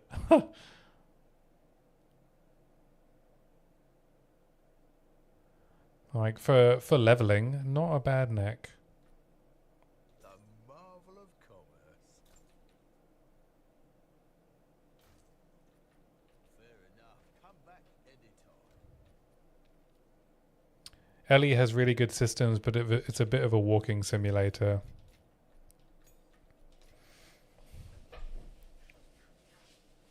For another point about friction, I'm fine if there's wall bosses even in the campaign, but I don't like that the previous bosses you've killed. Yeah. I would agree that, you know, a big part of an ARPG being what it is comes from being able to farm bosses, you know, when you get stuck. It would be much more fun to kill a boss repeatedly, right, than like regrind an entire zone when you're stuck. Yeah, I agree with that. These murals. They appear The to be Beetle. the weapon and the beast. Who made these? The ones that came before. The jewel beetle? Older than the oldest stories. This is it. Then. Oh yeah, you only get one drop of jewels. You done well. This feels Yeah, you can just make it, you know, you can if you're worried about devaluation of jewels, which is not an issue anyway, right? Because Sekimas exists and, you know, it doesn't take many runs of Sekimas to fill an inventory with jewels. So having another avenue, and like if you're that worried about it, right, you can just make it stop dropping jewels when you reach a certain level.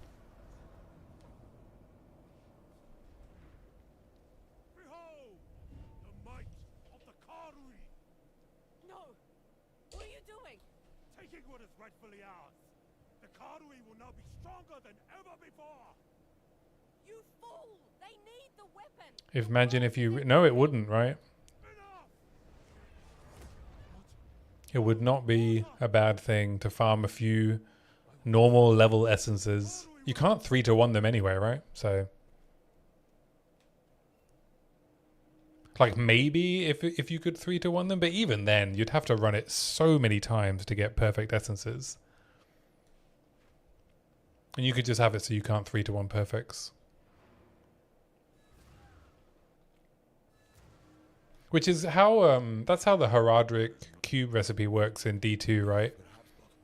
You can 3-to-1 gems up to a certain point, and then the last tier, I think you can only find, I think, it's been a long time. So I don't remember. Good day. Come back anytime. I think you should be able to 3-to-1 up to like before the penultimate tier, and then you can't. I'd be fine with that, right? So you can 3-to-1 for graters or 5-to-1 for graters, but not for perfects. I'll get our first set, of course. Where to?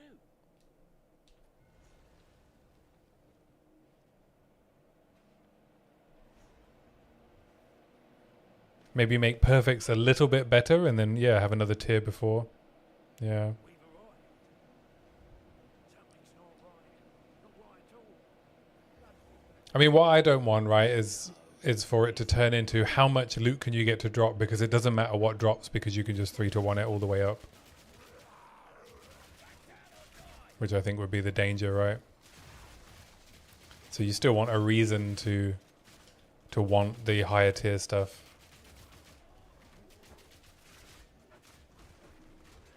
Oh, what? Fucking this mob. Like, stop paying attention for half a second. Rip. Oh, look at that texture.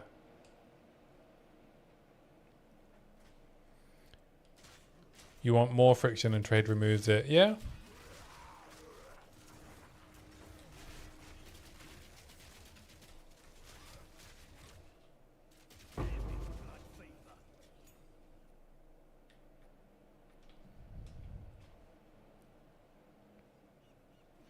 Mustn't forget my greater jeweler's orb. Tavakai tore through the damn thing like paper.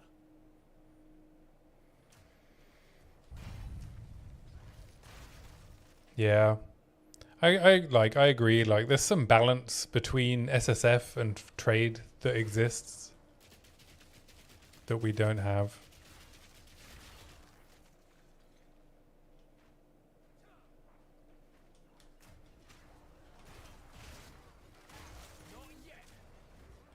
I guess that balance kind of exists if you're slightly ahead of the curve in trade, in like league start, trade league, right?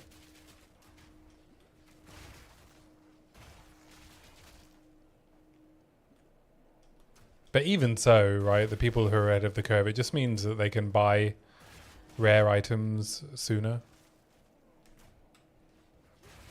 I remember, I think it was 0.2, I was leveling as Bleed Pathfinder, and I was watching Garatha while I was leveling, and he was doing a Bleed Amazon. And, you know, he was ahead of the curve, which meant he could sell desirable items to other people ahead of the curve, and then buy a Rizlatha's coil like day one. When, you know, when Rizlathas were like a couple of div early on in the league in 0.2 because of Bleed.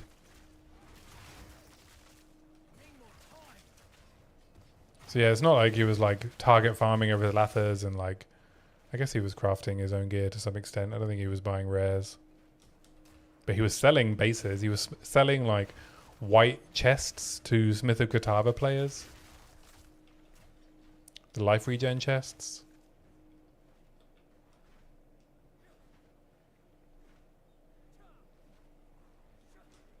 It's very sad to see the trade value of an exalt is so imbalanced compared to its mechanical function of using it yourself.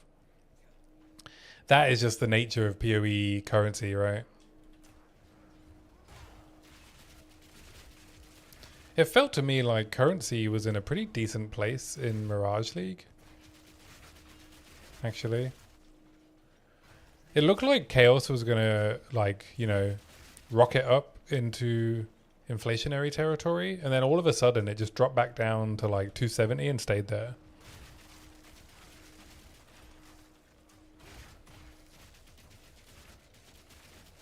Like it went up to like 340 at some point, and then it just dropped to like hovering between 250, 270 and just stayed there for like 3 weeks.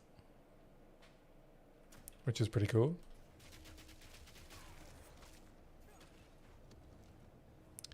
Crafting bench helps stabilize a lot, yeah. Agree. Oh, where'd I go?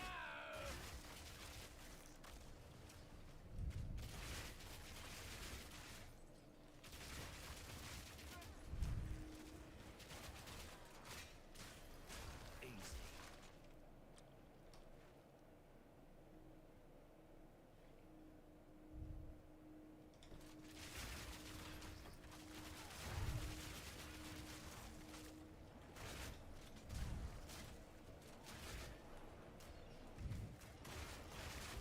Not yet.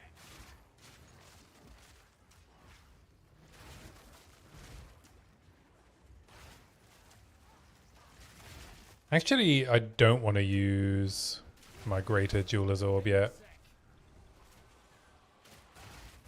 Because I'm basically SSF, so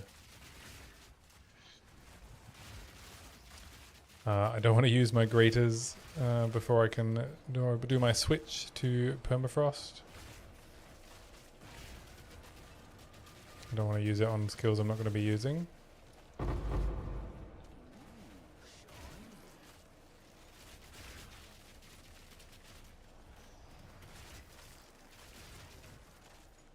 yet. Didn't want to do this.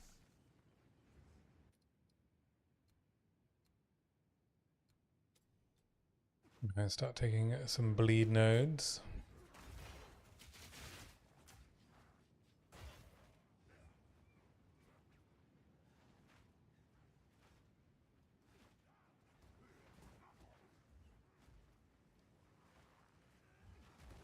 Am I going the right way? Yeah, I am.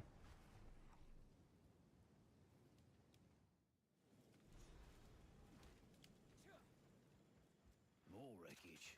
Yeah, we do need something like the crafting bench, eh? To stabilize currency a bit.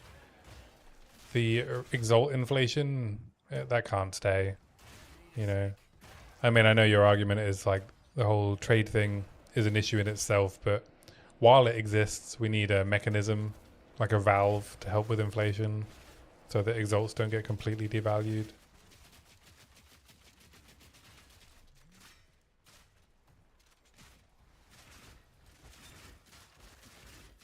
Maybe 5-to-1ing to graters would help with that. Yeah.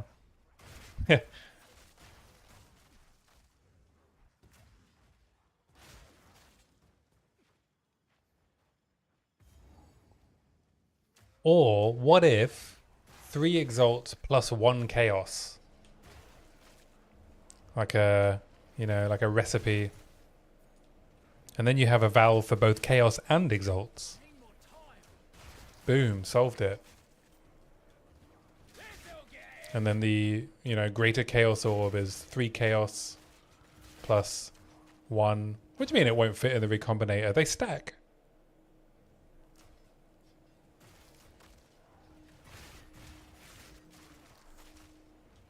Not yet.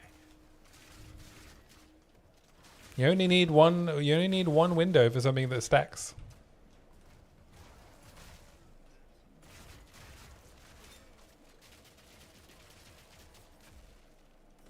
The Lakura McCoy are those who truly embody us.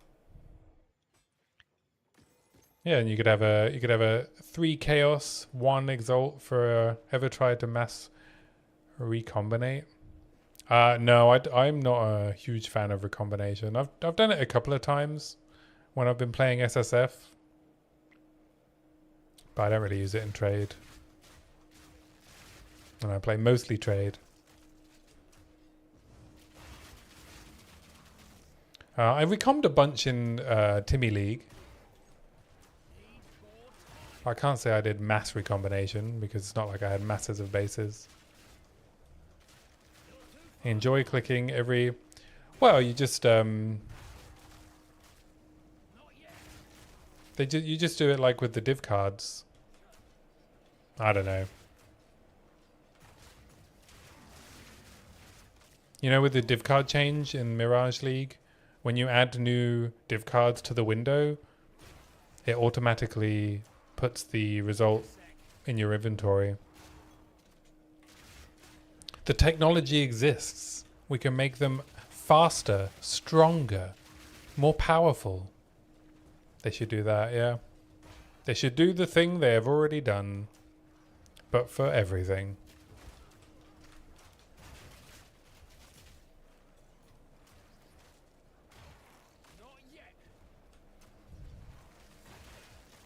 But yeah, good point. It didn't even occur to me, right? The recipe for that, for making greeters and chaos, could go in the recombinator.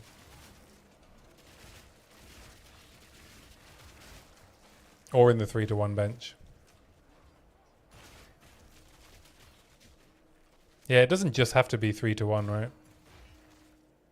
That's how Deli Essences work.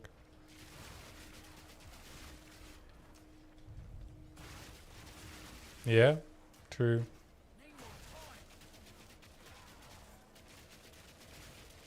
Yeah, I think it works just having Deli Essences do that because they themselves are quite rare, right? And there's enough tiers that it's not viable to farm the lowest tier to recom them all the way up. I don't think we should have that many tiers of Exalted Orb. Breach out. Yeah, there's the randomization and Soul Cores, right?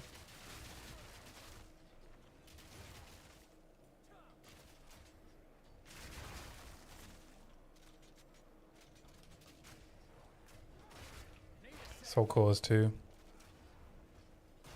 Unless they removed it. Did they remove the Soul Core randomization? I can't remember.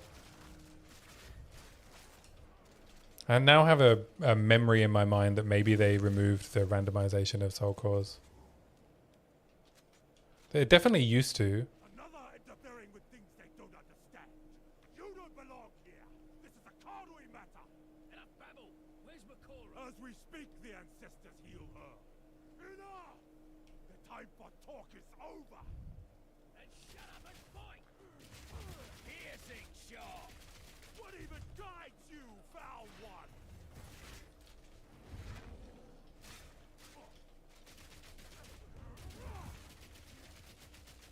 The Cardway will prosper. Need more time. I am the true Makuramakoi. Wow, my Tavakai DPS sucks.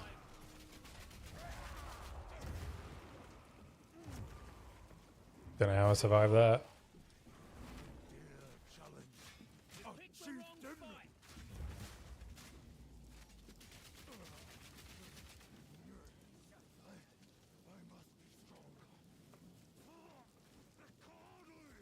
Yeah, I have to say, I don't really have very strong opinions about the itemization system and loot drops.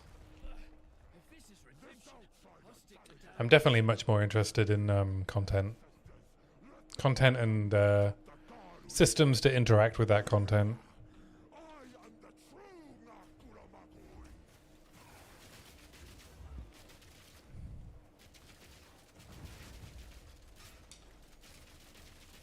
You should not have come here.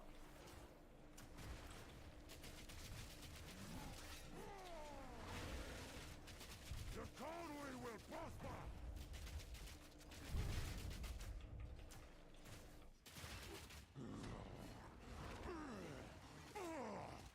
You will suffer for that. You should not have come here.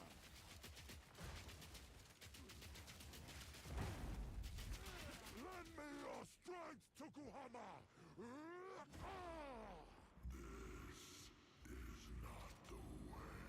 This is not the way. Why do you reject me? All I have done in your honor. Blah blah blah blah blah. Yet, I will save my people myself.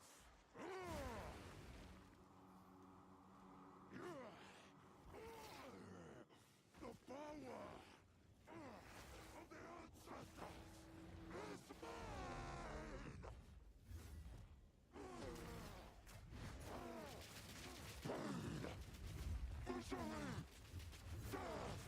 Jesus Christ.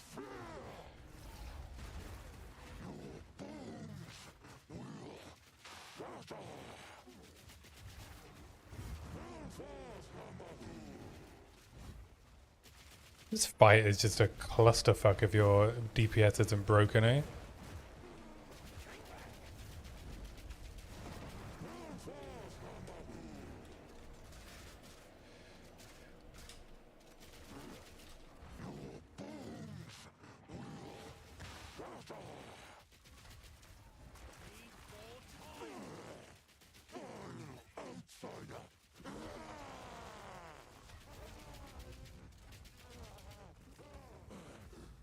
Ridiculous. Ridiculous. Am I gonna die? Motherfucker, what the fuck? Don't you dare. I thought it was over. Thought I could take a victory sip of my water.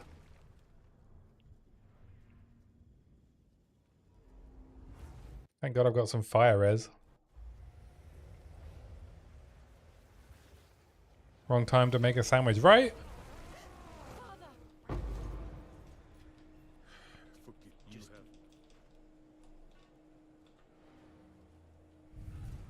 Terrible time to make a sandwich.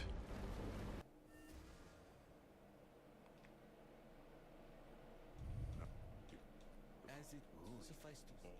Now, As it sufficed to. time is short. Make haste. Quickly. Let's go to the desert.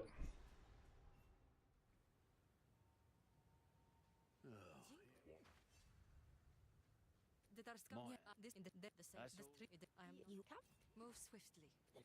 I will tell your tale. I will tell your tale. Let's get the annoying one out of the way. The ways.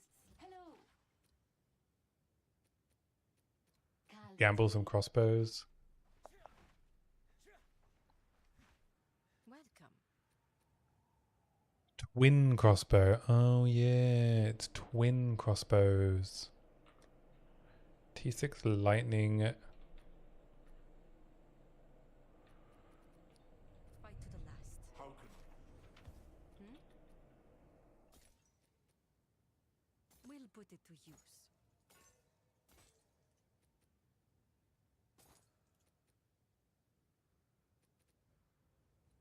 Cold res. Lightning res. You have your orders. We can probably solve some of my resistance issues. What am I at? 1238. Yeah, pretty low.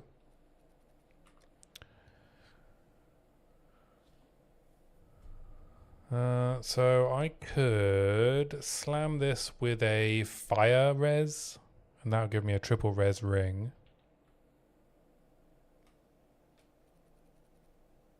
Oh no, I can't. I thought I had insulation. I've only got grounding. So I could go double lightning plus cold, and then I'd give up fire res. Awkward.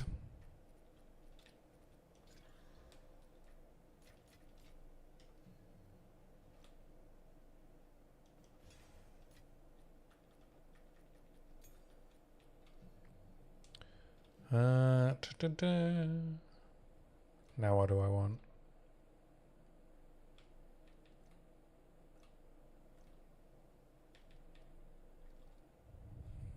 Savage Fury. I could just wait and yeah, I could just wait.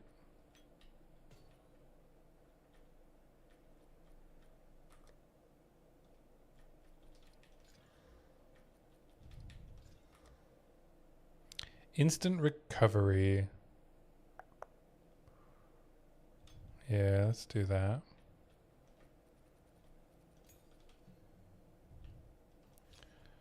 And level up these. Maybe it's time for frag rounds for single target.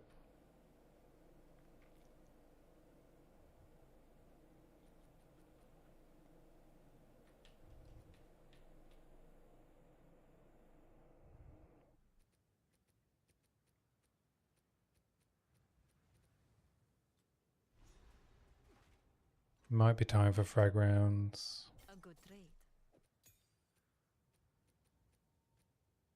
For glory.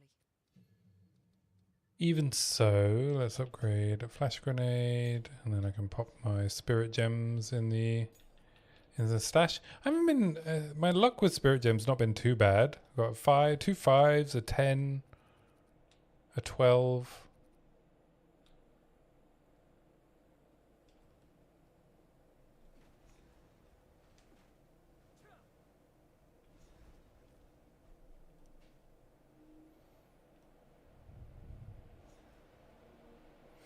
Alright, let's keep killing stuff.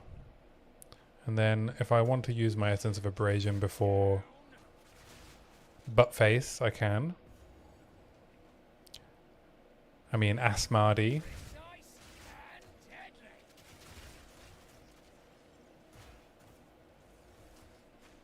Butt face Asmardi.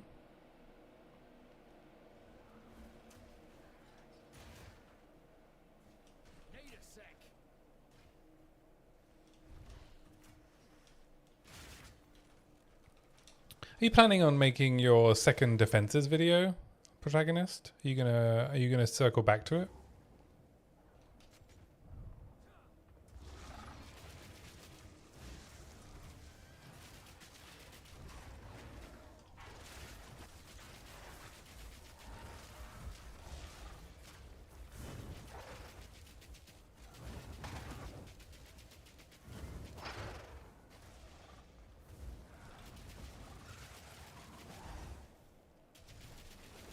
Oh, actually, these are not taking much damage, eh?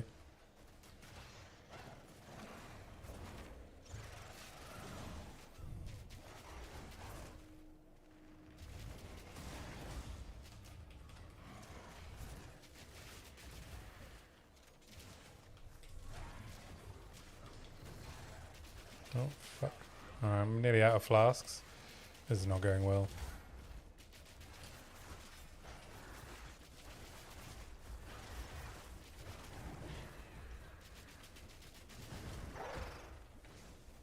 Now I'm out of flasks.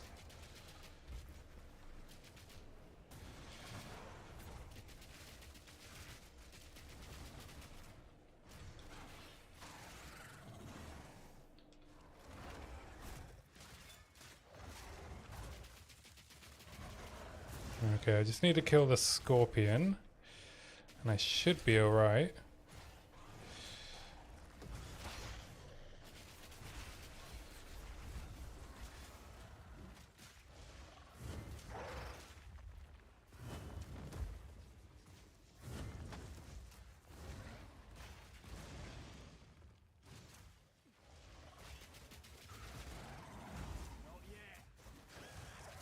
Alright, scorpion's down. Okay, we're okay. I can't believe I actually did that.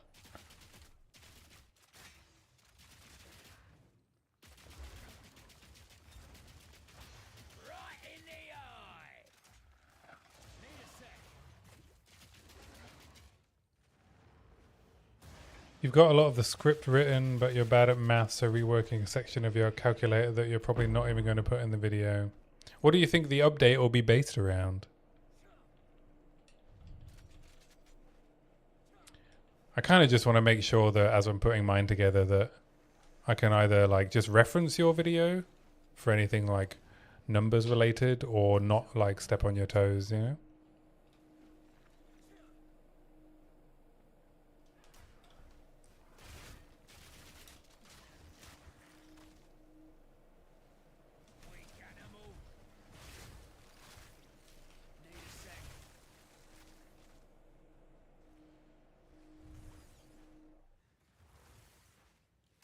I'd like our videos to be complementary of each other, you know, rather than either saying the same thing or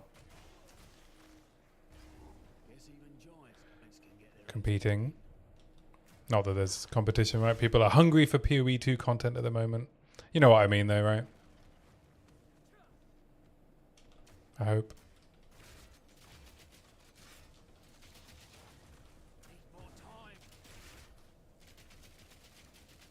I'm hoping I can finish my script and get my next video out on Friday.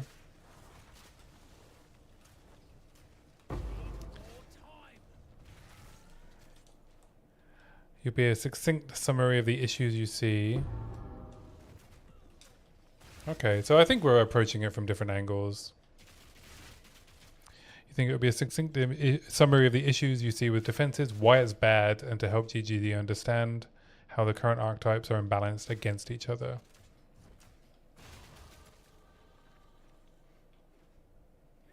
Yeah, I think I'm coming at it from a different angle. Well, actually, I don't know if I'm going to end up agreeing with you, because at the moment I'm investigating whether or not I even think defenses are imbalanced, or if there's just specific holes in active and passive defensive layers.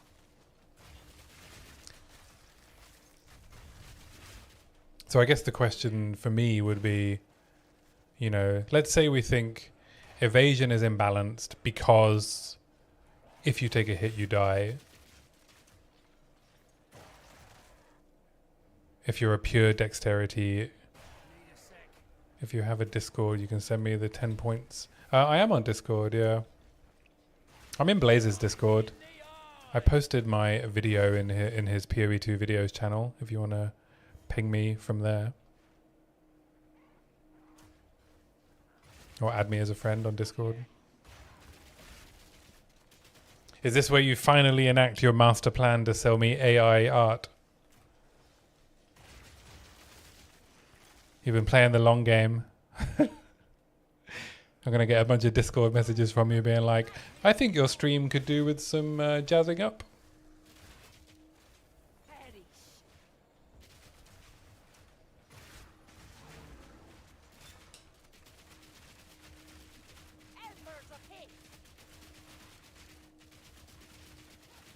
You can get me in contact with top streamers.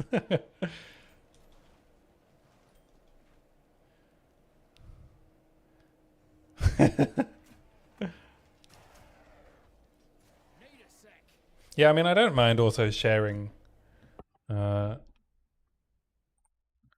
open up my my notes. My slide deck is limited at the moment. Apologies for the flashbang that's about to happen.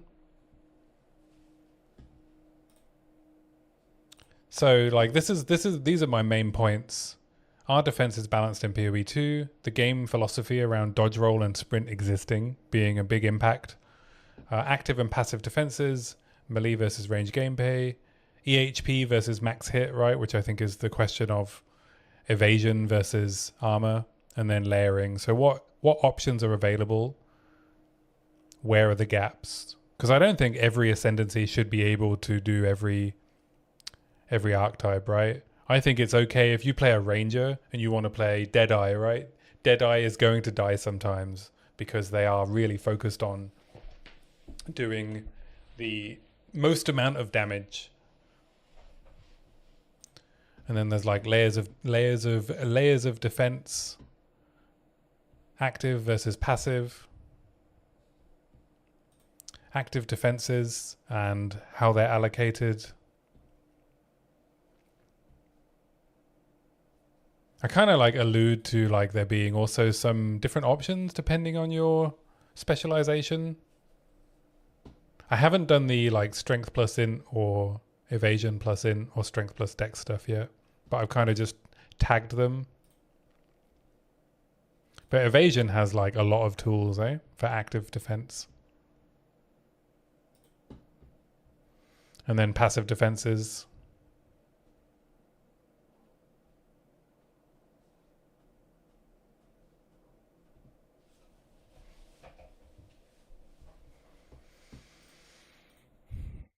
But yeah, that's as far as I've got in terms of a slide deck, and then I have a bunch of script being written in my note taking app.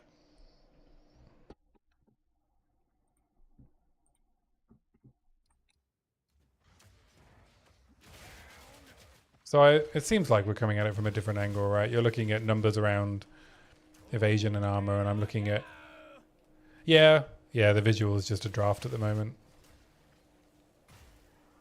Need more time. I was just gathering all of the information.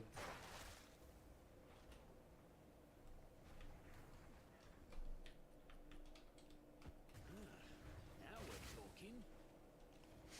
But yeah, it's still in a very rough state. I'm hoping I can get it ready for filming on Friday.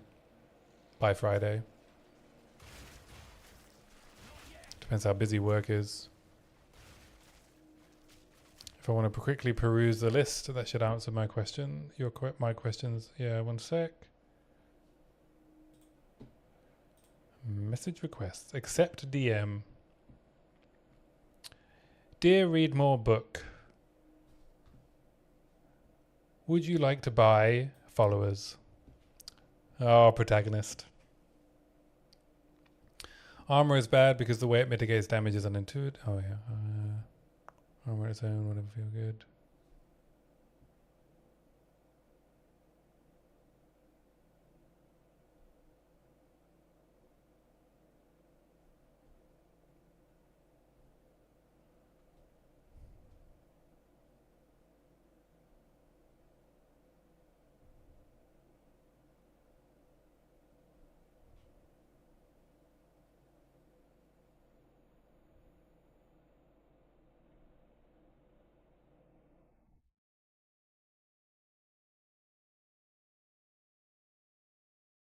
Yeah, 0.6 is interesting, right? That's a big if.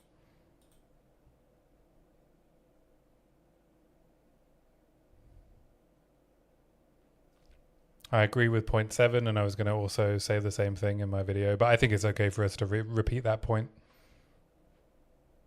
That's in my notes as well. Also, I'm asking the same question as 8, yeah.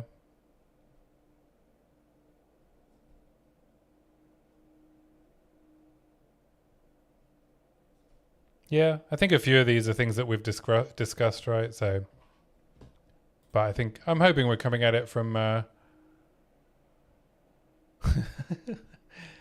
Yeah, I think there's some crossover in the topics, but I think we'll come at it from different angles, or even if not.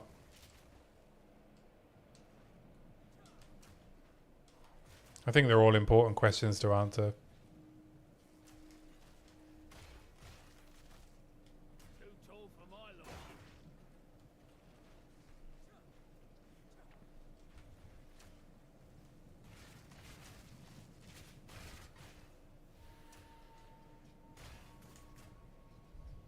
I think for me, I'm going to end up focusing a lot more on this idea of active layers.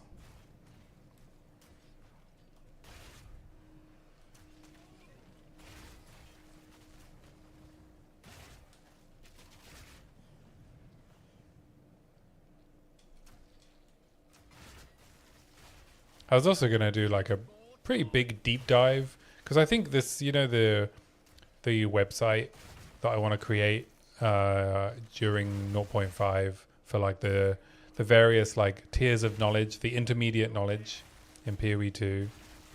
A lot of the research I'm doing for this video will go into the build making part of that, in terms of if you want to create your own build or make a build better, what are your options? And so putting together this kind of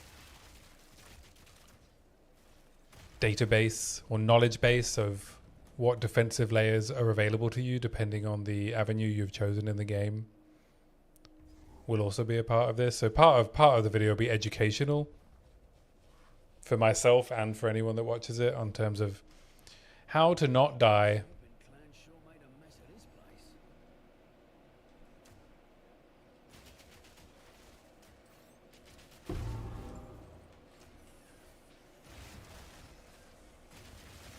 Need more time. I mean, what's your opinion on whether or not That's the last of them. evasion being a you don't always get to live mechanic existing in the game if you only stack evasion?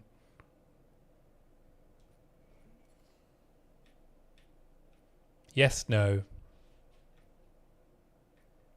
You want it, or you want it to be deterministic?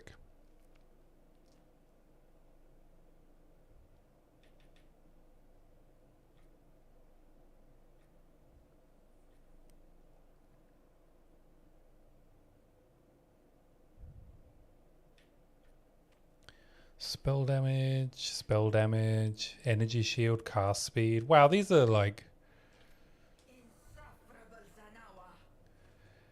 should have more agency. And what does more agency mean? What agency is lacking at the moment?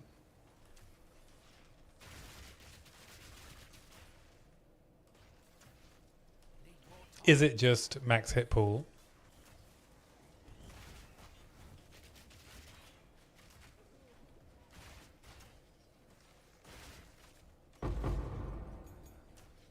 Ooh, level 5 support gem. Not yet.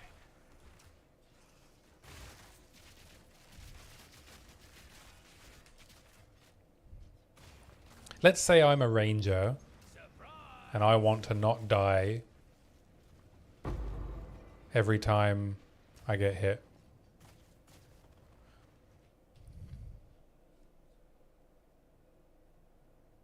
So if you're on the better communication.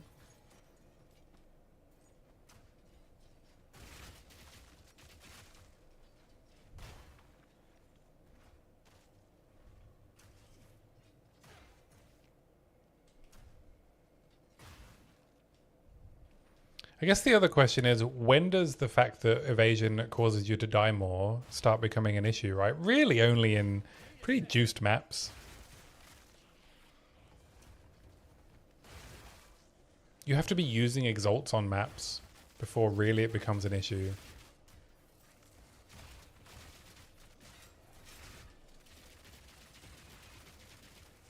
And so what's the likely crossover between someone who's using exalts on high level maps and someone who doesn't know that evasion means you're going to die sometimes?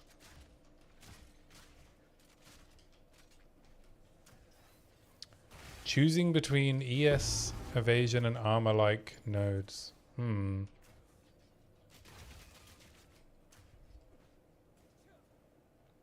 So removing a starting point class identity? Yeah, I don't know. It's an interesting idea.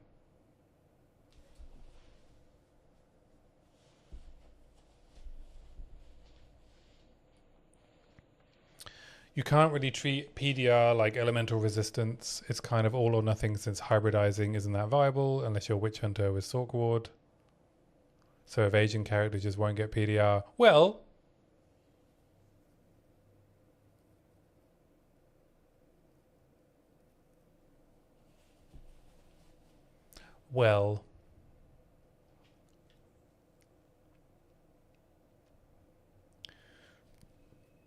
so how many? That's also deflectors based on RNG. True, yeah. And there's damage taken from.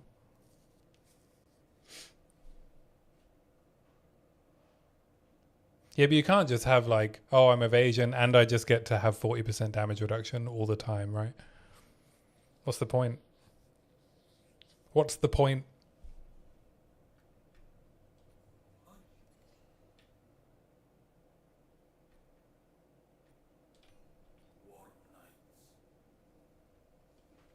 Don't compete. But they don't need to compete, right? They just need to... You just need to survive.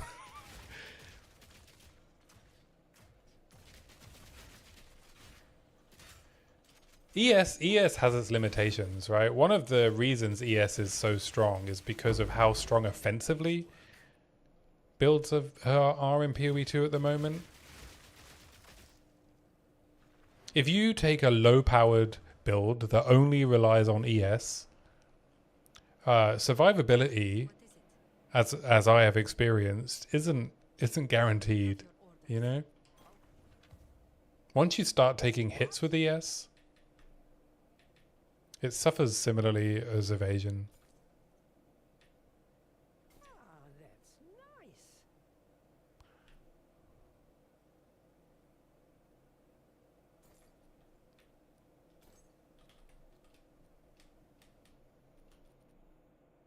Ah, that's nice.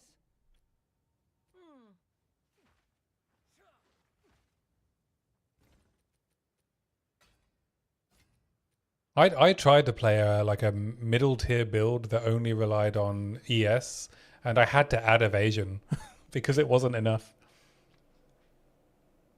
Players are given, oh, what's greater feedback than being dead? But yeah, I mean, I take your point, right? You don't know evasion is working until it's not. What have you learned?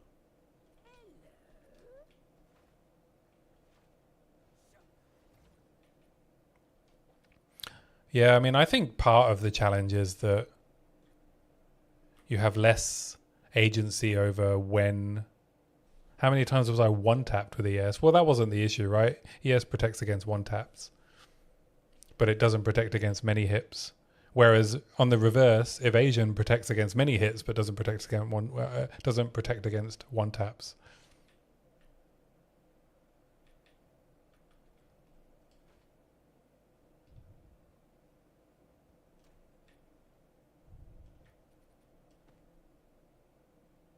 After a point. Yeah, I think you're over. Like, the evasion does protect against many hits. Many small hits.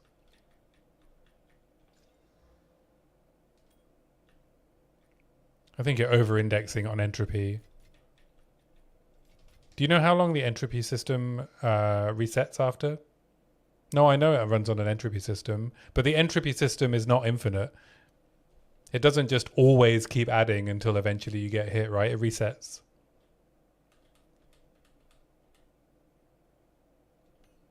Do you know when it resets?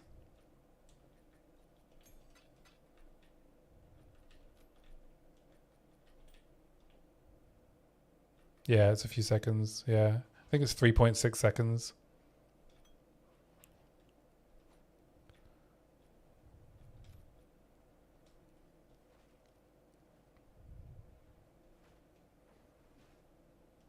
Yeah, and like the things, like the confluence of things that have to happen, right, is for you to die as an evasion character, you have to not be killing the things that are attacking you.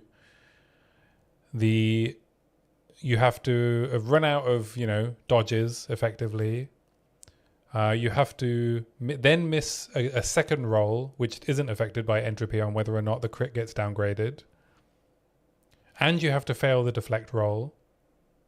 And the hit has to be big enough that it one-shots you through your HP.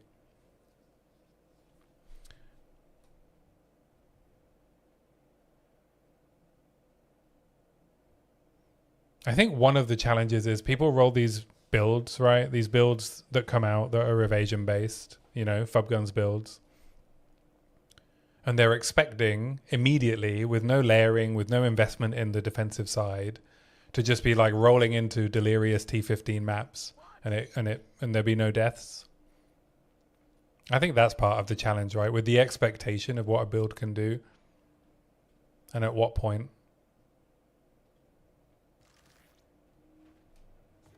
Maybe I'm talking out of my ass, but Where did I go?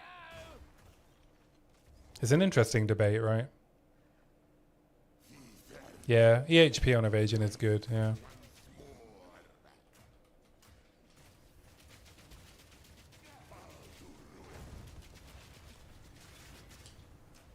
Need a sec.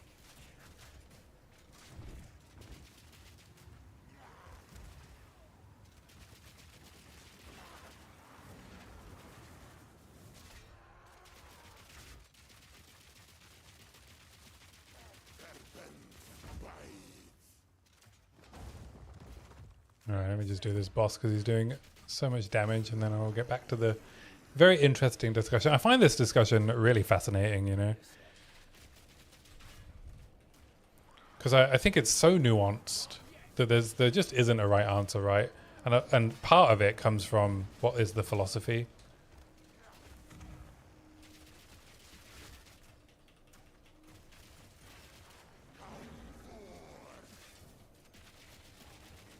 And how should that be communicated to players?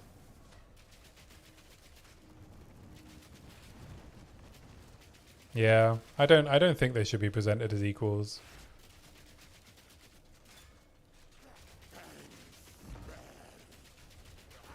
So like, for instance, if you wanted to do hybrid and you wanted somewhat decent physical damage reduction, you can do it, but it requires uniques, right? Or certain ascendancies can do it.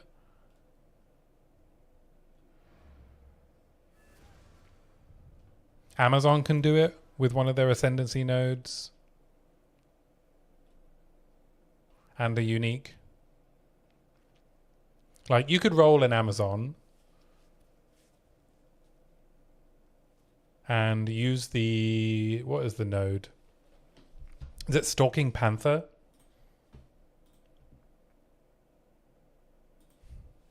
POE 2 DB.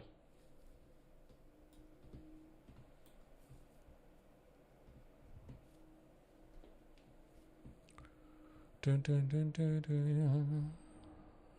Amazon.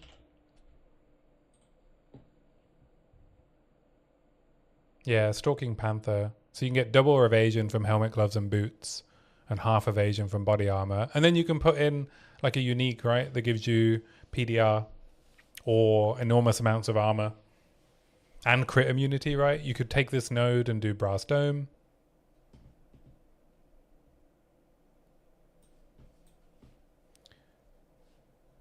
I mean, it's not a counterexample, right? It's a case of where should the solution be?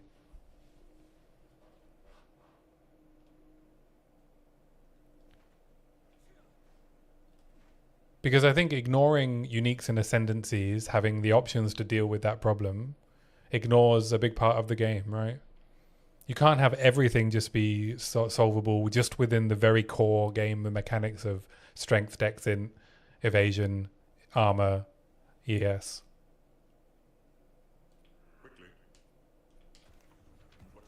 Now, there's definitely balance issues. I agree with you on that.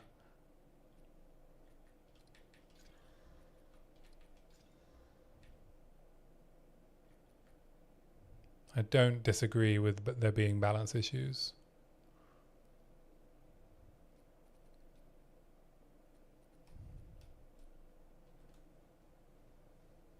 No. I am pleased. Calm day.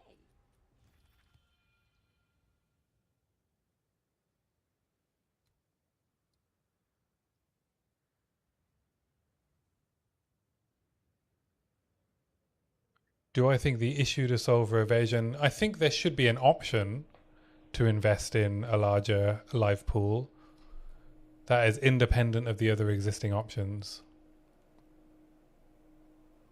Because I think even if you invested in the companion, you got your 2.5k HP, you layered up your evasion and deflect, and then you had 30% come from companion. That's 30% of 2,500. Yeah, that still only takes you to like 3,300, right? Yeah, like 3,300, which I think is probably still not quite enough.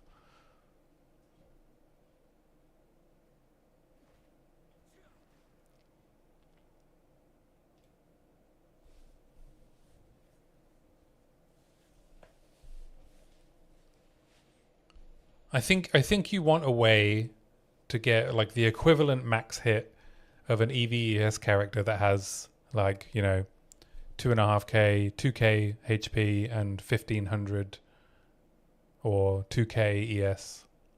I think that would be an okay solution. Because then you're not invincible, right? If you really juice stuff and you get hit with a big hit, you can still get popped, but less often. It'll feel a lot more comfortable in the sort of mid-range content.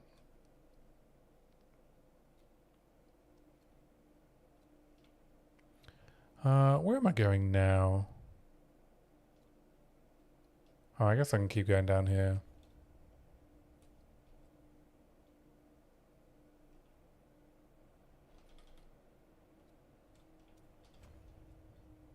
Oh, I already finished this.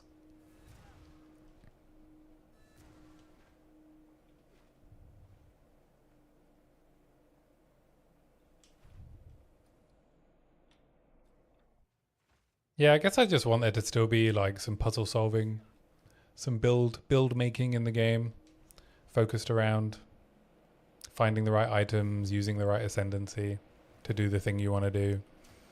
I don't want too much homogeneity.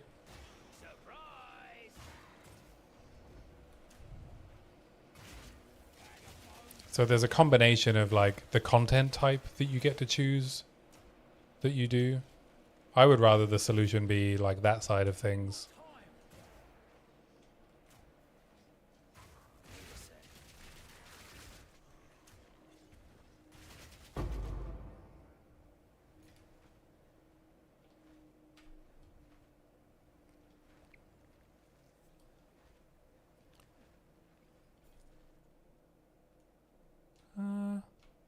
Shouldn't there be an exit over here somewhere?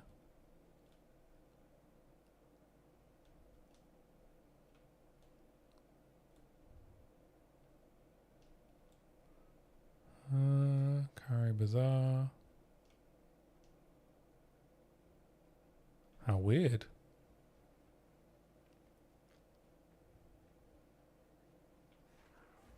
That's why you think the way characters take damage is where some interesting mechanics may lie.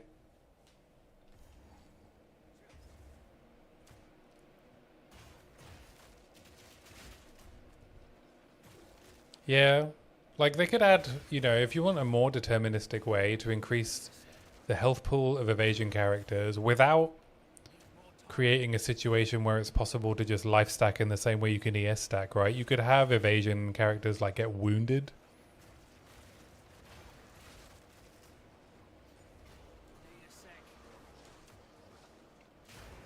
You could have a glancing blow that, rather than it just straight up reducing the damage, it could wound you. Oh, I found a jawbone, nice.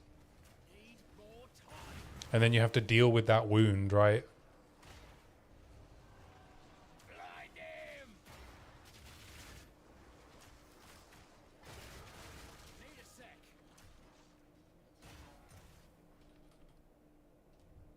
The wound could even like slow you down, deal damage over time that you can't like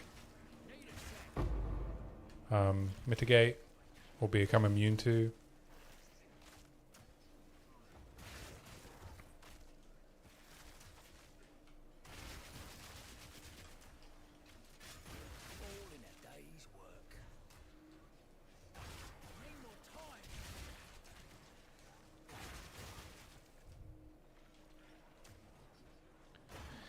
Taking bigger hits with evasion and trying to regain HP quickly versus armor taking smaller, more consistent damage. Yeah.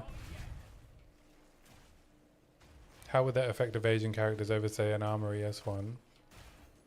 Well, it gives you an option to stack something that increases your EHP to a more comfortable level without also giving like a part of the tree that then every strength character feels like they have to path over to stack life, right? If you add life to the tree, then you end up, I don't know. I mean, I don't know how I feel about adding life to the tree, right? I think I'm interested to see where they're going with the content that they're providing, and then I think that's going to influence really how I feel about solutions. I don't know. Yeah, maybe I shouldn't even make a video. I'm just brainstorming, you know? I'm just brainstorming ideas.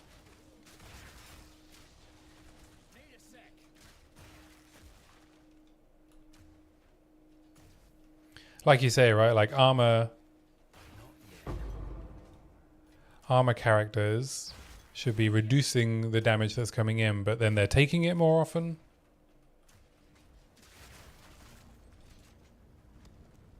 In both scenarios at the moment, you have the issue that either you're blowing up the entire screen as an armor or evasion user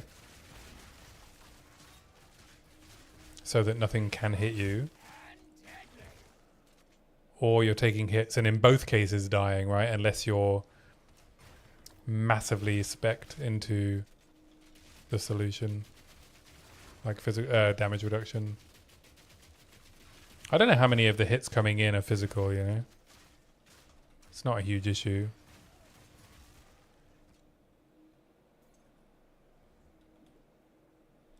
Or I don't know if it's a huge issue, I should say, sorry. Wakey, wakey. Not yet. One down. Who's next?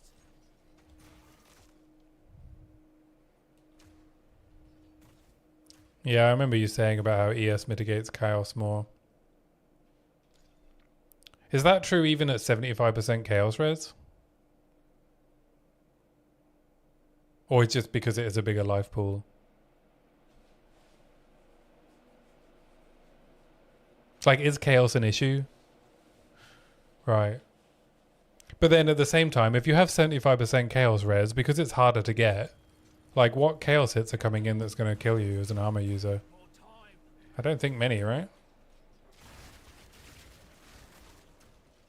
Getting 75% chaos res is a pretty big deal in terms of chaos hits are generally a bit smaller because you have less resistance to it.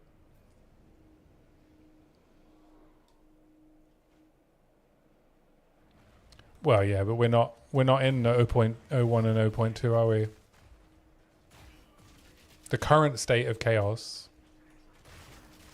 Right in the eye.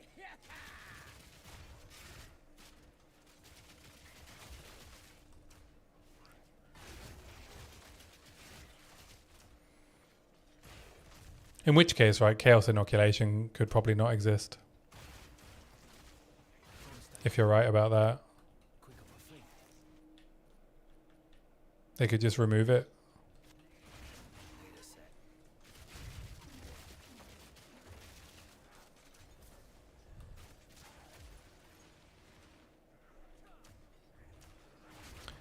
Yeah, the tentacle monster in Breach does chaos damage. Another notch on the helmet. King of the Mists obviously does a lot of chaos damage. Need a sec. Need more time. Shadewalker degen. No, that's Fizz.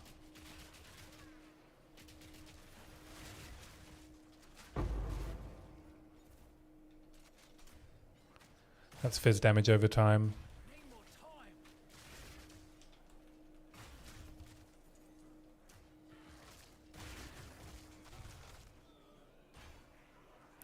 Well, everything is useless against it, yeah.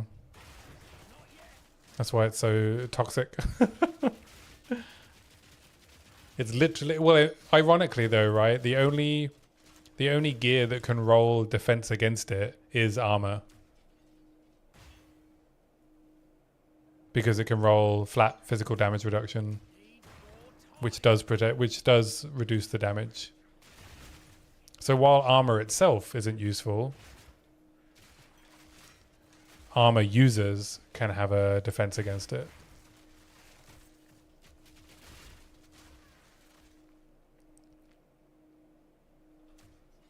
The Fizz degen doesn't go through ES, no. Because it's not a bleed. Only bleeds go through ES.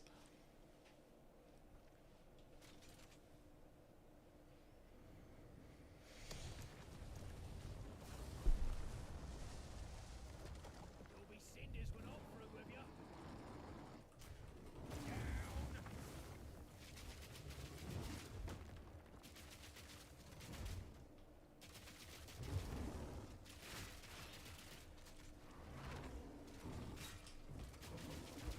Alright, I need a new crossbow.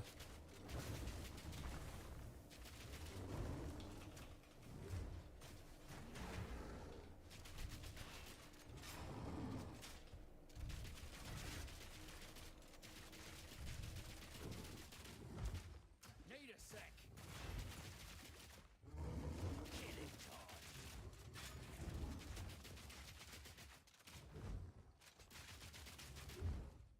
Yeah, I mean, I think that's why I wanted to look at defenses from the perspective of strength, dex, and what's available to them, rather than purely just through armor, ES, and evasion. Not yet.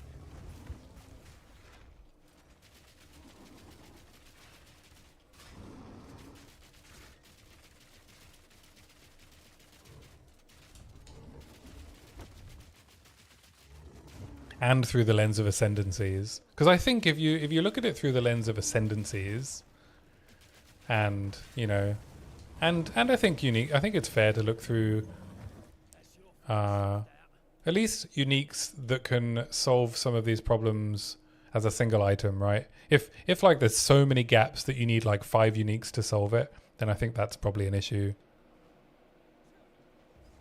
So I think a good example of a unique that helps with the hybrid issue, both hybrid ES armor and hybrid evasion armor, is Gore Girdle.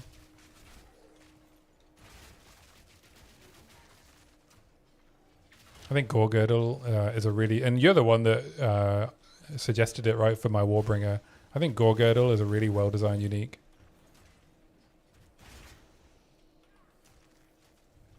Like, it's not that rare, and it does a lot of work to help plug one of those gaps, and I think that's okay, right?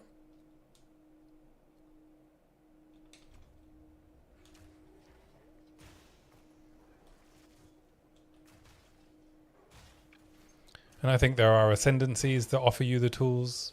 So Warbringer has flat PDR. It's so unintuitive because most won't realize how hard it is to actually get to 50%. Right? Yeah.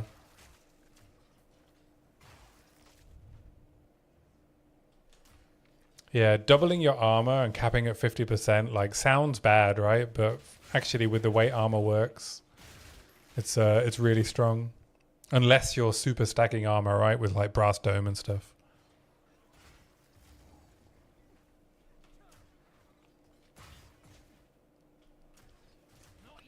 Yeah, so like, you know, when I was figuring out the defenses for Warbringer, I mean, obviously needing to use ES for more of a life buffer was not ideal. I could have done with maybe a different way.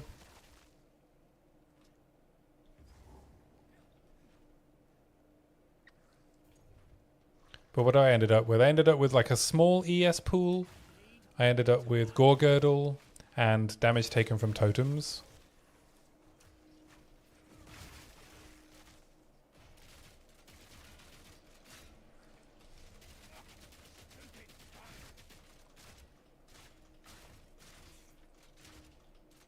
Yeah, I'll be on for another 50 minutes. So if I don't see you, I'll catch you tomorrow. Thanks for hanging out.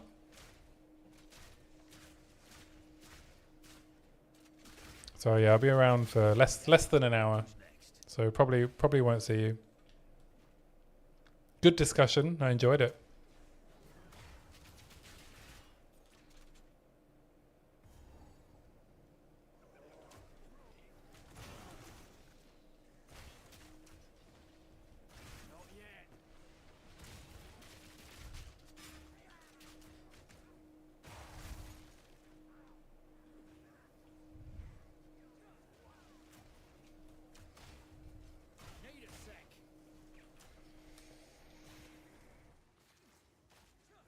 I see I've missed the tiny little exit. Light radius buff when?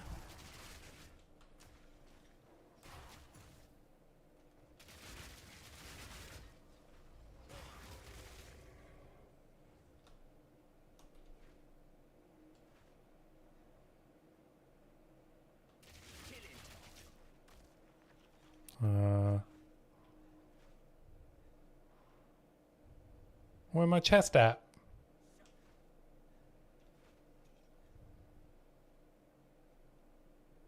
Motherfucker.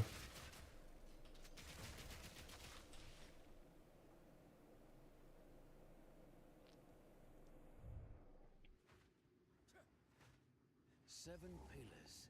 Seven. I think I'll do all attributes for this build.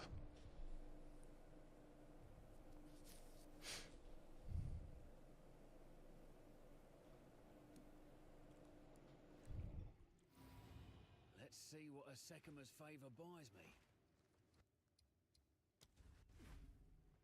And then we go in here. This is the I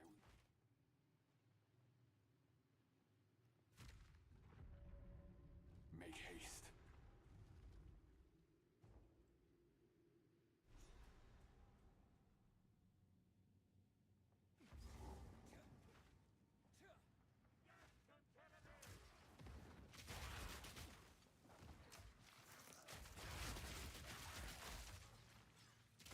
Simple enough. Need more time.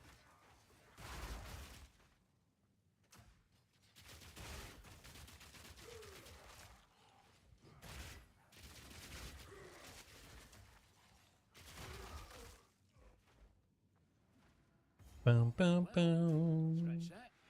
Empty well. Not yet.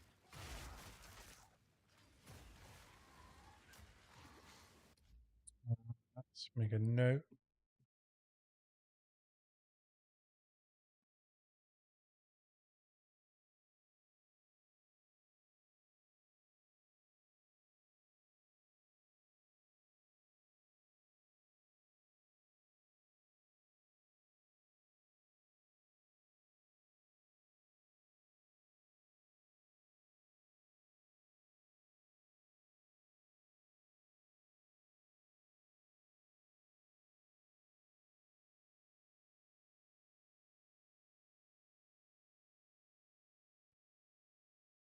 Where's my... I've lost my note. I've got so many notes. Video planning.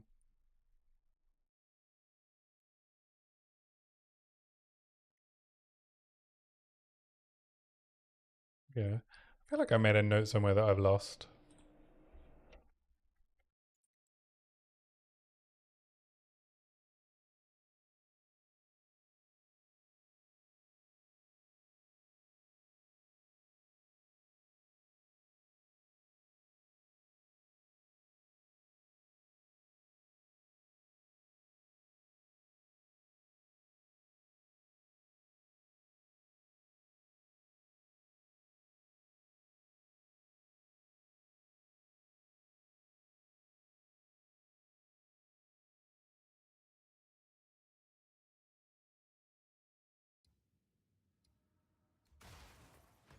Need a sec.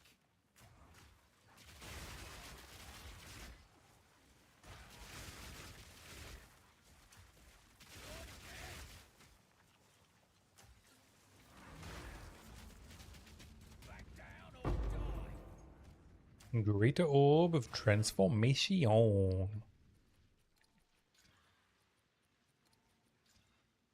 Melee damage. Oh, T4 flat fizz. Dang, yo. T7 hybrid sucks. I could go in this temple.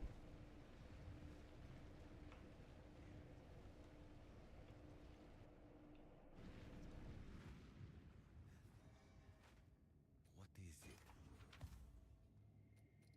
What have we got? We got a piercing with T8 fizz percentage. Yeah, I think T4 flat fizz could do with some temple crafting. We do have a jawbone as well. And a collarbone, dang. Oh, I could make a ring pretty good. Like this Dex all res ring.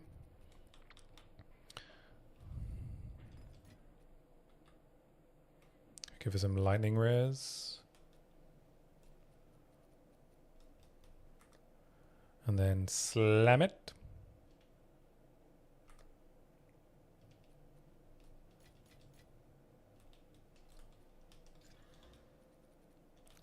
Yes. Cast speed.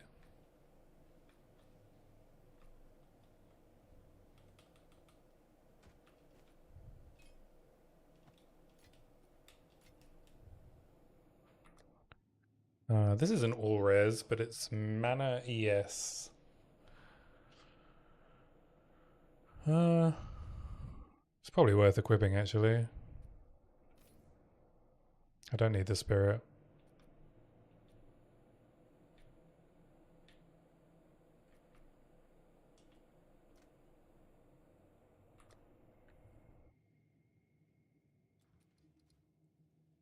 Yeah, I think I slammed this with lightning res, right? Yeah.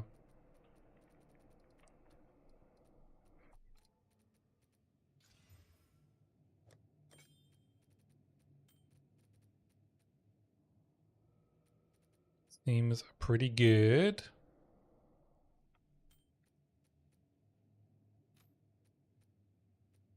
Go on.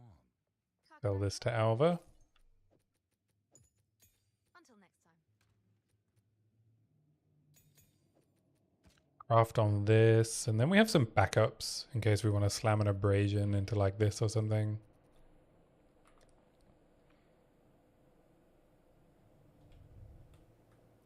It's a shame there's no essence for crafting.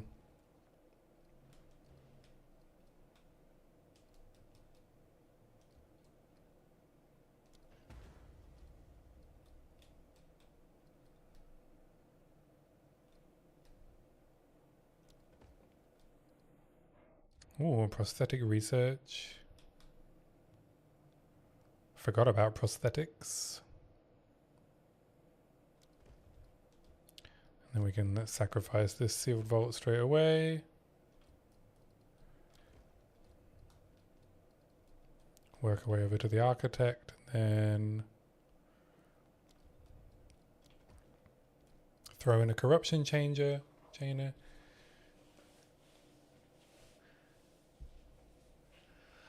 Hello Brotendo, hello Mobyfish. Welcome in. Thank you for the follows. I appreciate it. Ah, DM watched my video. Dang. I feel honored. Glad you enjoyed it.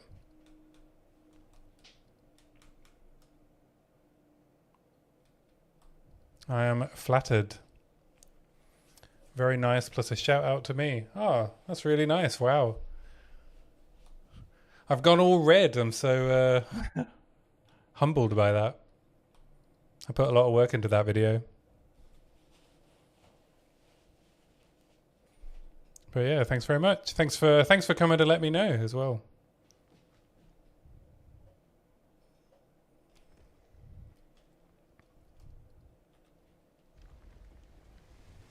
I have another video in the works on defenses. Hopefully I'll have it ready by the end of this week. New floor plan, same old.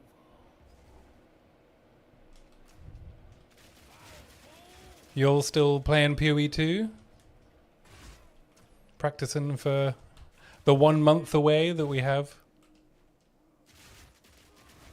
If you're interested in a private league, I'm playing in I'm Just Anthony's league at the moment. You're blasting POE 1, yeah. I got done with my challenges in POE 1 and then I felt the call to return to POE 2.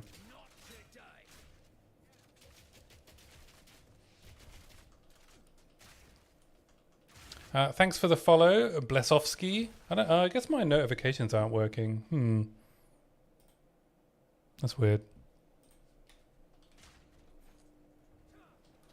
I just I enjoyed POE 1, but after a while it feels, you know, the blasting is just as all there is.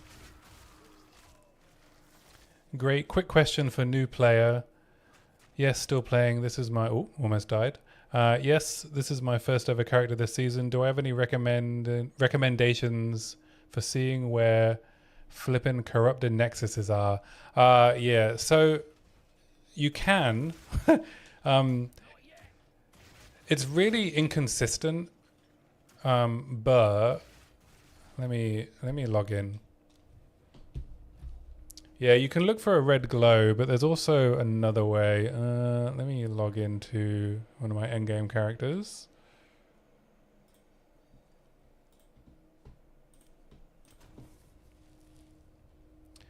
Yeah, if you can't see any glows, there is another way you can do it, and it's really annoying. So can we find one that doesn't have a glow?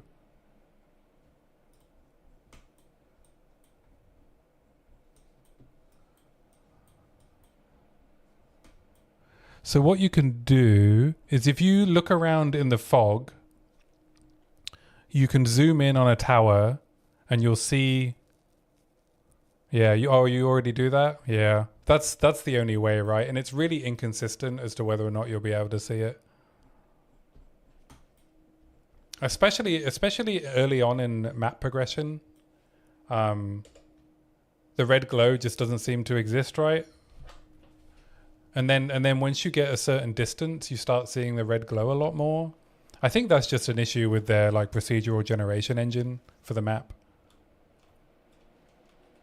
Same with like citadel beams, right? Once you've started finding citadels, then all of a sudden the beams show up much further distance away. So I think they just need to work on just the procedural generation itself.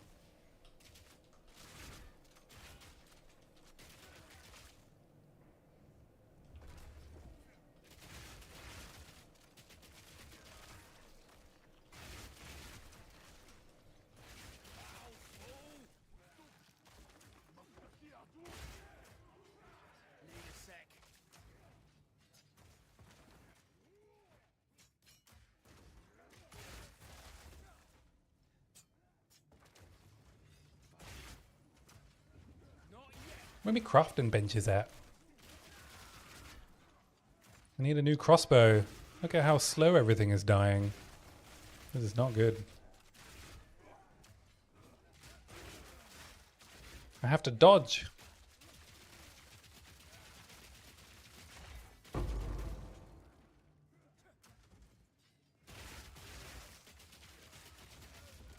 Ah, there we go. There's an exalted workbench. Okay, let's regal. Get some free exalts. Ooh, attack speed. Alright, this is a candidate for jawbone. Just need one more exalt into it.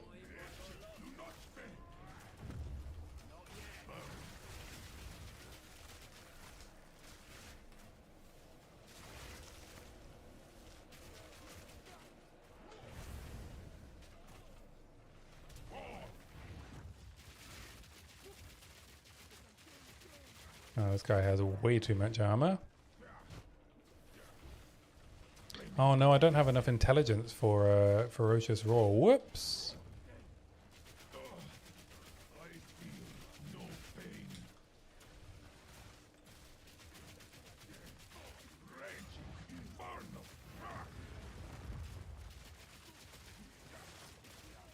Yeah, maybe I should have crafted a crossbow before I came into the temple. Ah.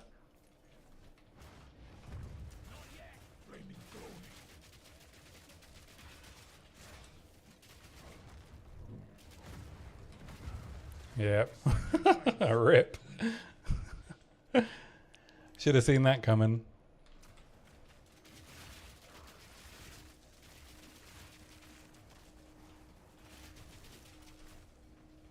I probably don't need to be doing temple. I have plenty of exalted orbs. I can just craft a crossbow.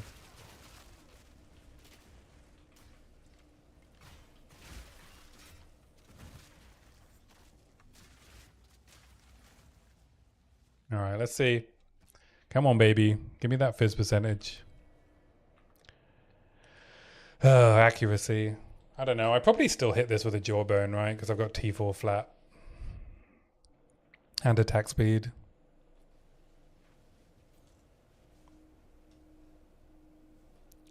How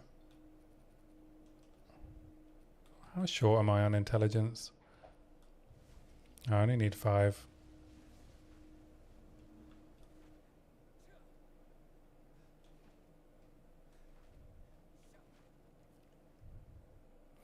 Yeah, I'll come back later. My crossbow's not good enough.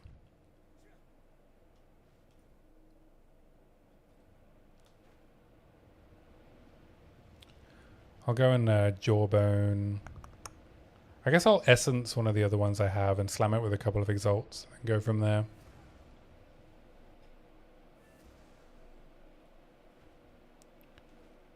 The pain of small group found.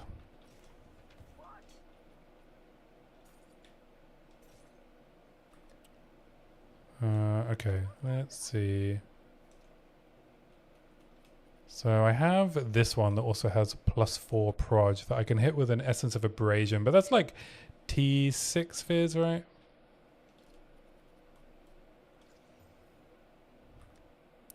T5. Okay, that's pretty good. I have lots of exalts. Alright, we have fire damage.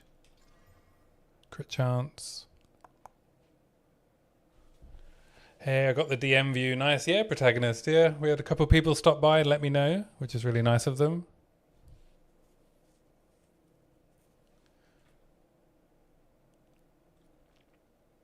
I don't even know how he heard about it. It only had like 2,000 views last time I checked before I started my stream. Thanks, protagonist. Yeah, I got all red, you know, when people came to tell me.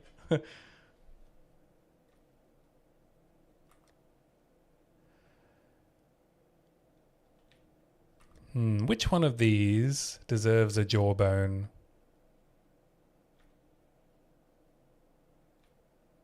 Probably the +4 proj, right?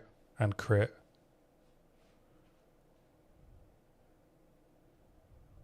Yeah. But what am I looking for? Just attack speed, right? Chances of hitting attack speed are pretty low, whereas the chance of hitting a fizz percentage is pretty high. Is this a DPS upgrade on its own? Thanks for the follow, JMatthew155. Welcome in. Appreciate it. 270 DPS versus 240 if I blacksmith it up. Throw in a couple of runes.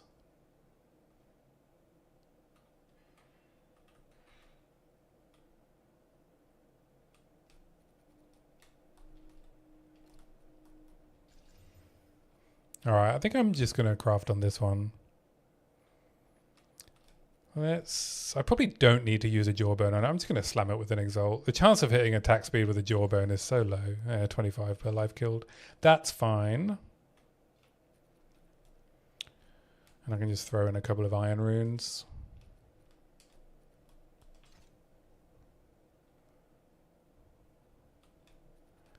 And a blacksmith. There we go. That's a pretty big upgrade.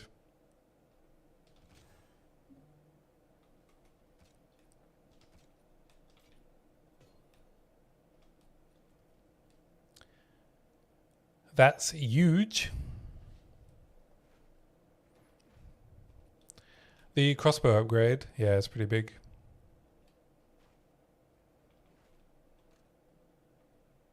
Pretty big, pretty big.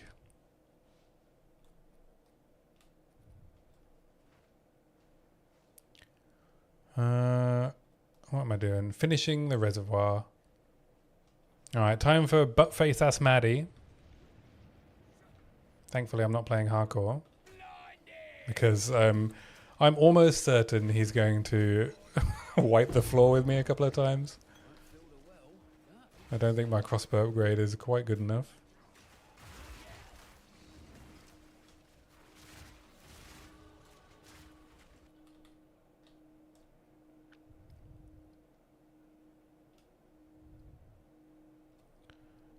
What am I doing? I don't think bleed magnitude is doing... Oh, I was doing attack speed. That was it, yeah. I could quickly throw together frag rounds.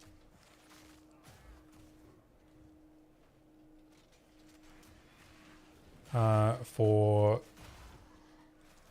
single target. I might do that actually. I might just default back to a frag round setup. I think I have the support gems that I need. I already have a rapid attacks going spare.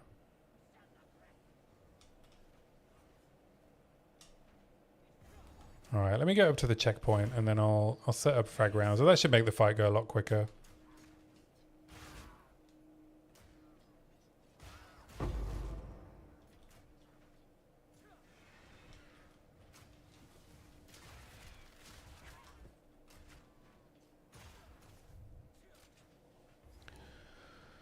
Bum, bum, bum, bum, bum, bum. The bleed isn't really doing very much. So I don't know if my idea for a bleed-based leveling build is going to pan out either. It can't just be that the only two decent leveling builds are permafrost and grenades, right? It can't be.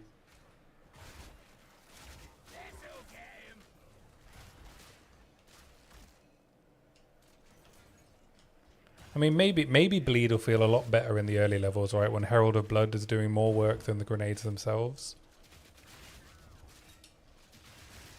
Yeah, I have it in HVR and I have it in Flash Grenade with Herald of Blood to try and get a bit more clear on the packs. But I can't say it really doing that much. Not that I'm fully invested in it, but why would you be in the middle of Act 4? Alright, let's go put frag rounds in.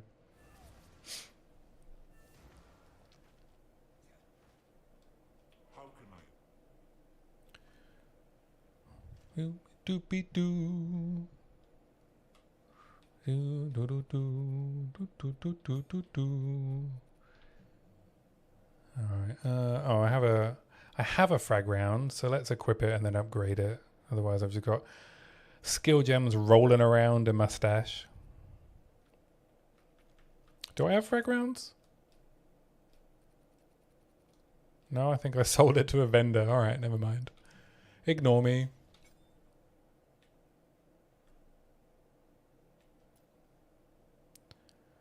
Okay, and then we can hit it with a Lesser Jeweler's Orb.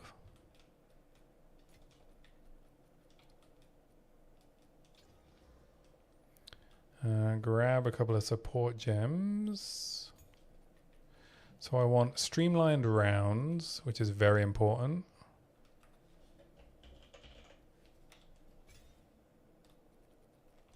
We'll grab rapid attacks.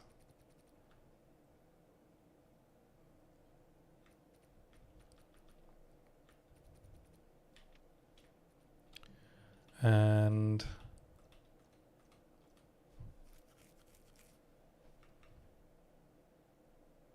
nimble reload.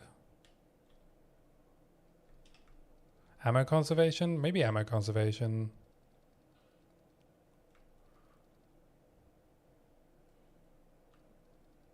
Or is this a waste of a level 5 gem?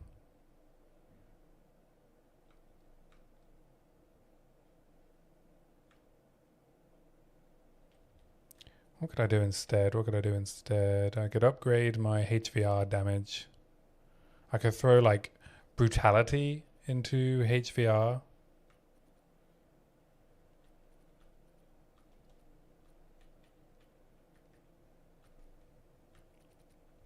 Yeah, because at the moment I've got double barrel in HVR. That's a waste. All right, let's instead upgrade HVR.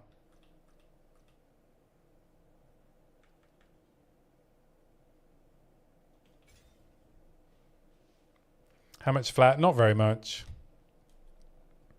Like a little bit of lightning. It's not very much at all. Yeah, it's time for brutality. Like, you can't really take brutality earlier on in the leveling process.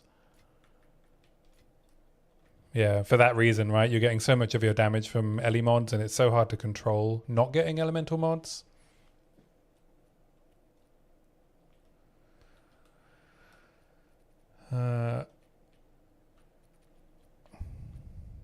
Oh, and then I just add double barrel to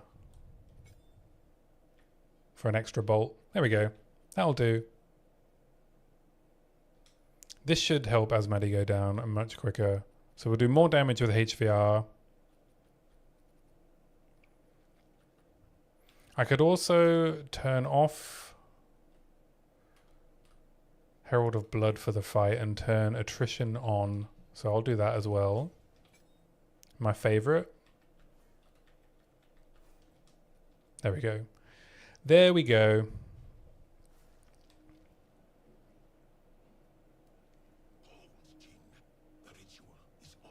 Now watch me still get one shot.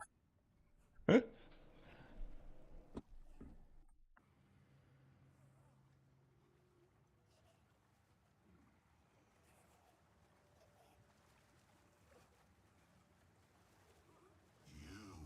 halt the desert's deliverance. Surprise! The battle shall rise.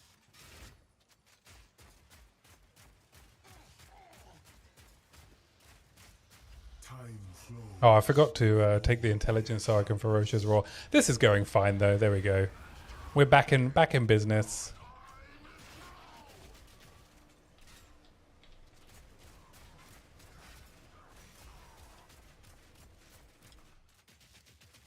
At least he doesn't have too much armor.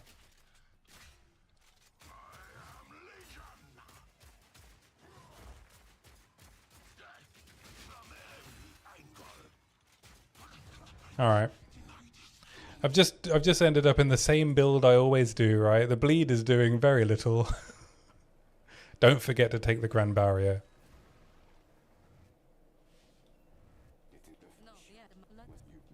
Riven frag rounds, baby. Never fails.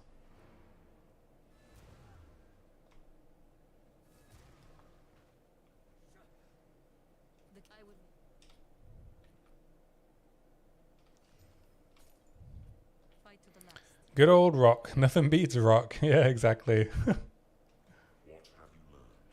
I like to finish with Mount Crier. I like to finish with the Blood Twins. Well, what brings up one only help of your own should you go well. I'm feeling better already.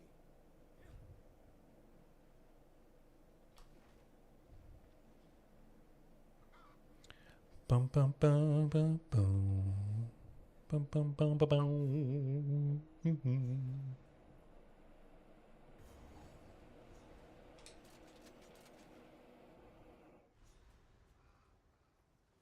to the grave! Need a sec.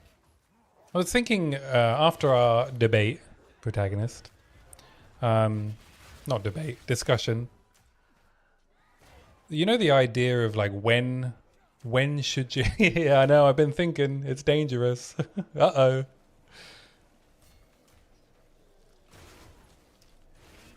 It's you know the question of with certain defensive archetypes, right? There's an expectation that you're going to die. I mean, there's an expectation that you're going to die during the leveling process, right? Or is one of the issues with armor, for instance, that it's so good early on that you're lured into the false sense of security?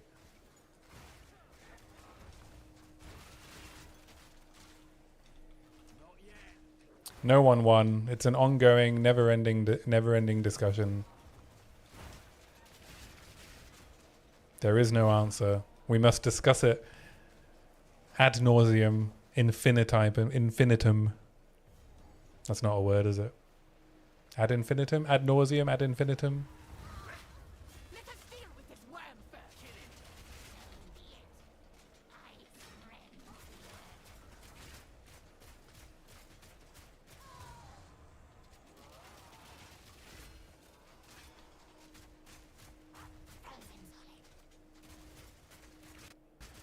Infinitum. Oh. Oh, one sec. Me headphone ran out of battery. Me pockets are full.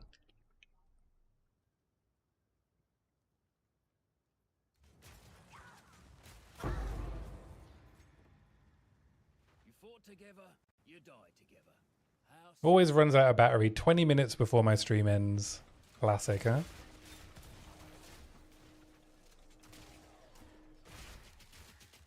not yet.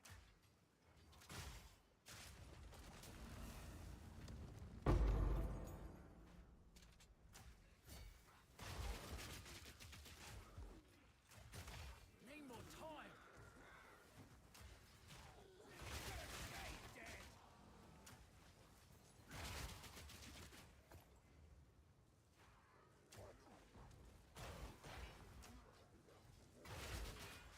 I think the reason armor is good as campaign is because damage values are relatively low and they're not as balanced later on.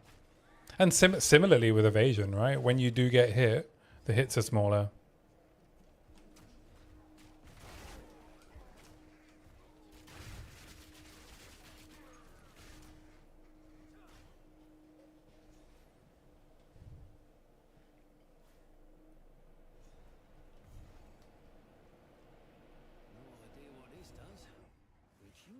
What defensive layer exists on its own? Yeah, I think the question I guess we're trying to answer is, you know, should you be able to stack every defensive combination in a way that you don't ever die in PoE 2? Or should there be an expectation from the player that you're going to die at some point? And should that be better communicated, right? If you're playing evasion, should there be an understanding that, yeah, you're going to get popped every now and again? Is that a problem?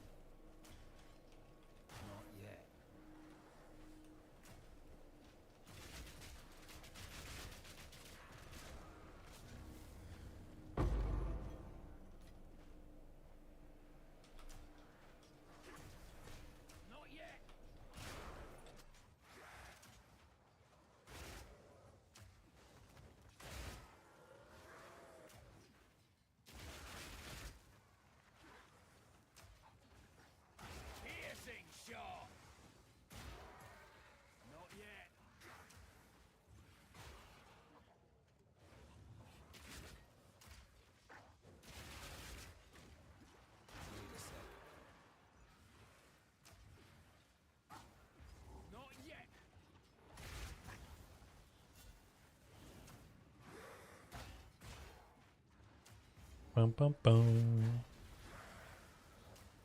Yeah, I mean, I'd also agree, right? There's no, that you can stack individually.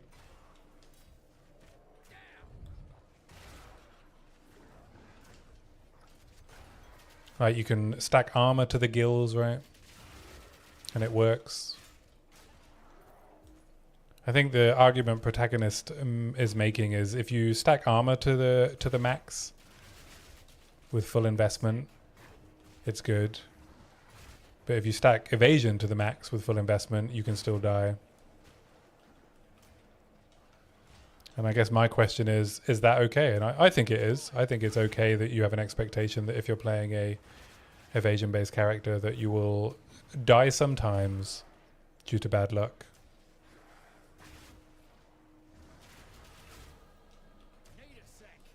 And I think armor max hit values are poorly communicated, right? I think they should add max hit. Well, there is a feeling, right?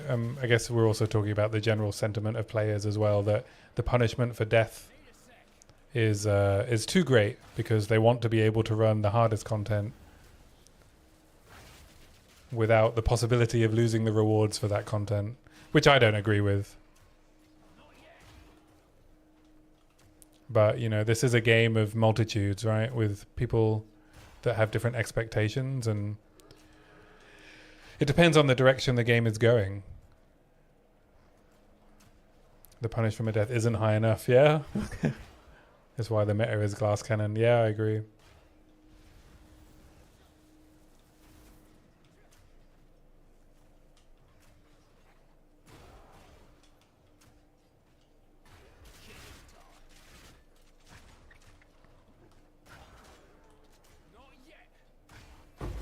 I mean, personally, I would like them to lean into more of the expression of mechanical skill to deal with mechanics, rather than have you filled out your defensive spreadsheet correctly.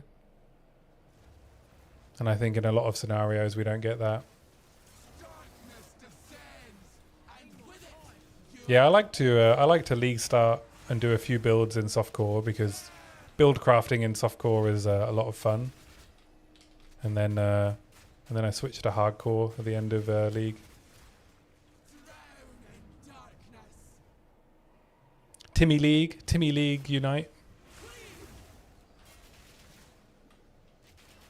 You a Timmy League player, Galaxy?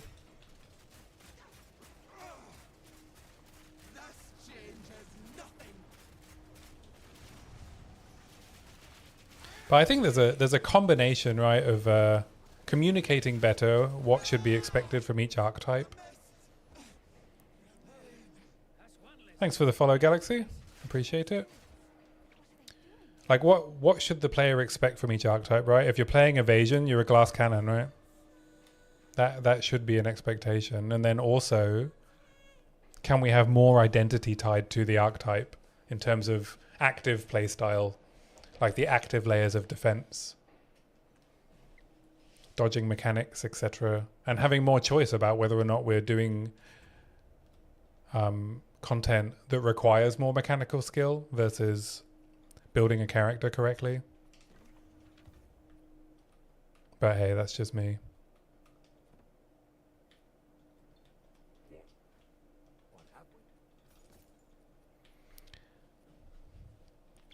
I have to spend a week writing a script answering that question. Also, Protagonist is also working on, has released a good video on defenses and is working on another one. So I would also recommend checking out his stuff, Galaxy.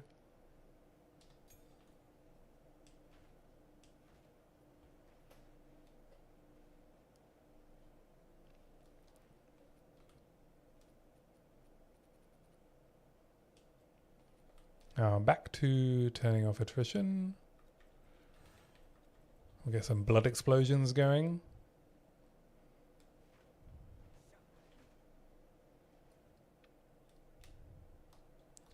Oh, I need to checkpoint back in it.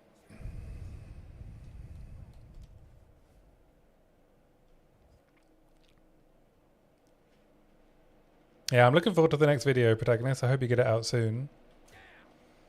Be good if you get it out before the teaser season starts. And then you can reflect on how close you were to the questions.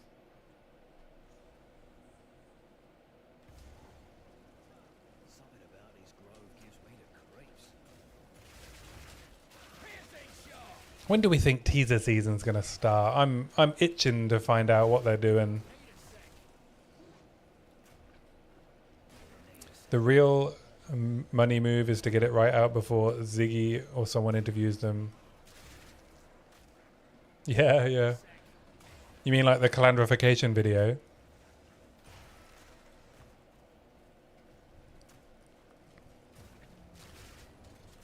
I like, sometimes during the live streams I'll have a little look at chat. And Connor's lightning one.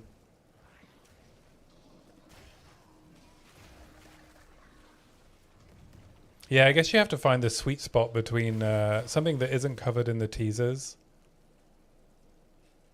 and a glaring issue that can be discussed. I thought it was pretty cool how they immediately addressed the ground loot thing. What the hell? Rip. As you can see, my defenses are not layered correctly.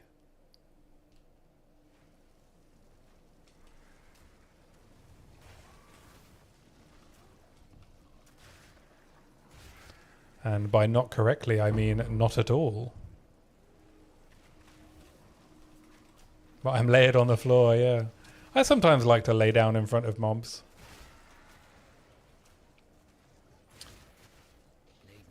The new player is tough. Yeah, like Moby, where would you say you're, you know, something that you think should have been communicated to you as part of the leveling process that wasn't? Is there something that stands out to you?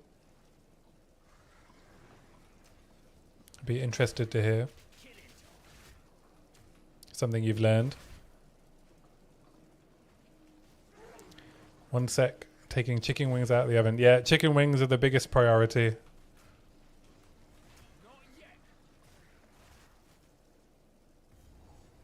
It's sometimes hard, right, as a super entrenched player with like so much time I've put into the game of like what is obvious to me that isn't obvious to a new player. And stuff that even after a load of time that I was learning.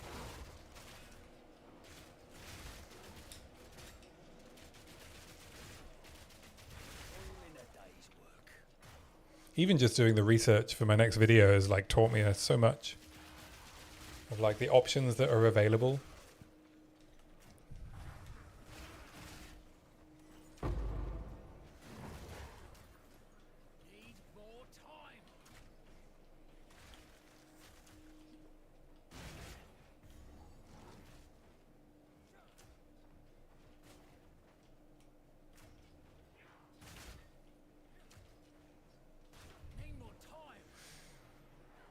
But we are about another 10 minutes of the stream.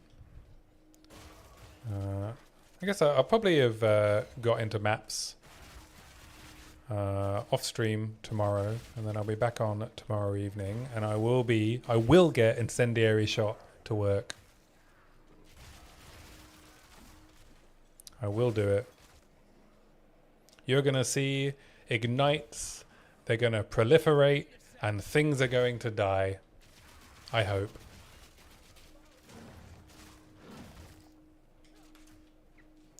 We're going to stack modifiers to the gills.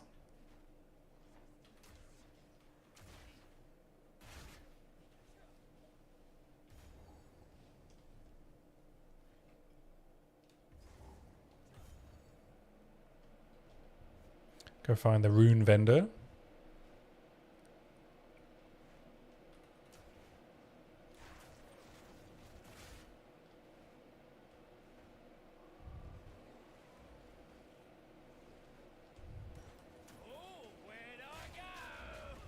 Oh, for fuck's sake. I really need to update my defensive gear. This is embarrassing. This is the most I've ever died on leveling a character.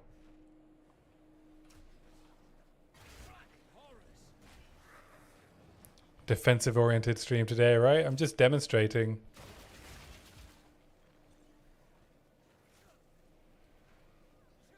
Even when I was off stream, I don't know what's going on. I guess I'm a bit distracted and rushing through campaign a bit just because I think I've leveled enough characters this league that I'm actually a little bit bored. So I've not been putting as much effort into the leveling process. Is that a hooded one?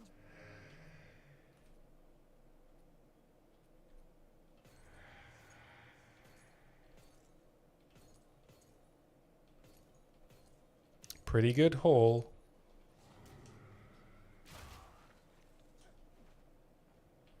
Alright, I'm gonna go grab the waypoint to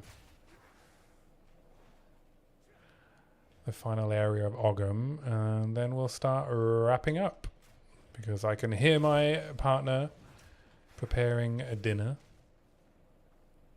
We got baked courgettes tonight, or grilled courgettes. It's something with courgettes.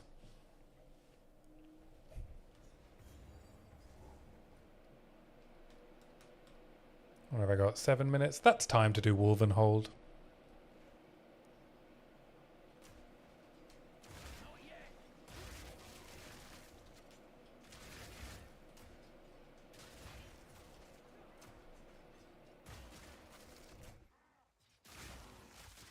Not yet. Oh, can't get through. The doorway is full.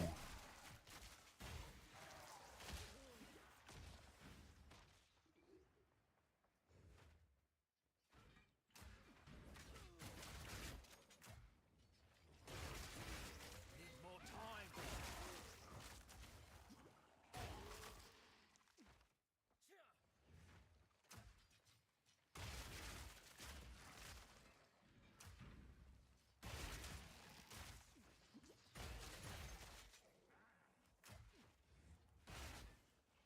The doorway is full.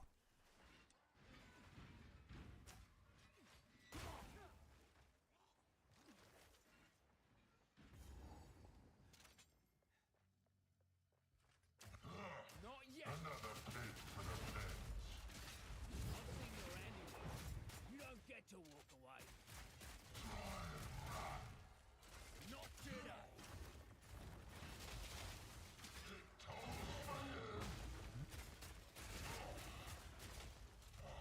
Savor your screams.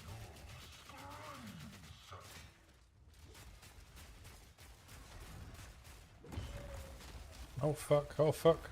Oh, I've never stood in that before. Whoa, that does a lot of damage.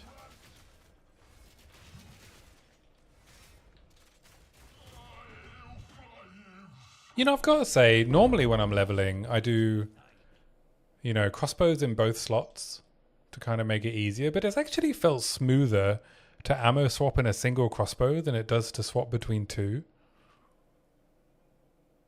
It feels like the weapon swap has like this weird, like inbuilt, sometimes like bugged delay, right? If you swap to an empty clip. Whereas when I'm using a single weapon, I don't seem to notice it as much.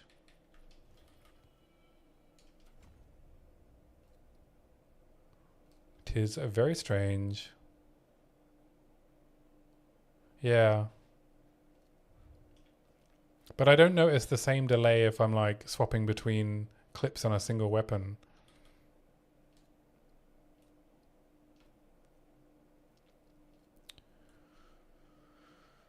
Boom boom boom boom boom boom boom boom boom boom boom boom boom. All right, so we're a couple of minutes before the end of the stream, so I will call the gameplay at least.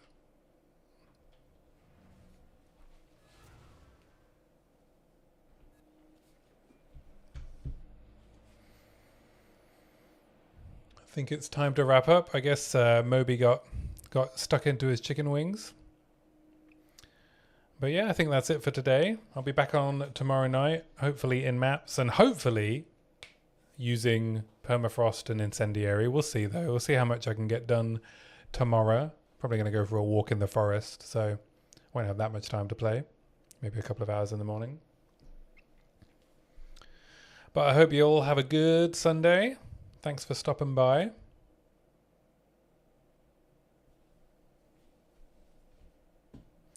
It's been fun, and I will catch you tomorrow. Bye. Enjoy the DM VOD. Yeah, I'll go see what he thought. Yeah, you know me so well.